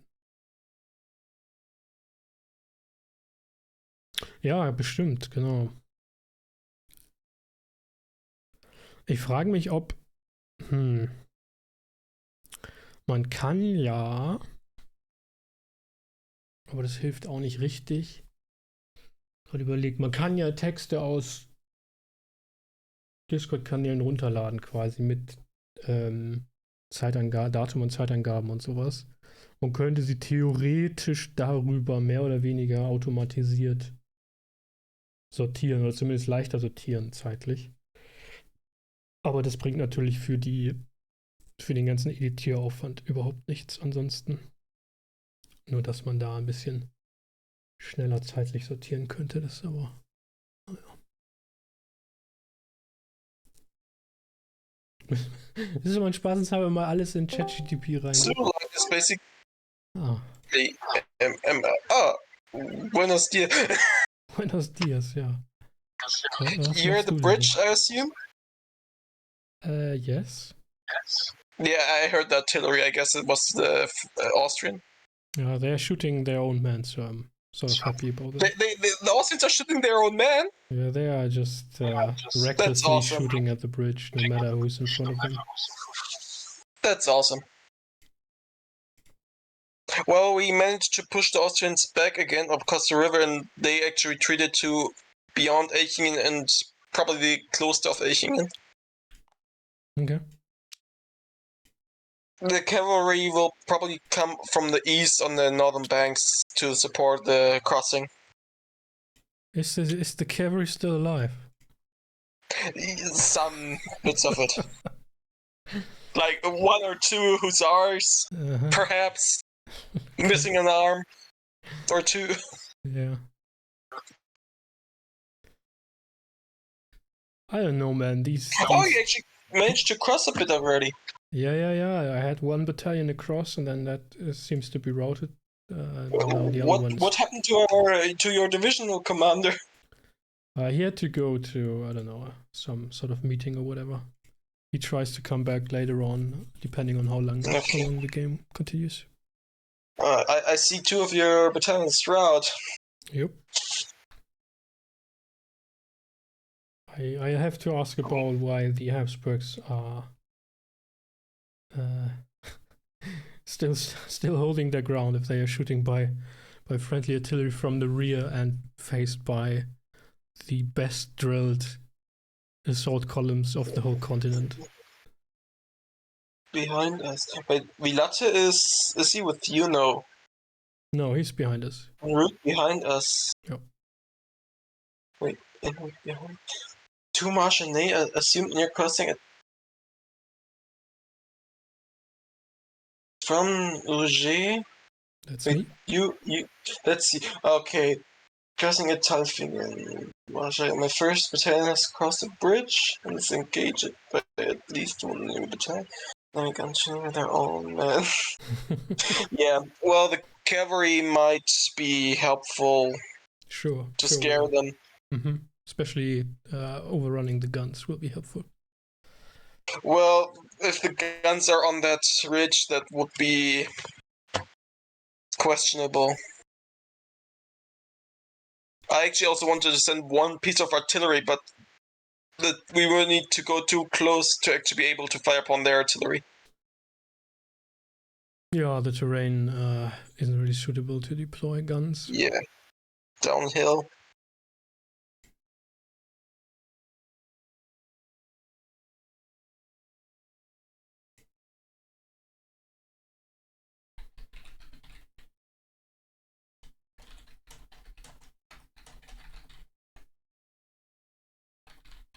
Hope the bridge is still intact. I believe so, yes. Yeah.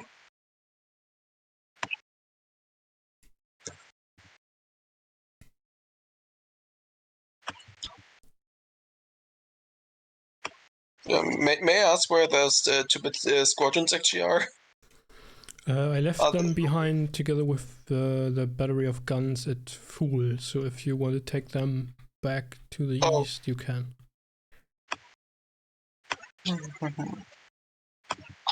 They would take a long time to get there, so I guess I'll keep them with you. Mm-hmm. If you will ever need them, you have them. Yes. Alright, so your soldiers advance forward. There's a lot of musket fire and cannon fire in the area around you, which is causing heavy casualties to your troops.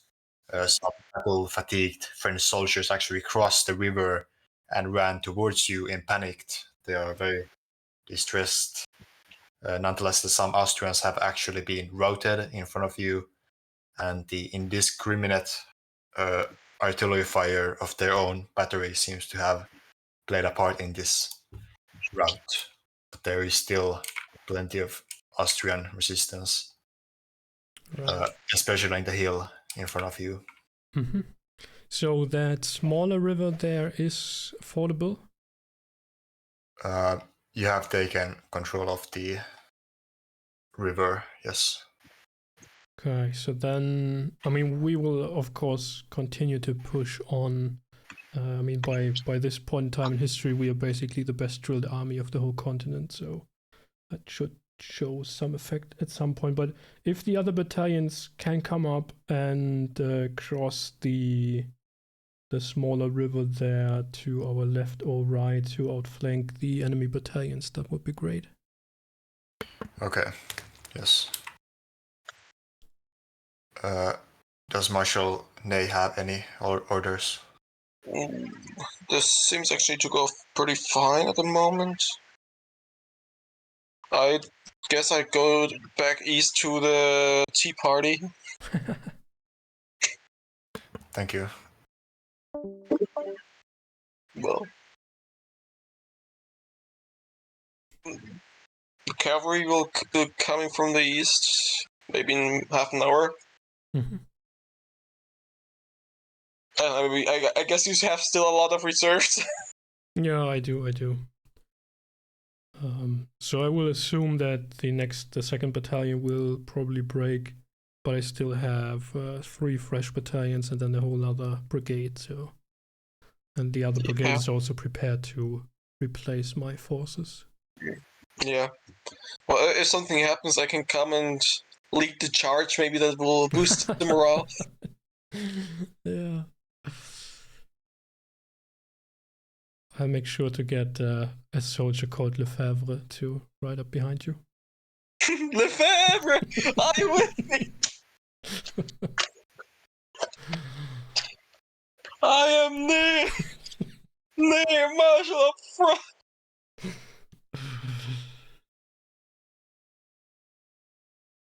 Charge those squares! Those British squares which are speaking Russian.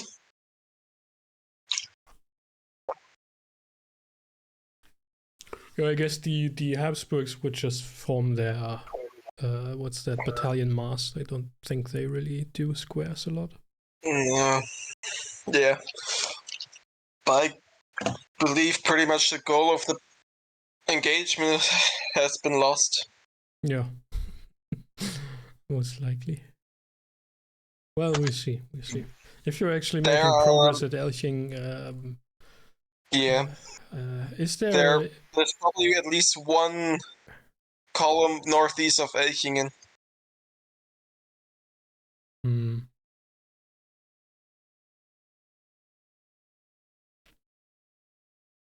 Does 3rd Division still have a fresh brigade? Oh, the 3rd Division is doing pretty well. Okay. Well, that's good then.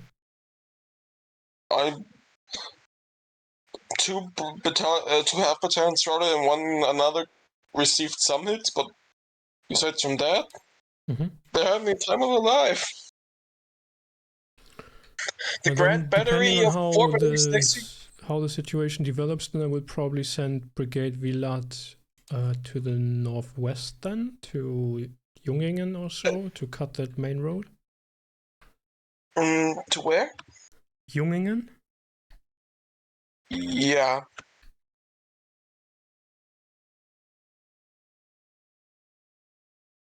Maybe there's also something further east because there might be another division somewhere around there.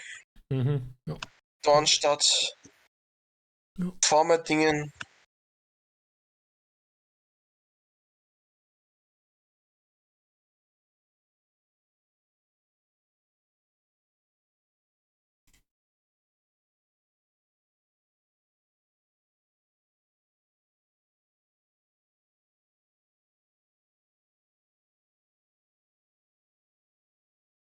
Oh, we need to destroy those forces at Elchingen in detail.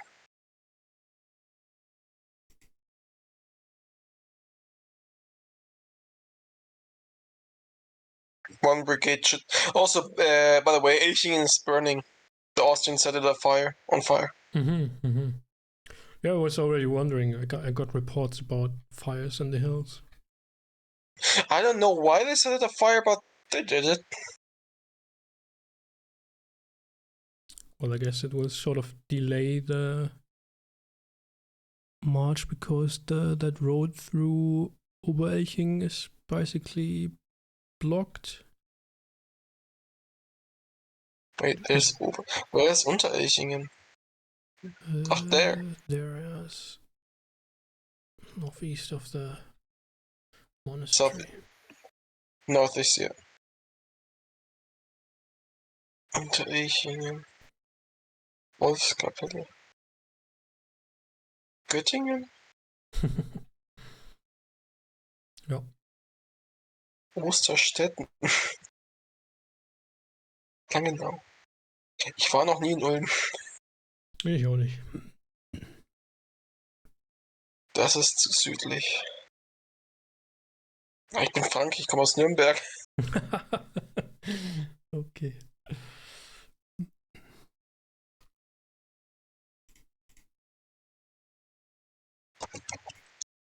Die Franken mal wieder. Apropos, muss ich doch mal bei Rally the Troops gucken. Rally the Troops? Ob ich schon wieder am Zug bin? Ja, bin ich.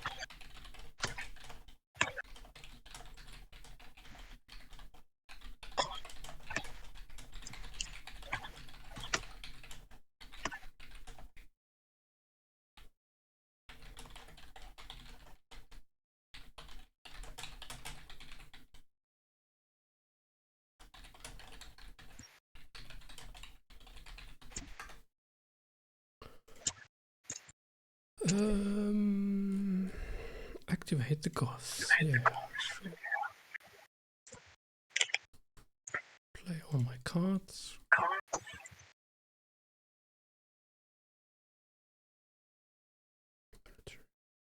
Don't know.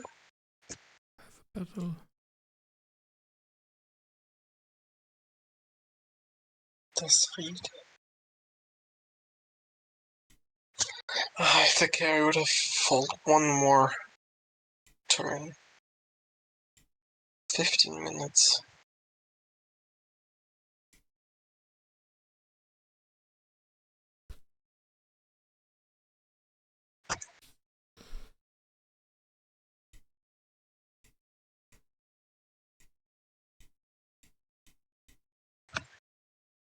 We need to take Unterelchingen as fast as possible.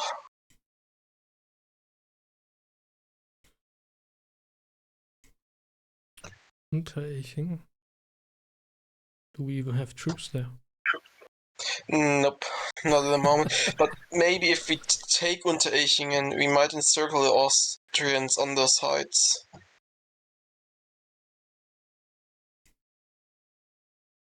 On close to Elchingen.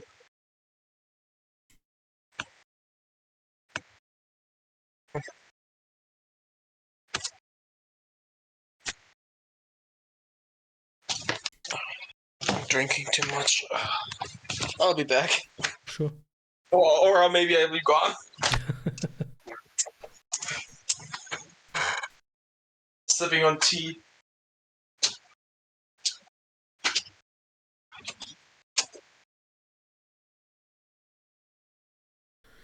How many Senate points do I have? Two. Rolling one.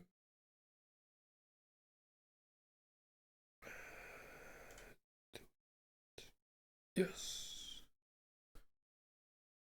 I'm assuming direct control of Pannonia.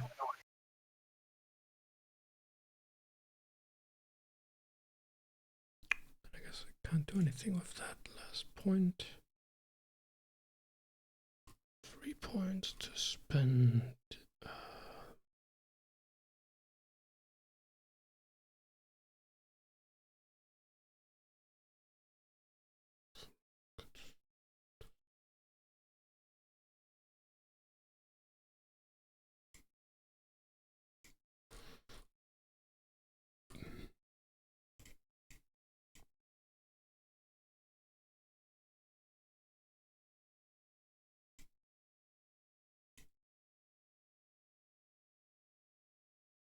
Points per militia. Do I want to build a Limes in Pannonia?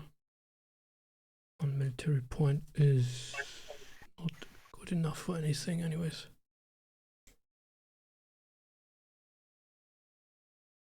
Does inflation do?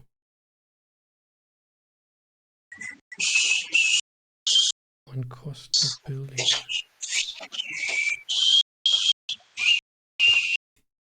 I'm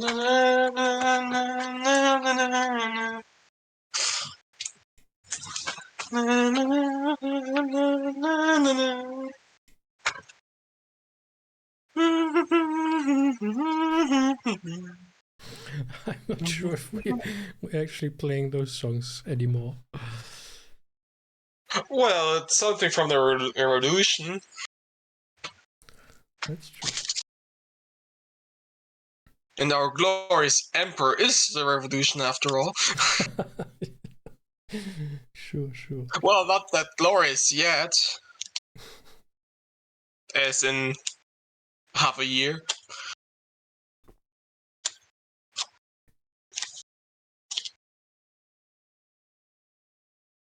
I'll see ya.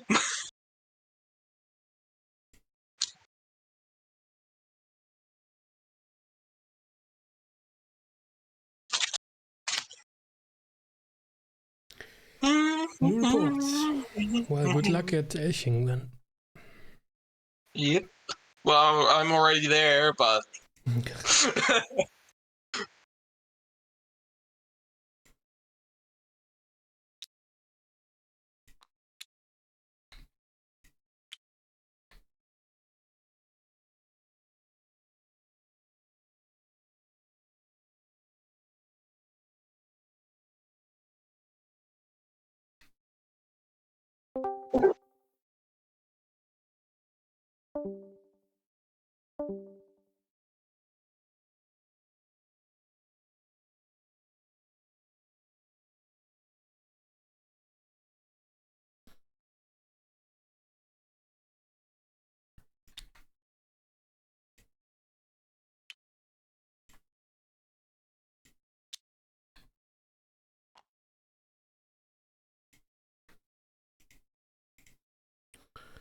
I believe we have actually managed to route them all.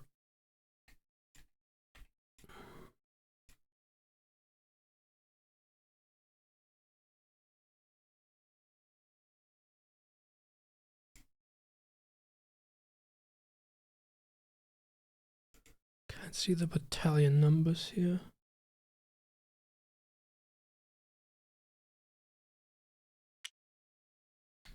Ah, this one is there, so this one, no.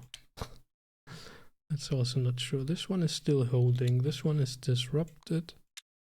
This one did route. These guys are still fresh. Am I missing one? No, I don't think so. These guys are here. Mhm. Well then, well then.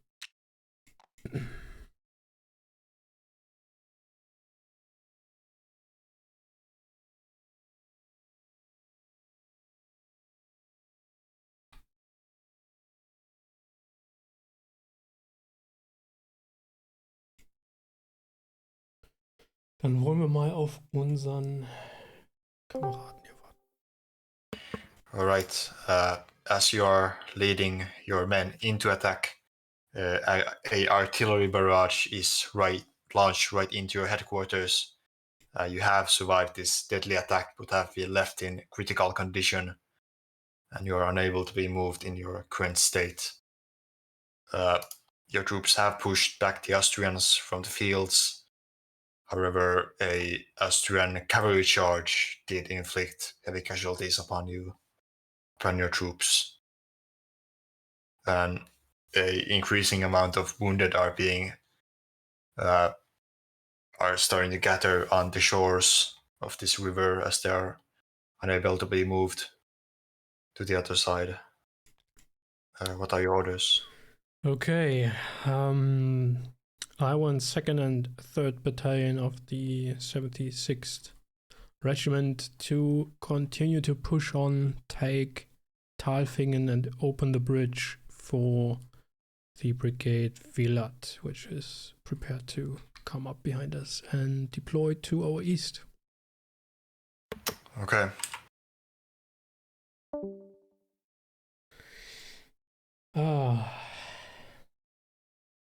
It hit me like a cannonball.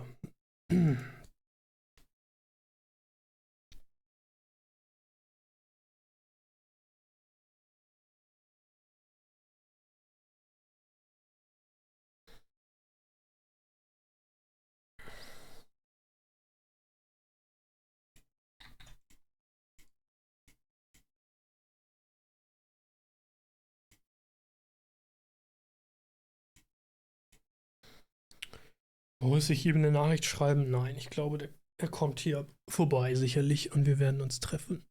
Und wenn nicht, dann kann ich das immer noch machen. So, jetzt habe ich aber immer noch keine Bestellung rausgegeben. Beziehungsweise kann ich mir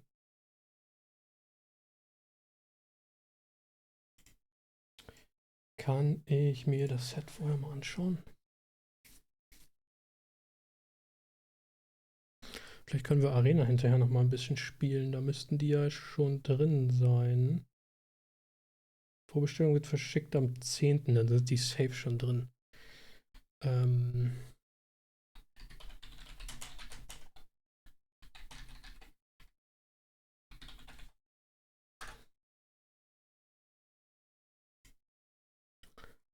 The Lost Caverns.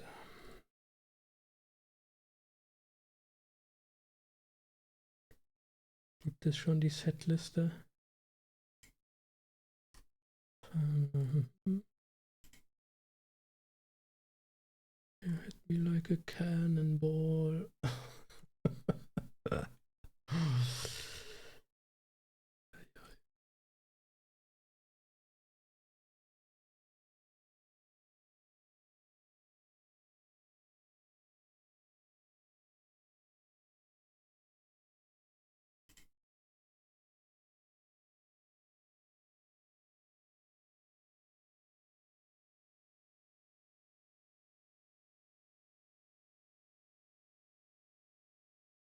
Jurassic World Karten da drin. Okay.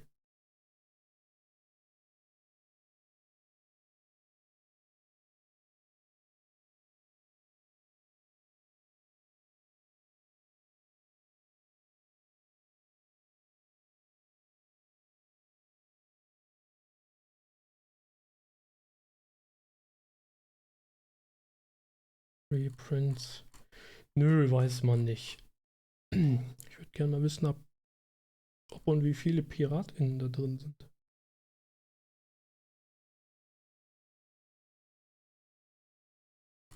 Aber ich meine, wenn es im Grunde ein Remake von Exalan ist, da ja wohl.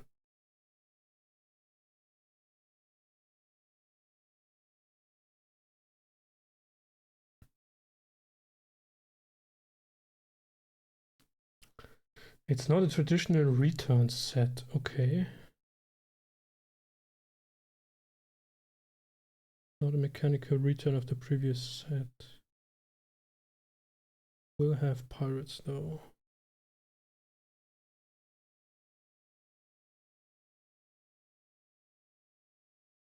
Thematically, it's more of an action-adventure set. Whatever that means.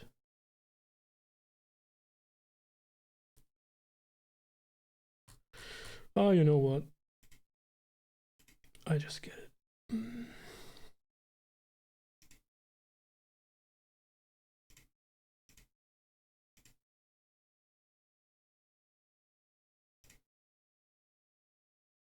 And I do need me some card sleeves.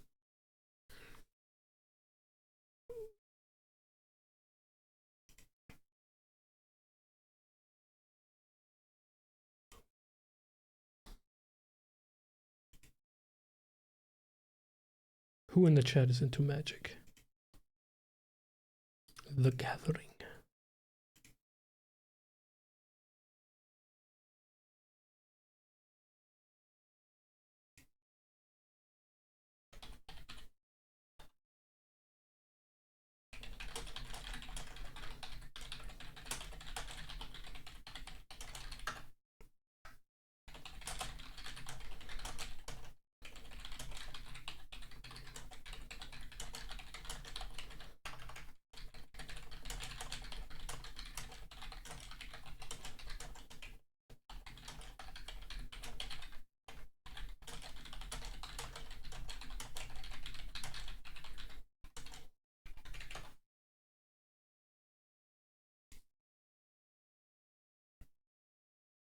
Das Kartenspiel, genau.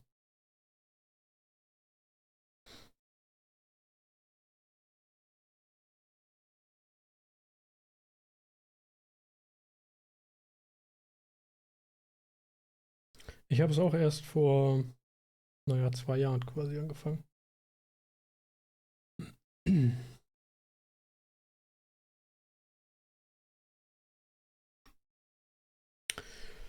So, Hüllen. Welche habe ich denn immer? Gibt's die hier? Sollen ja bitteschön alle genauso aussehen. Wobei eigentlich ist es auch Unsinn, aber ich mag die Farbe.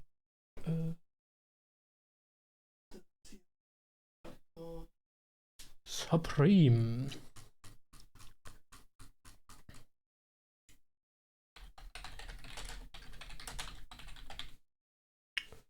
Supreme.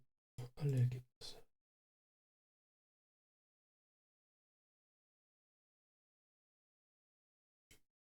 Hä?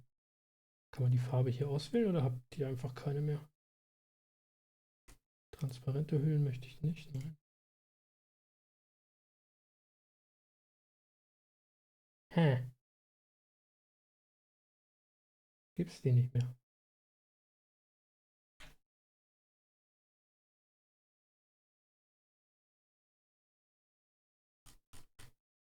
Oh Mann, das über die Farbe vielleicht mal suchen. Spielmatte. Ne, Spielmatte habe ich schon. Danke. Okay, wenn es die hier nicht gibt, dann mache ich beim besten die Vorbestellung, aber auch beim... Verdammt, wie heißt das jetzt?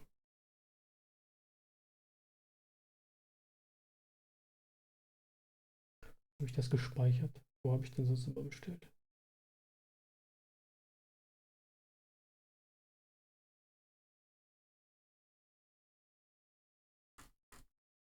Wo habe ich doch einen Magic-Ordner, der voll ist mit, mit Sachen, durch die ich nicht durchsteige. Ja, da. Die Sets, die ich haben wollte. Card Market. Ach, verflucht, wie heißt denn das jetzt?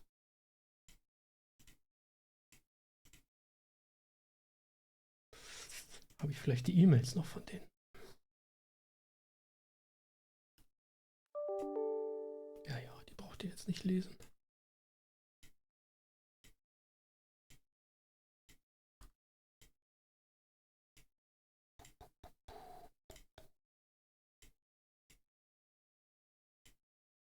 Aber das kann ich vielleicht gleich tatsächlich im Anschluss nochmal machen. Können wir da mal zusammen reingucken.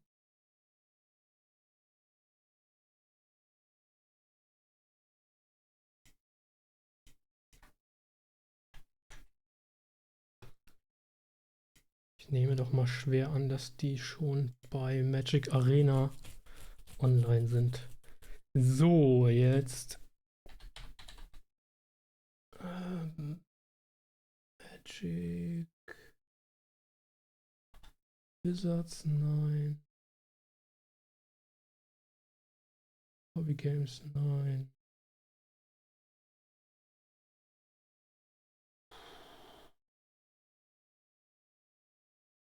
Miracle Games, ja. Miracle. So, hier sind wir doch bestimmt besser versorgt. Zubehör. Hüllen. Einfarbig.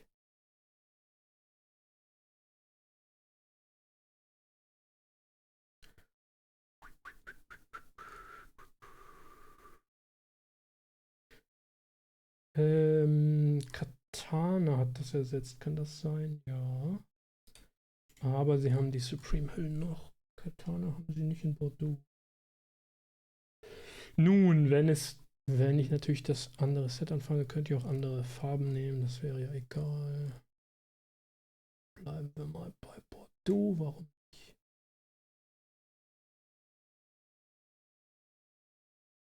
Das sind die Standard.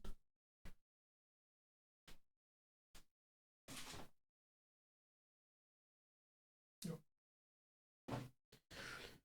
Haben sich tatsächlich jetzt besser herausgestellt als die Matten, denn durch die Matten kann man irgendwie schlecht was sehen. Da brauche ich einmal 10 Packungen von. Und dann brauche ich Bundles.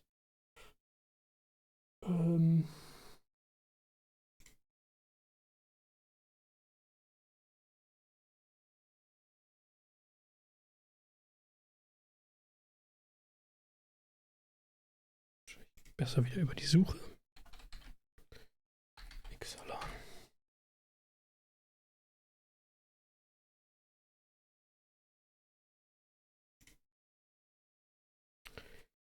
Die verlorenen Höhlen. Booster. Nein. Bundle. Da ist es.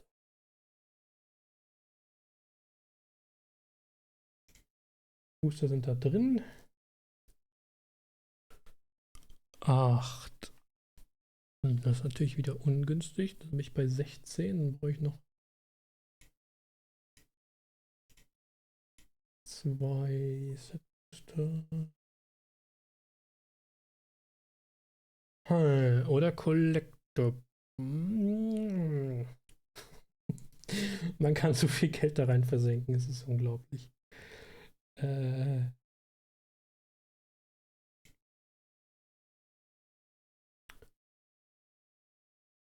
Ach, da haben sie auch wieder Draft Booster. Und in dem Bundle haben sie aber nur Set Booster. Oh, muss das sein? Muss das wirklich sein, Leute?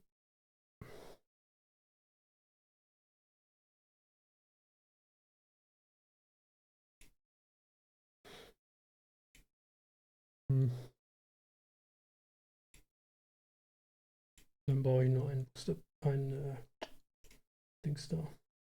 Bundle Pack. Auch wenn die thematischen Länder cool sind und die Würfel cool sind, aber ich glaube, das ist zu viel des Guten. Nichts.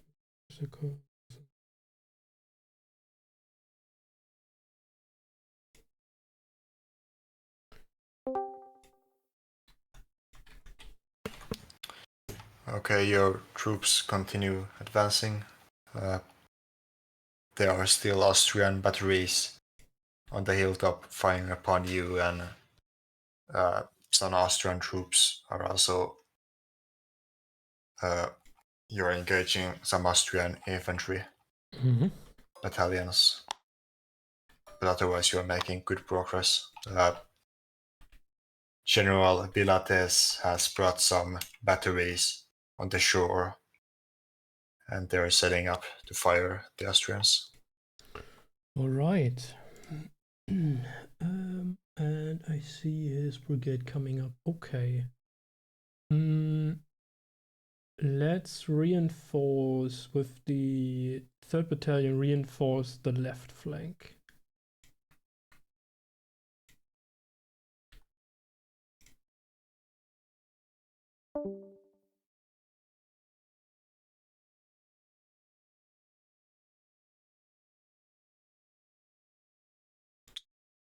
Also die stehen hier.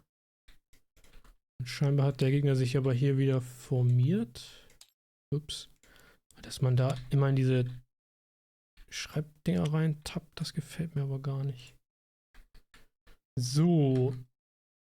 Dann haben wir das 2. Bataillon, was hier kämpft, so halb. Die sind alle abgedüst hier. Und die kommen gerade über die Brücke.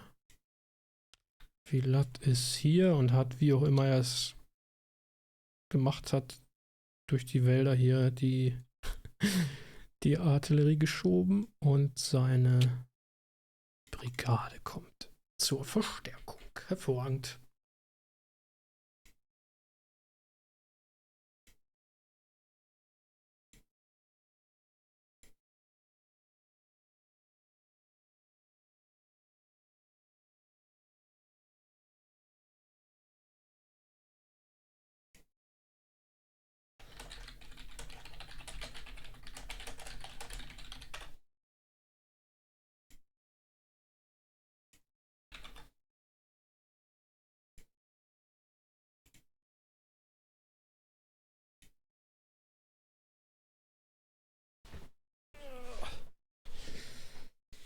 Ach ja.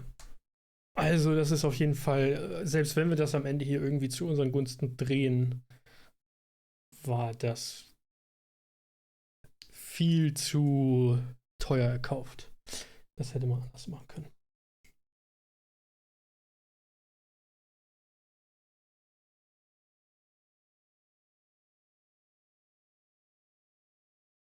Warum gibt es die Draft Booster Displays eigentlich immer nur in so riesig?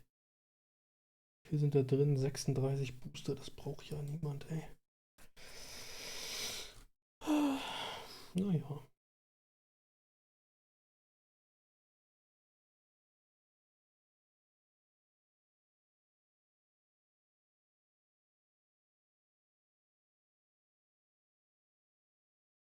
Aber eine zweite Box brauche ich dann früher oder später ohnehin.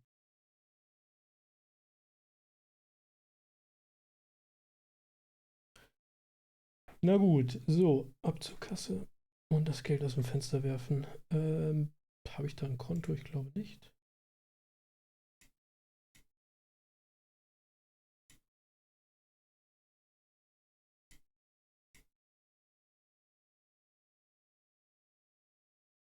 Falls ein bestimmter Artikel ausverkauft ist, ist es aber nicht.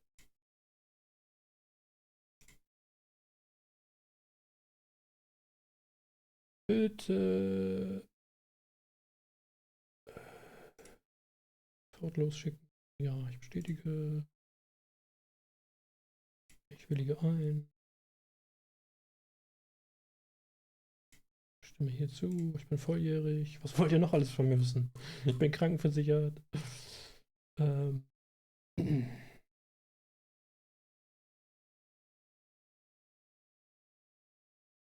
Prüfe bitte dein Spam-Ordner. Okay.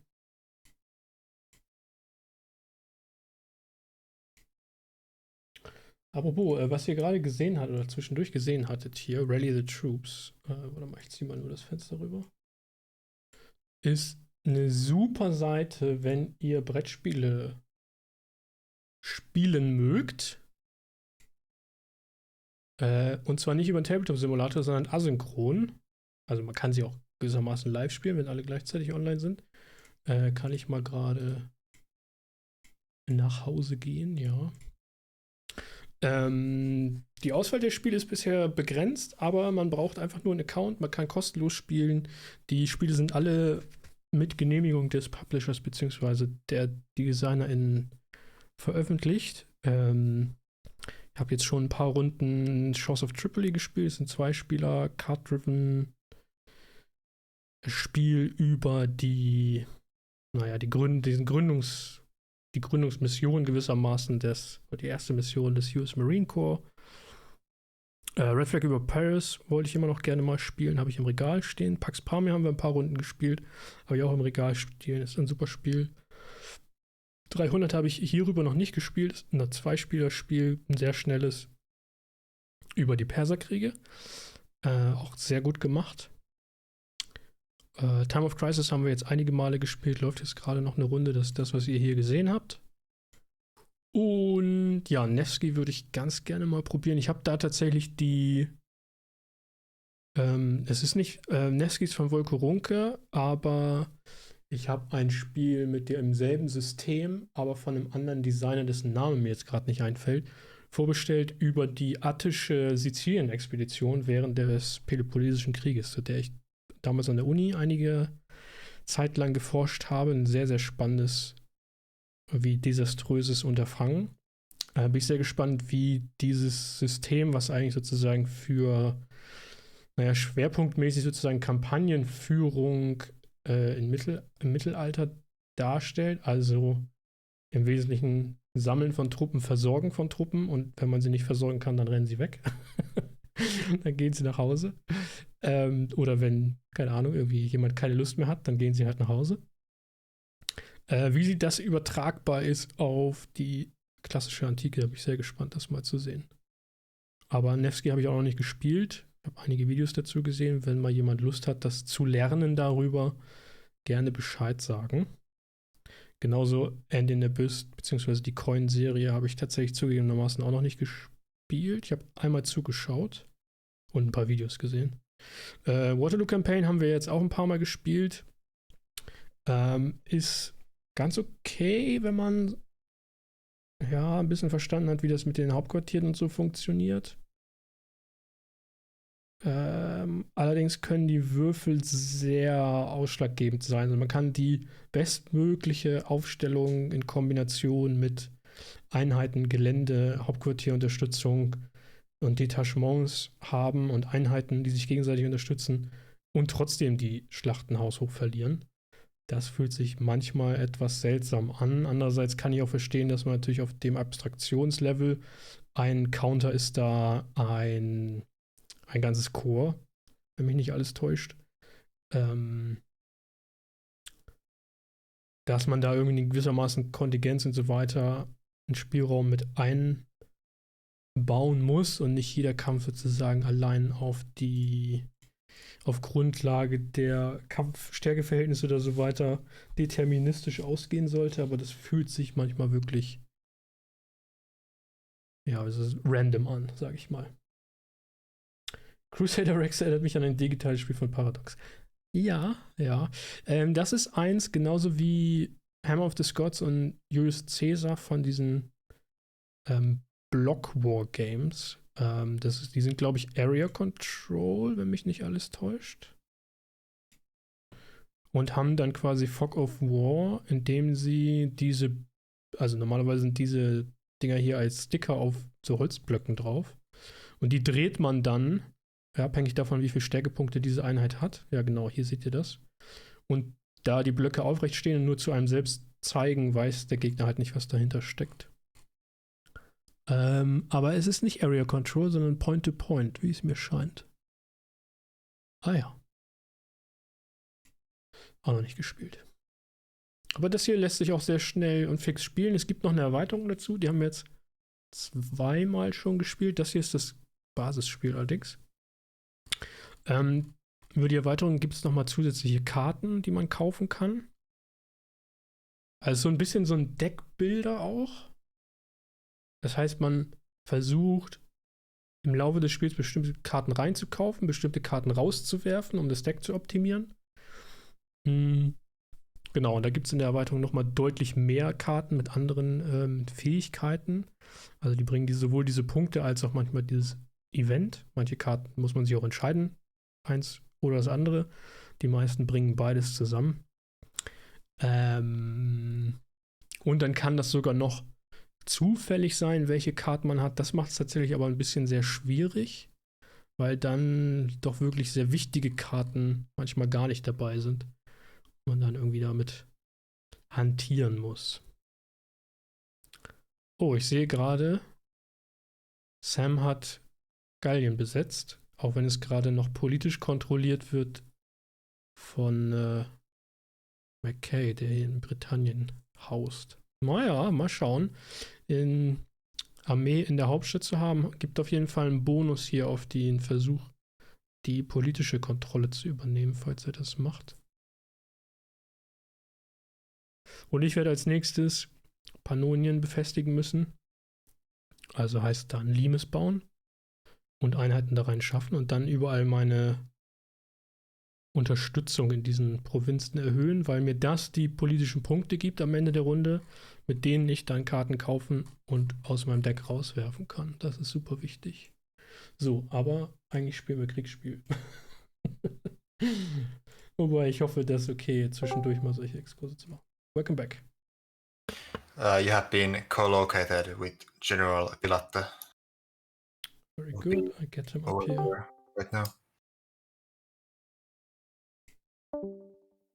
General.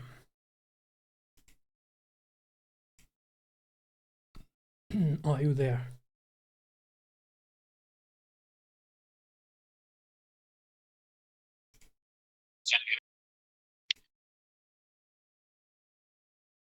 I was here, but I don't know if you hear me. Sorry? Can you hear me now? Yes, now I can hear you. Yeah, it seems we are making some progress, although the enemy also seems to have rallied up and is pushing again. My brigade is now almost depleted. I have one more battalion which is reinforcing my left flank, and okay.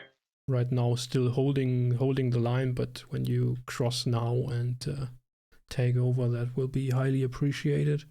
Apparently I'm unable to move at the moment as one of the stray Habsburg cannonballs hit me, but I'm still alive. Okay, that is fortunate. Yeah. Good. But where exactly are you positioned? I can see the rear of your 76th, or is it mine? That's mine. No, that's yours. That's mine. Yeah. So basically, I have troops worth of 1 battalion in the town, so to say, facing to the northwest, and then 1 battalion worth of troops at the edge of that little pond there to the east, next to the bridge. You see, there's a sort of little pond. Yeah. Right. Yeah. I see that now. Yeah.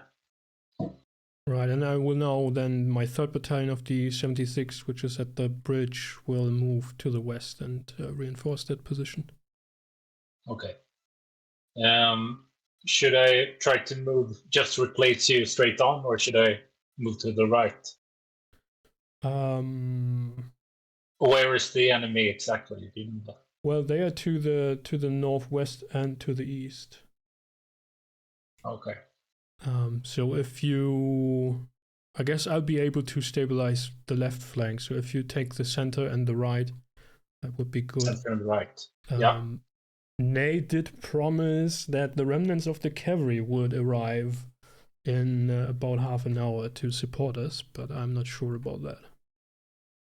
Now, I passed two of the squadrons Yes, yes. But they seem to have, on the northern bank of the river, they still seem to have some squadrons. Okay. Which he wanted to send over to attack the enemy rear at our position. Okay. But where is the... you know where the other division is?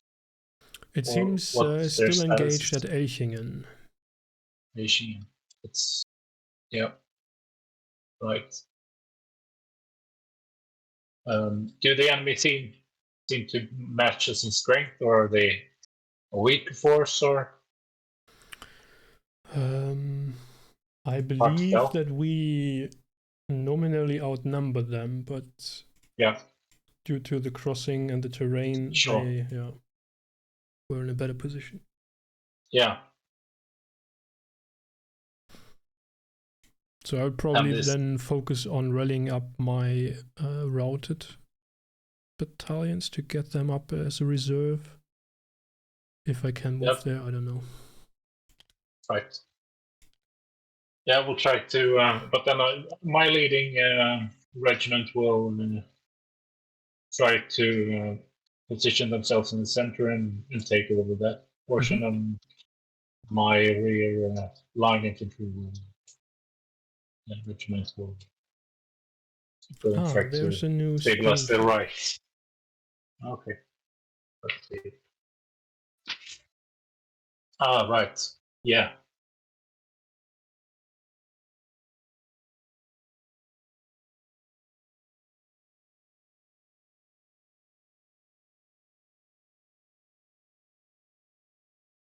It's my light. Yeah. I'm a little bit annoyed, I must say, about how well these Habsburg forces managed to hold. I mean, they basically just lost the battle a few days ago and are fighting the best trained soldiers of the whole continent for almost a century. So I don't know. I don't know. No, but it's a hard place to cross. Yeah, that's for sure. It's a terrible place. Indeed. Yeah, sure. So, but it seems my light infantry is engaging with the support of the artillery. So I'll have I'll try to move in the gap between you and yours and mine, and just flank both their units if possible. I'll ask the umpire if it's reasonable to think that they can pull that off. Very good. Greetings. Bulk of French forces have now finally crossed the river and can begin their. They have increased the bridgehead over here. What are your orders? You want me to go first? Sure. The light infantry regiment will keep fighting the infantry onto the hills, and the battery will continue to support them. My line regiment in the rear will try to smash through or move through the gap between the Austrians, and we'll try to flank both the units. If you see what I mean. From which side do you want to flank the Austrians? I want the forward detachment, the two forward ones, to flank the units. The two Austrian units that I'm fighting, and the part of the regiment that's on the other side of the bridge will move up to support the my fellow brigade to the left. Okay. Yes. If I'm able to move, I will move back to my routed battalions and try to rally them up. I'm afraid you might be in such a critical condition that might not be possible. Okay. Well, then I sent my best aide to do it. Right. Thank you. Thank you.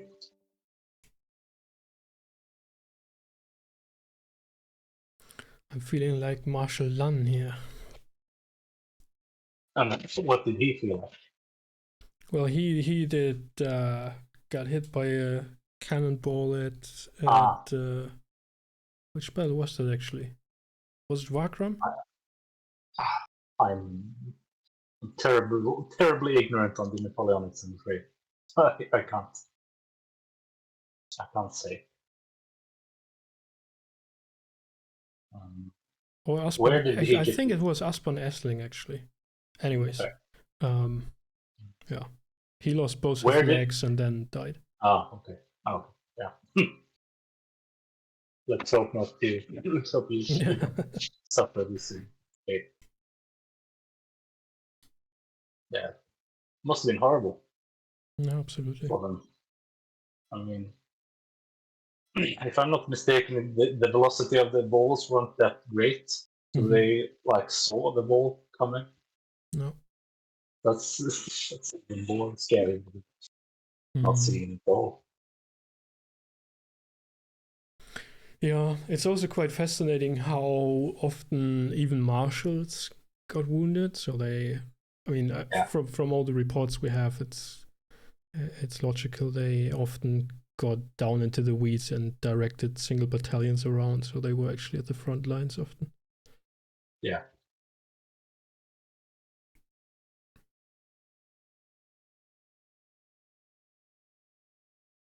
Yeah, and one wonders.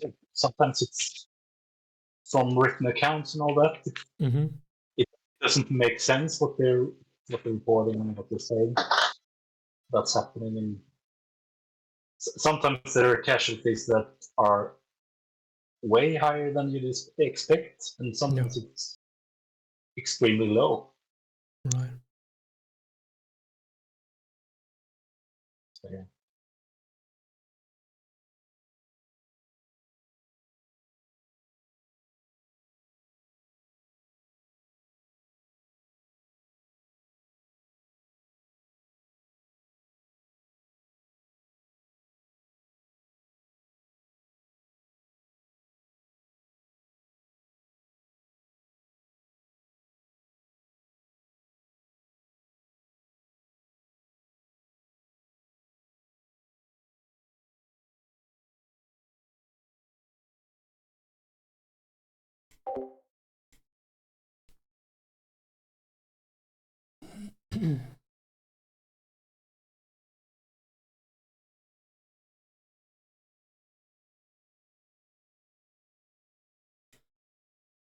There's a famous painting of Lan dying.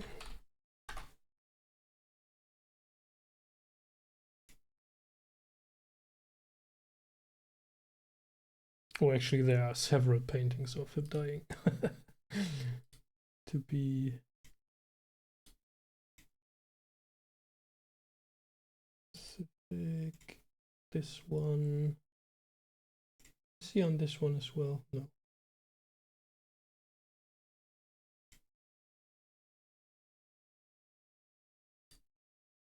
This one. Yeah, and it was indeed Essling in the way he got wounded. Well, he probably got wounded before, but that's where he died. One of the closest friends, assumedly, of Bonaparte.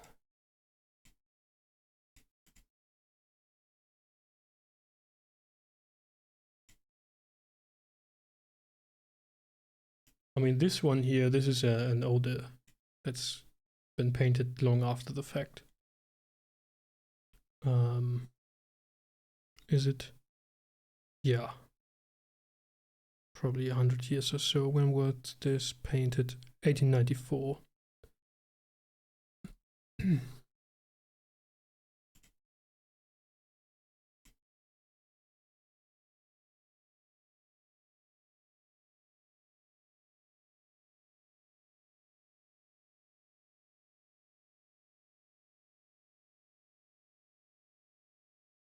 This one here is much closer. Painted 1812, so only 3 years after the fact, but this arrangement again is romanticized. Napoleon wasn't even close to the place where he got wounded.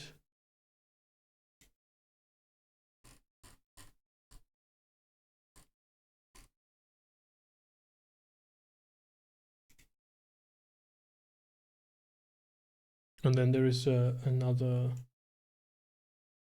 this one, what's that called? Lithography or something.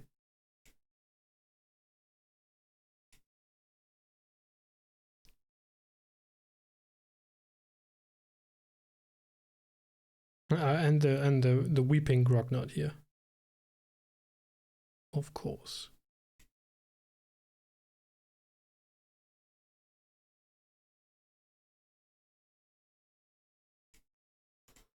Well, all the marshals are very interesting characters, especially Lan for his very special, I don't know, friendship,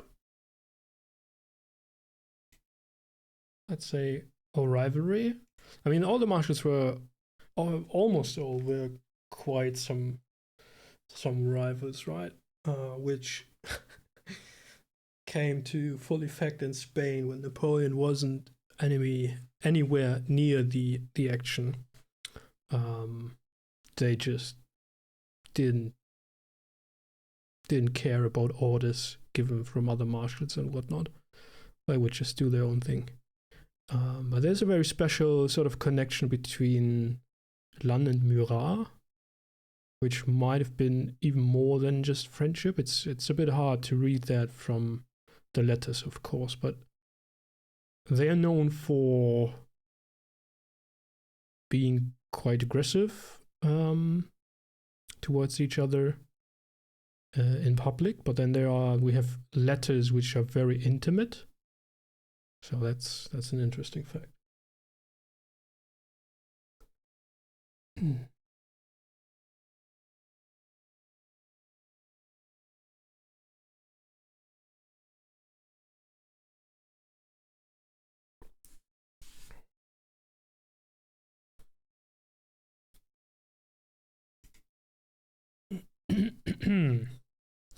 Well, so by now I only have two battalions still in combat. Or rather, units worth 2 battalions. They are all mixed up by now. And as it looks, this one will rout next, these 2 units.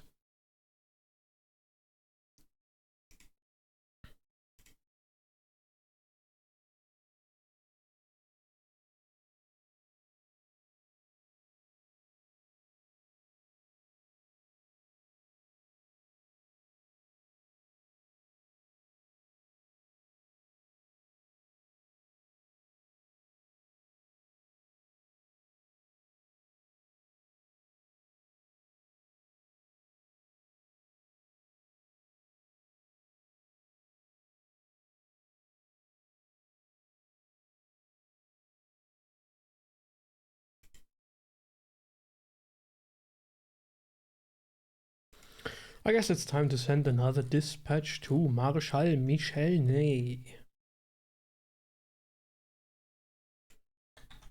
Marshal Ney assumed near Elchingen. Don't need to send a copy to Vilat. It is now. How late is it? 11:15. Maréchal.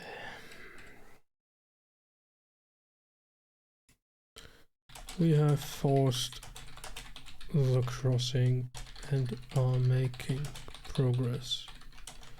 My brigade is almost exhausted. General Vilat. is taking over. No, is reinforcing the efforts with his fresh brigade. I have been hit by cannonball and cannot move. I cannot. Simply cannot.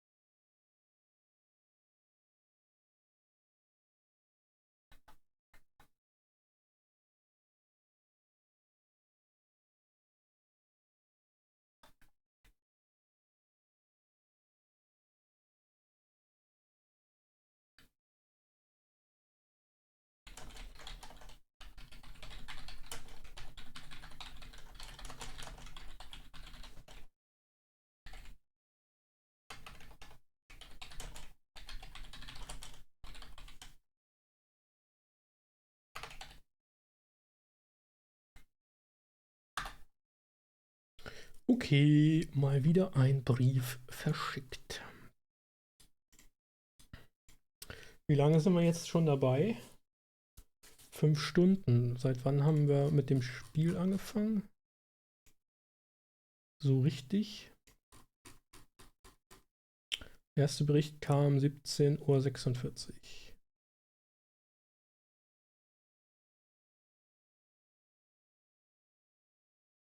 Also sagen wir mal 18. 4 Stunden. Und wir haben in-game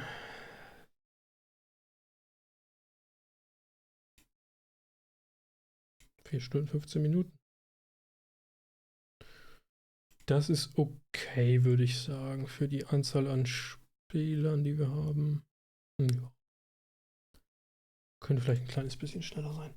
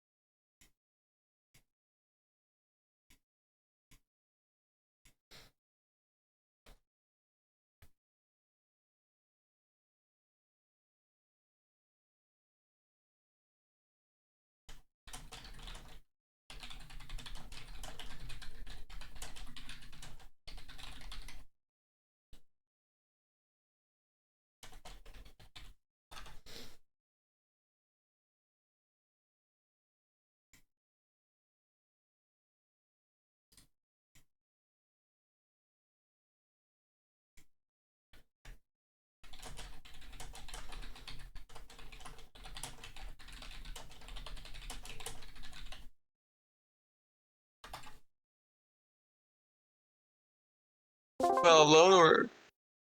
Hello? Almost. What? No speaking. Where am I? Oh, are we in heaven? No speaking, guys. No speaking.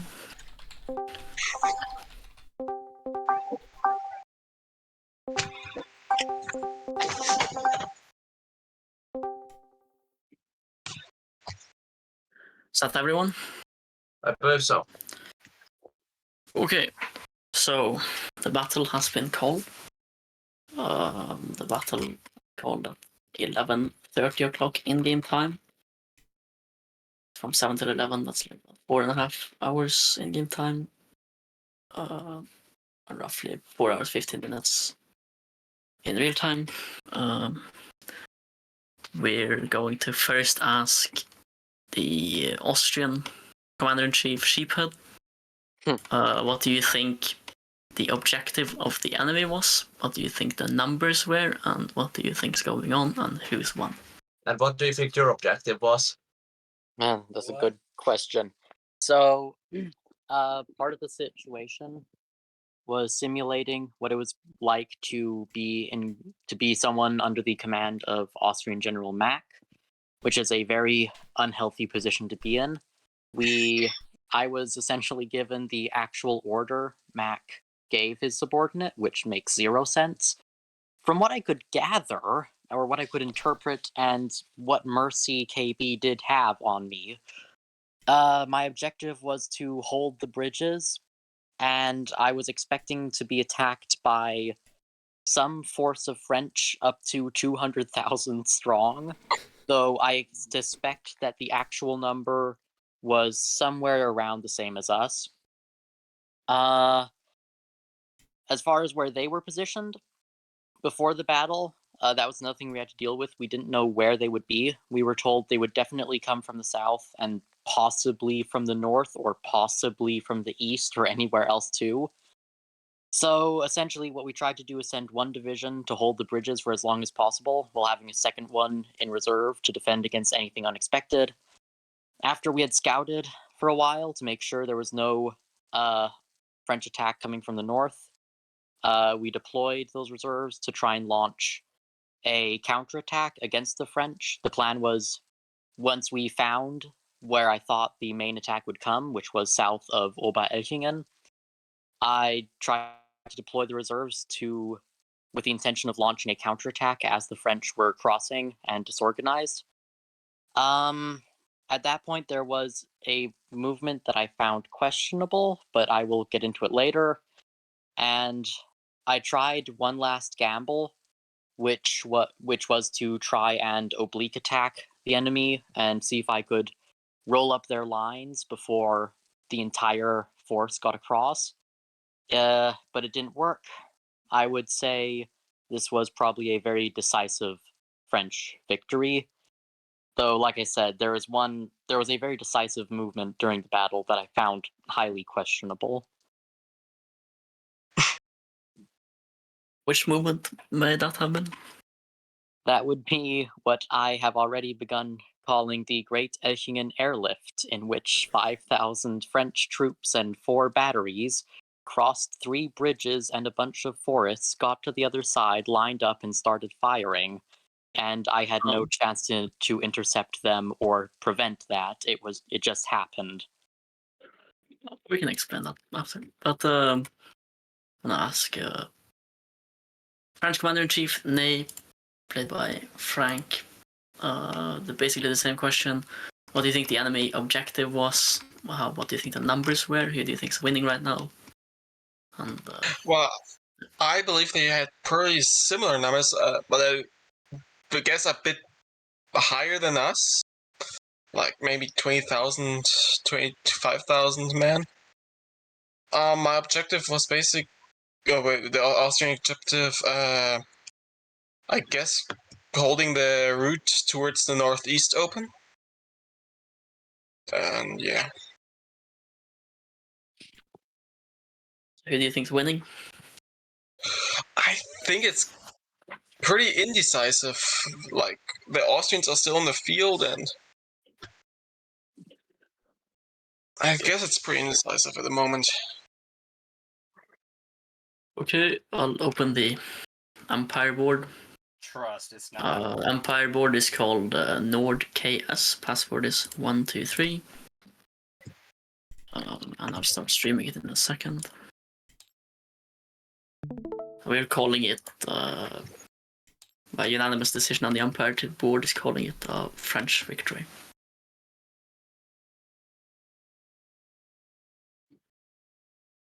Ignore this file. No, that's interesting. So once everyone's in, I can go through first why we're calling it a victory now, and then the chronology of the game, because I have game saves from throughout the game we can go through. Basically, why we're calling it is that the French have broken through with one of the divisions, or at least a brigade, on the left, and they're going to roll up this and potentially continue further this way. The Austrian attack has not been decisive enough to the point where they're going to be able to dislodge the French positions and roll them up to the river, if you take into account the Grand Battery. Also, this poor player has not seen any action. Yeah. Really? Okay. Yeah. Fair enough. He's just been basically, here's the order of battle.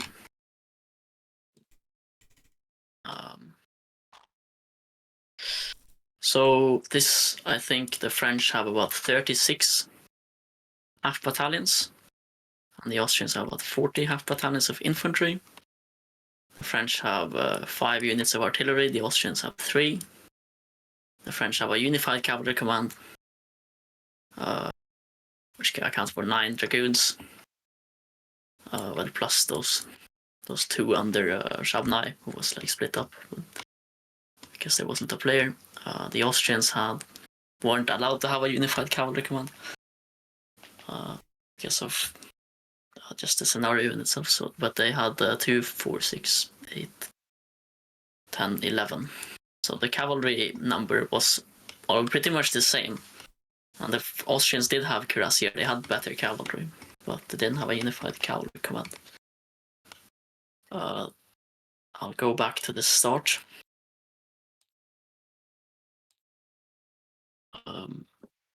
At 0700.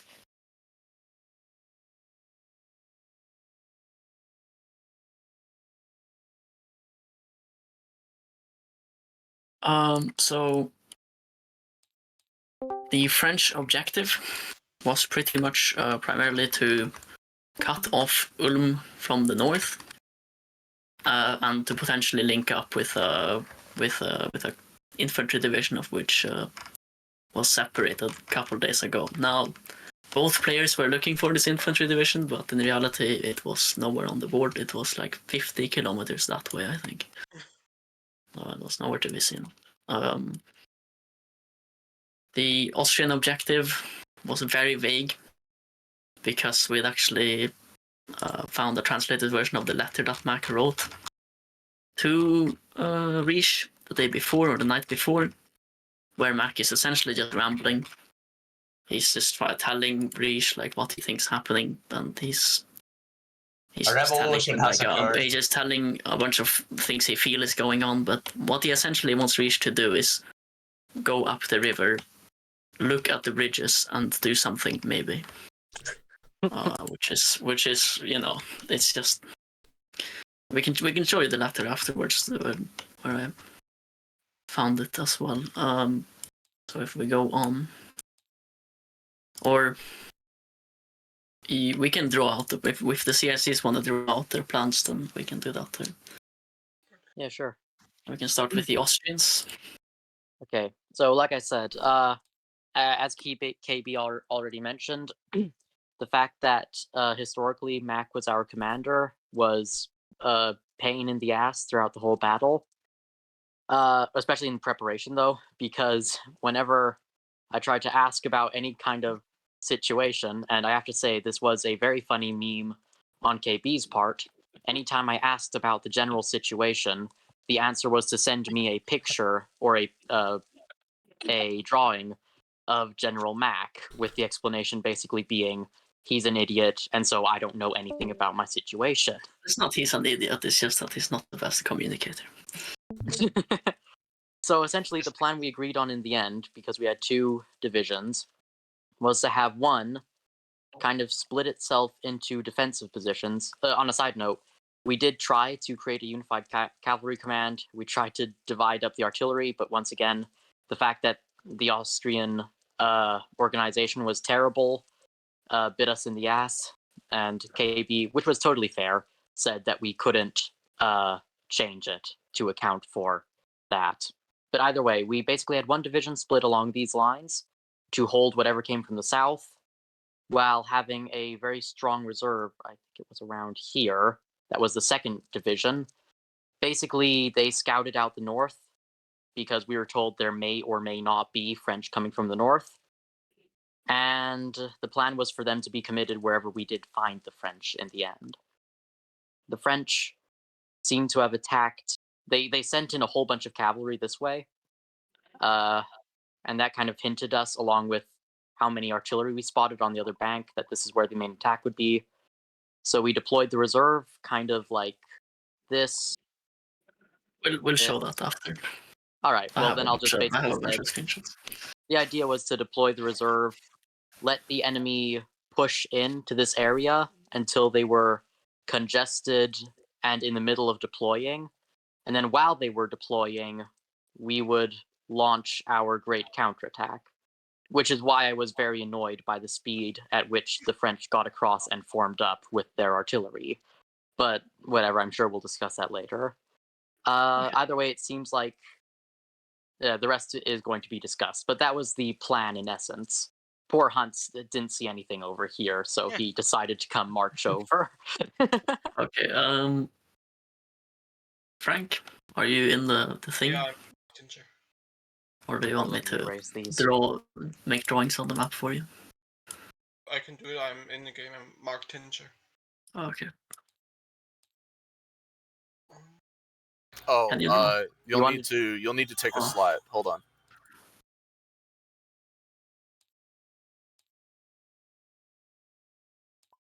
There you go. Okay. My plans, as I thought the Austrians would be in Ulm trying to get out, was actually exactly others. So making here 1 division holding, and around here 1 division. And the army was pretty much split in half. The 1st division, no, this. I was getting confused. The 3rd division, which I've pushed here, and the 2nd over here. And once I saw the Austrians here in the town, I thought they were already getting out. So I let the dragoons attack, basically suicidal attack, to delay them so the infantry can come up. And, well, the infantry was too slow to hold the northern banks, so could track back to the islands. Then I searched the whole time for my artillery reserve, which I thought was with the 3rd division, but then it was with the 2nd division, which I found around here at the time. Took with me the 3 artilleries, set up on the island and pushed north, while the 2nd division was pushing around here. We can go through the chronology of what happened. I'll open 0745. So it's just a bunch of marchings happening. But this is like first contact. Where we have the dragoons have moved up. They're watching as the Austrians are entering this town. Like 300 meters ahead of them, they can see the Austrians entering the town. Ney is here. They're discussing whether to do that charge or not. Austrians up here are still on the march. I think this division was sent north. Under Hermann to look for the Ghost Division, as it was finally labeled.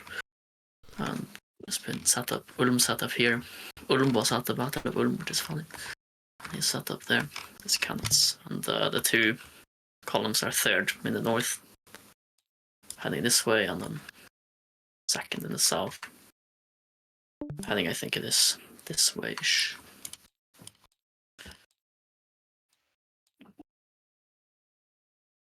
I'll jump to, I think this is 0815. Or it's in the middle of processing the 0800 to 0815 turn. So it's like 30 minutes in the future, roughly. We can see that the charge, yeah, this is 30 minutes in the future. So the charge hasn't worked out, and they've come back and they've reformed. These guys have gotten off their horses and gone in to start fighting the enemy. And these guys are getting off their horses to go take their place. Which is, not a typical Napoleonic Dragoon behavior, but they did have the equipment and the capability to do so. Oh, Dragoons! Man, Really... Nate came back and was like, "Oh, the Hussars have dismounted and they're fighting." Oh, and I'm like, that would be stupid. Please. We'll do this later. Next is 0915, an hour in the future. Things have had some time to develop. But to be fair, the Hussars also had, of course, pistols and at least carbines. Yeah. So the Austrians have effectively been able to make counterattacks, forming up and just steadily advancing. There was a big dragoon charge, a full dragoon regiment against some infantry here. Then came the enemy cuirassiers and destroyed those dragoons. Then came some more dragoons, which were then subsequently destroyed by the cuirassier. And then came some more dragoons, which managed to destroy the cuirassier. And then killed the commander. But after that, the remaining dragoons, having suffered very extensive casualties, dismount and they try to form a line roughly here. They are eventually bayonet attacked, and two of the squadrons are unable to make it out. The other two rout over here, and the other two surrender. The artillery is just set up. It's not really doing anything. I mean, there's smoke there, but it's not been firing for very long.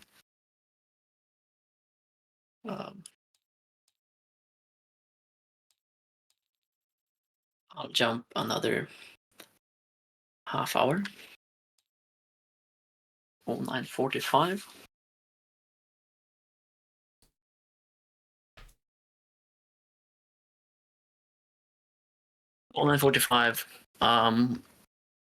I don't really know much about this incident. I think some of the soldiers were like resting there, so Dogpilot made up some RP for them that they were looting, and hence the Austrian commander ordered the building set on fire, or something like that.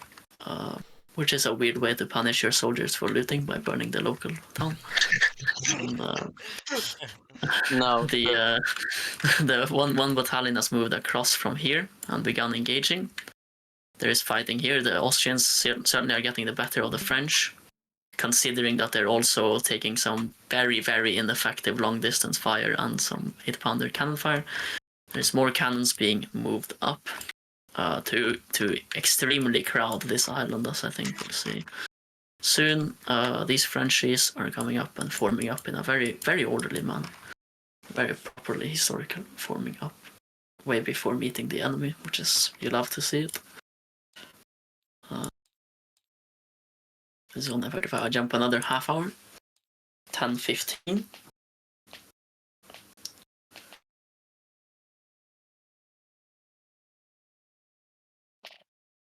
Okay, so by 10:15, well, the first 15 minutes is spent the enemy retreating, and then they continue retreating, and then we have this crowding going on as these guys move to the second island, and the first infantry moves across. This is probably the next turns, probably when we will see this quote-unquote airlift happen. Sheephead was talking about. But yeah, the Austrians are pretty much formed up here. They are, I think, a little over 700 meters away from the riverbank. Town is still on fire. These cannons are shooting over the heads of their own men. It's not recommended. Your men don't like you when you do You probably will have some trouble dealing with them tomorrow. If they're not dead. What time was this? 10:15. So we moved to 10:30 to see the infamous airlift.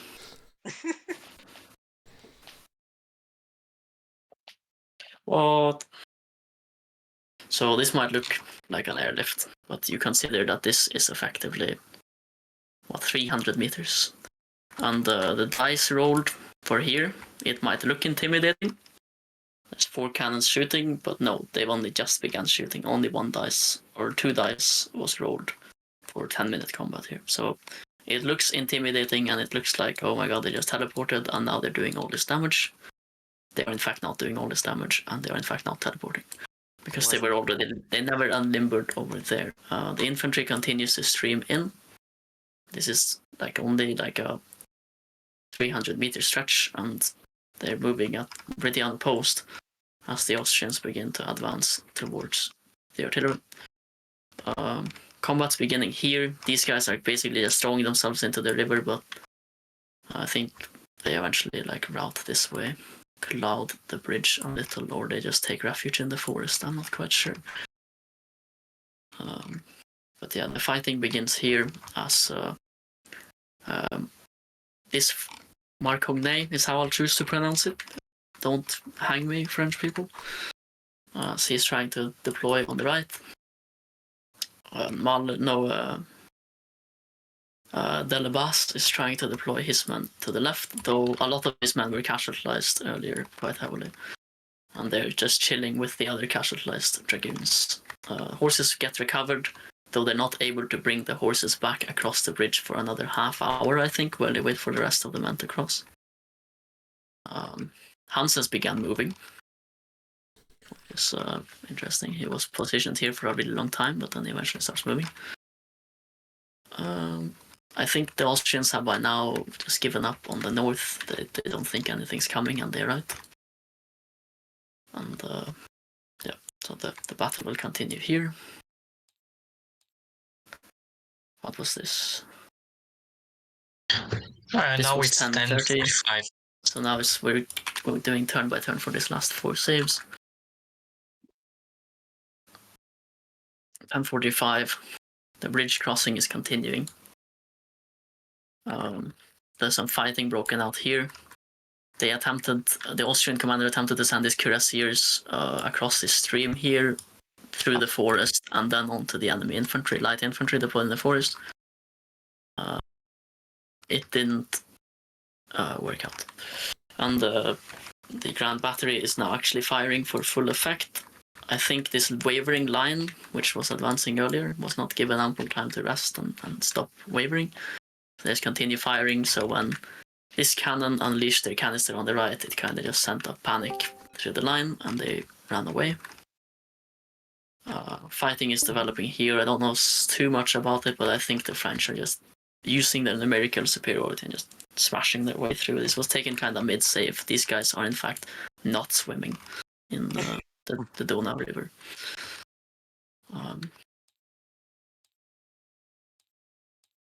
11 o'clock.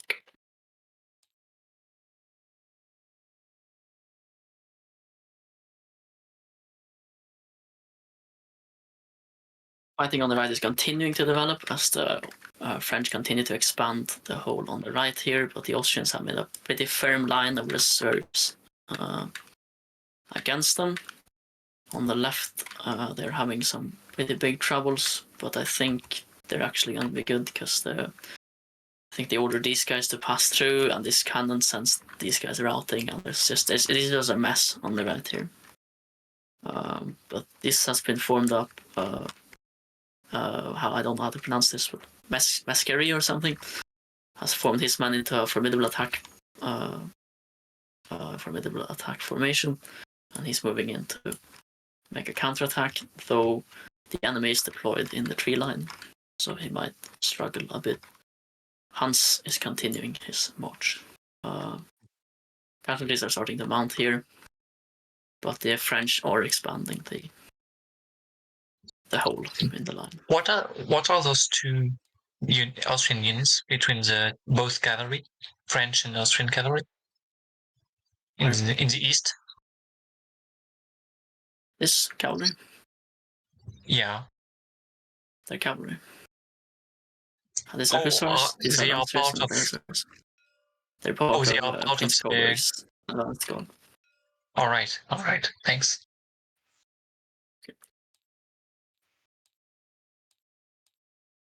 So we go to what this was 11 o'clock, it looked like, so 11:15. The attack. Ugh. The final reserves on the left seems to be getting thrown in. I know that these guys are gonna come ordered in here in a moment and do a lot of damage. But yeah, this attack here is beginning to develop. They're actually getting the better of the French, despite the French having the tree line. Huh? Those two cav there did absolutely nothing for the entire game. Oh, there was a charge, no? That was like 45 minutes ago. The charge you're Oh, thinking okay. of happened way earlier. Oh, that's these guys. Oh, okay. Well, there was a charge, and that's, probably why these guys are running. Or it's in these guys. A lot of casualties was inflicted in accuracy charge. But the attack here is actually making some headway, though a runner is sent from Delvas to retrieve these guys and to cover this flank. At the same time, the reserves are deployed to outflank these guys, but they just end up extending the line mutually. Laplanche finally gets his horses back across, reforms his men. For some reason, he reforms them in the forest, so they're not really in formation that well. And he's been notified that one of his hussars has spotted some cavalrymen to his east, so he's kind of looking out for that. I think the Austrian commander was also notified of the same when he was over here. Yeah, but I Just I ignored thought it. they were more over here. Oh, okay. Yeah, that's. Which is why I moved over to this location first. So this was 11:15, right? So let's end state 11:30.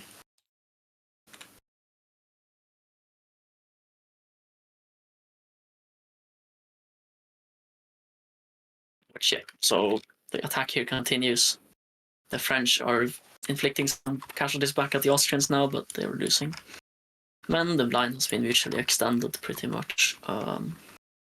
The Austrians have been, it's not very good what's happened to the Austrian front line here. They still have some good reserves, but the real big development is the fact that this entire brigade is now across, and it doesn't look like the Austrians have the firepower to dislodge the French entirely and push them beyond the Grand Battery.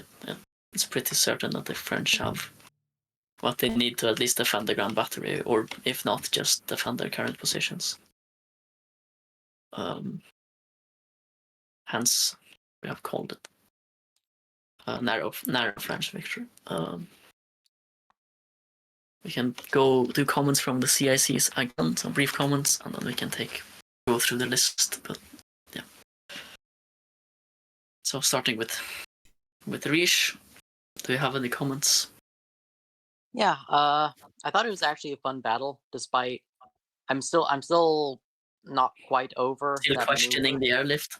Yeah, because to be honest, it's not necessarily the movement speed that shocked me in that. It was the fact that they had 4 artillery batteries crowded on this little island, a whole bunch of infantry crowded on this island, more troops just next to the road here, and then they pulled what felt a lot like a Napoleon Total War maneuver of just having all of these units bunched together, rush across the bridge, and then form a perfect line on the other side and start firing in 15 minutes, which felt a lot like Napoleon Total War to me, which is why I started calling it the airlift. But at the end of the day, it is the umpire's call. I just found it questionable.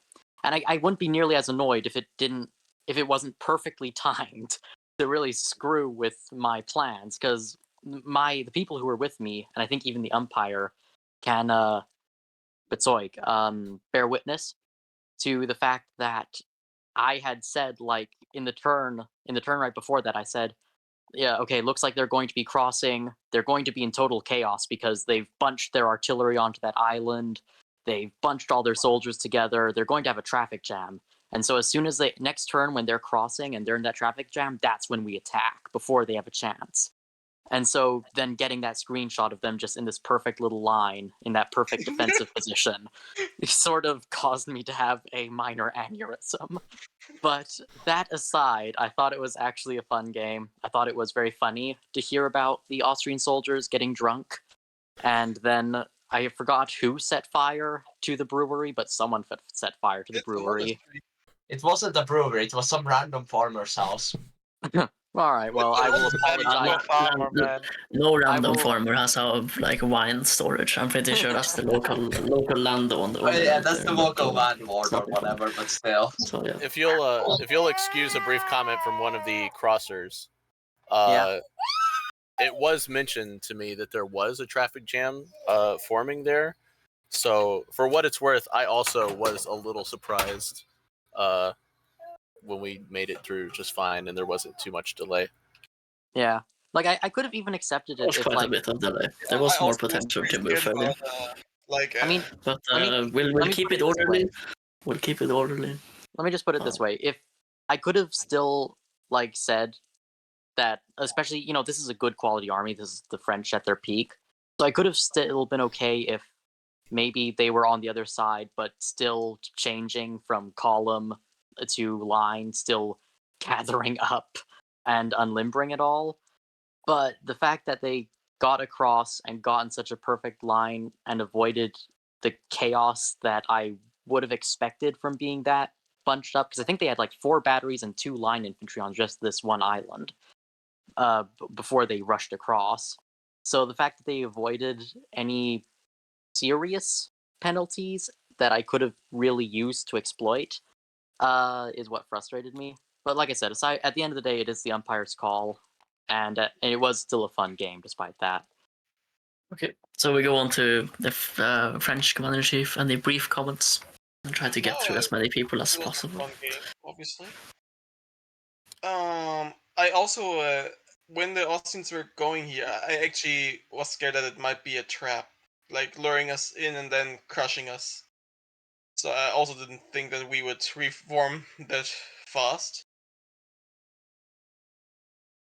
Well, kudos, you predicted exactly what I was trying to do, so... Yeah. Okay, so... I still went in for it.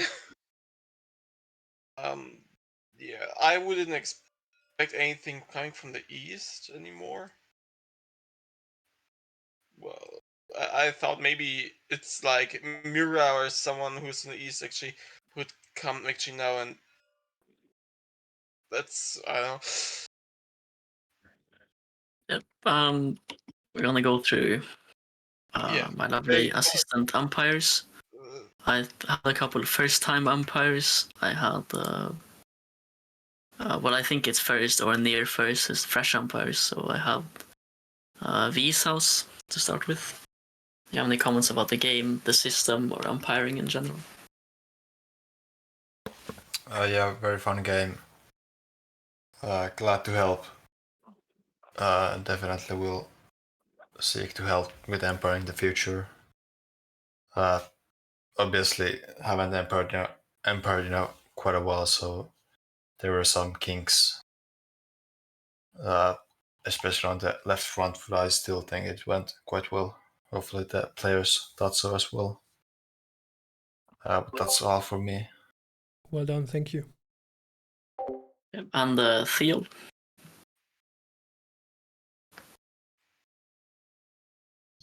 Is Theo here? You got your mic muted, Theo. Okay, jump on to Jack. Jack, you've umpired the system a couple of times before.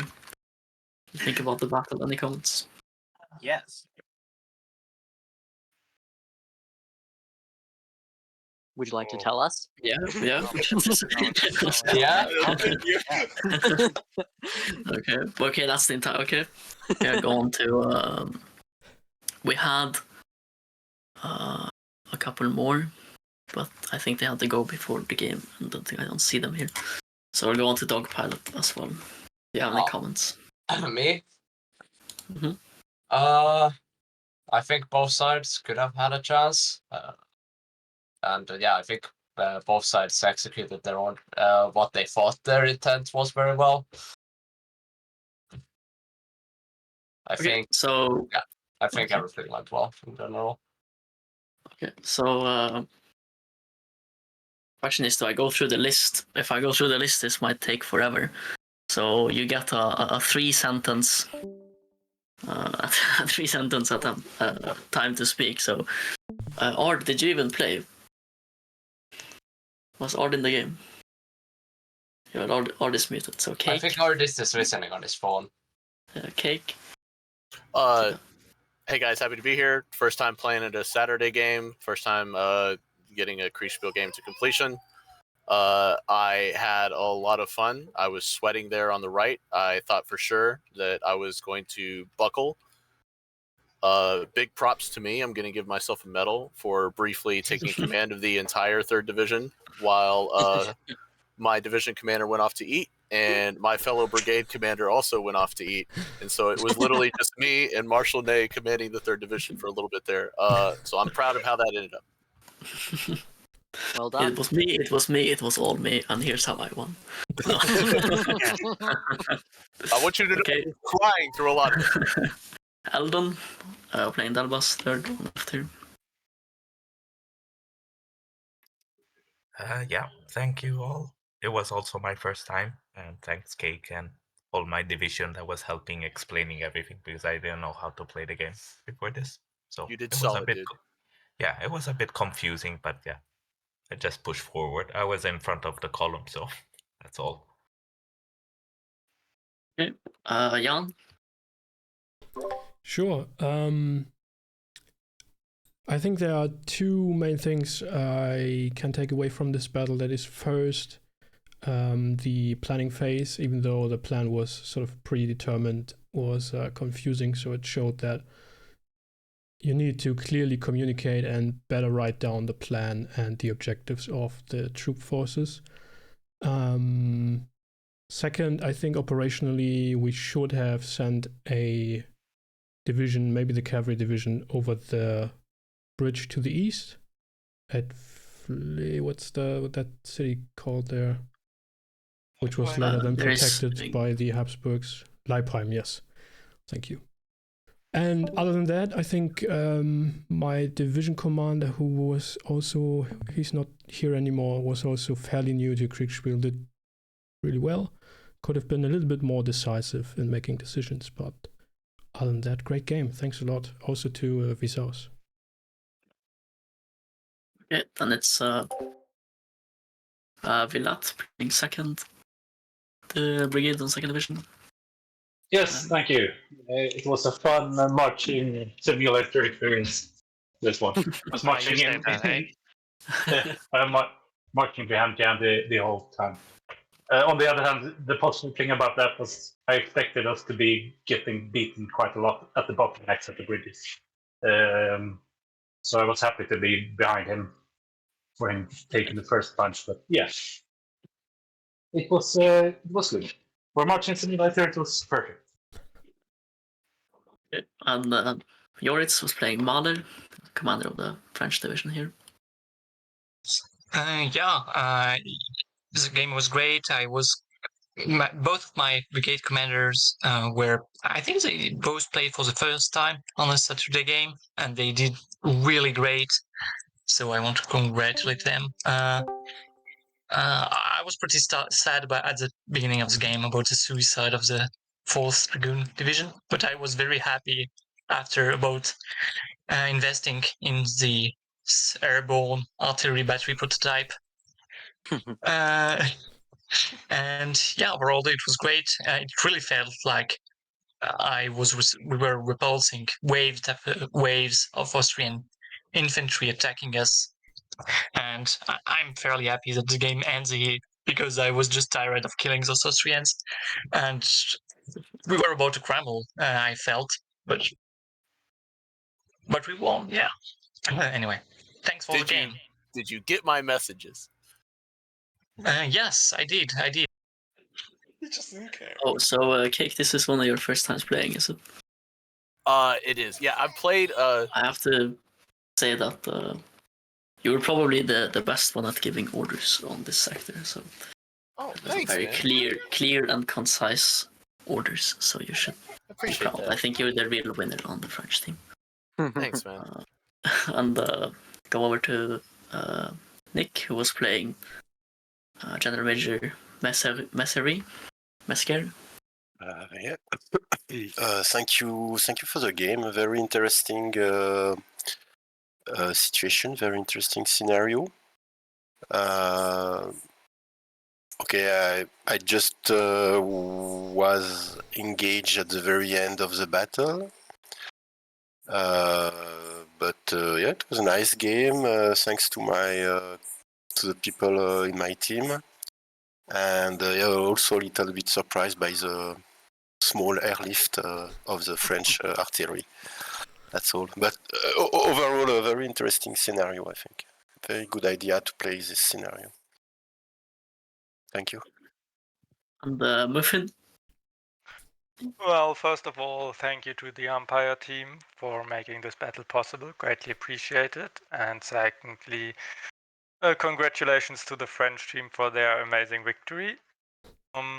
I think it has been talked a lot about the airlift. I hope I can discuss that later with you. But the thing I want to highlight is that I take away from this game that I definitely need to be in play as a commander. Again, it was my first time having not directly units under my command, but other players, and it was a lot of fun. I had very capable sub-commanders, and who never got tired of sitting in reserve, which was great. But I want to highlight the decision just very quickly, where I had this last of our unengaged reserve and had to decide where to commit them. And in the end, I decided for this one because this looked more threatening. But I did not have to do such decisions before, and it was really fun having to do that. So that was just what I wanted to highlight. Okay, that's Hans, the man on the march. Hey, it's me. Each time I play in this open Saturday hosted by Kiwi, I never see combat, so I might as well just get used to it now.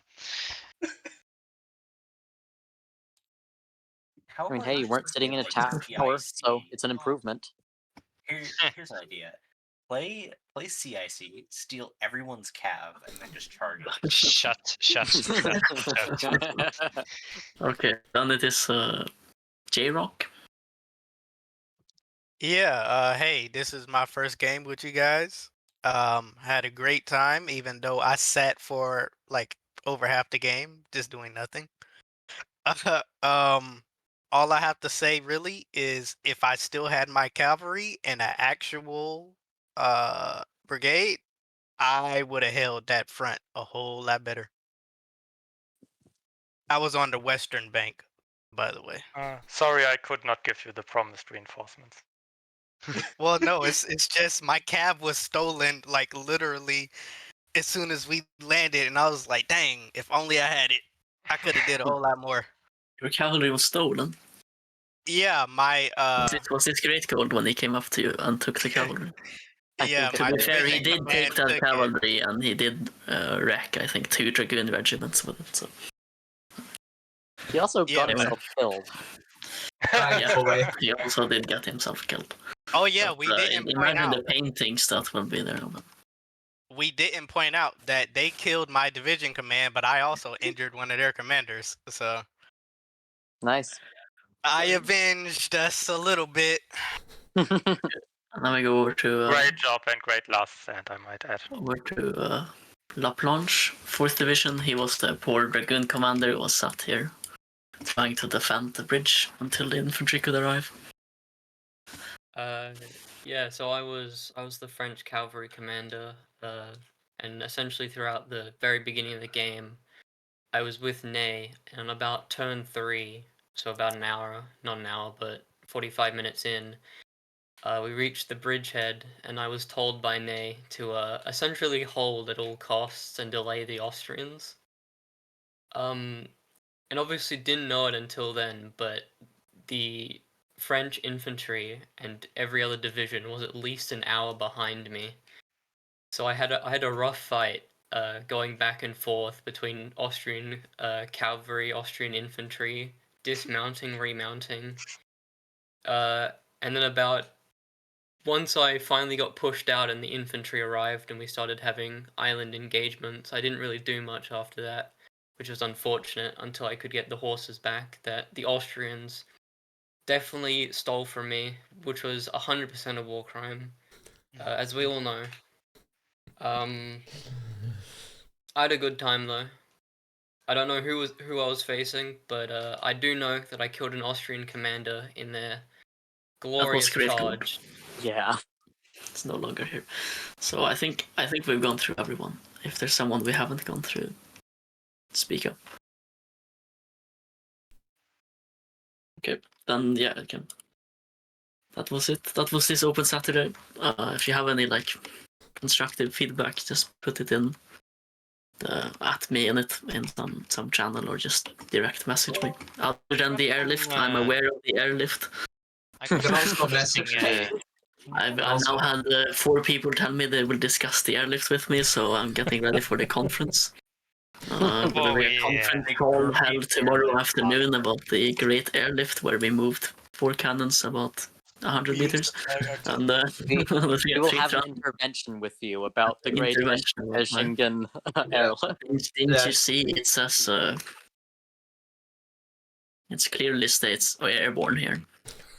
So clearly we can drop this in across the map. Thanks for running it, dude. I really appreciate it. I had a lot of fun. Yeah. Yeah, no, definitely. Yeah, it was great. Thank you. I know I complained a lot, but seriously, GG to my team, GG to the other team. Well done, and thank you for hosting. And rip to Great Gold. Y'all definitely had me sweating. Y'all had me sweating. So I thought for sure I was gonna come apart. I was sending like dispatches to my division commander, like, I need help. I need help yesterday. I need help yesterday. Okay. There was a dispatch every single turn. All right, I think that's it for today. Although I was talking about playing Magic afterwards, but I've been streaming for 6 hours now. I guess I better take a break. Maybe I do a spontaneous stream tomorrow. I need to update the database anyways. So hope you enjoyed the game. Was indeed an interesting scenario, even though not everything went as it could have gone, but that's the purpose of Kriegsspiel anyway, to make mistakes and learn. And it was great to have so many new umpires and players, actually. That's always great to see. And hear that they, most of the time, do actually enjoy that, even if they are sitting around for half of the game or marching through no man's land. So, I'll invite you all to join the International Kriegsspiel Society. Hop in and play with us if you are interested. And otherwise, I will see you on the next adventure, I guess. Good night and bye-bye.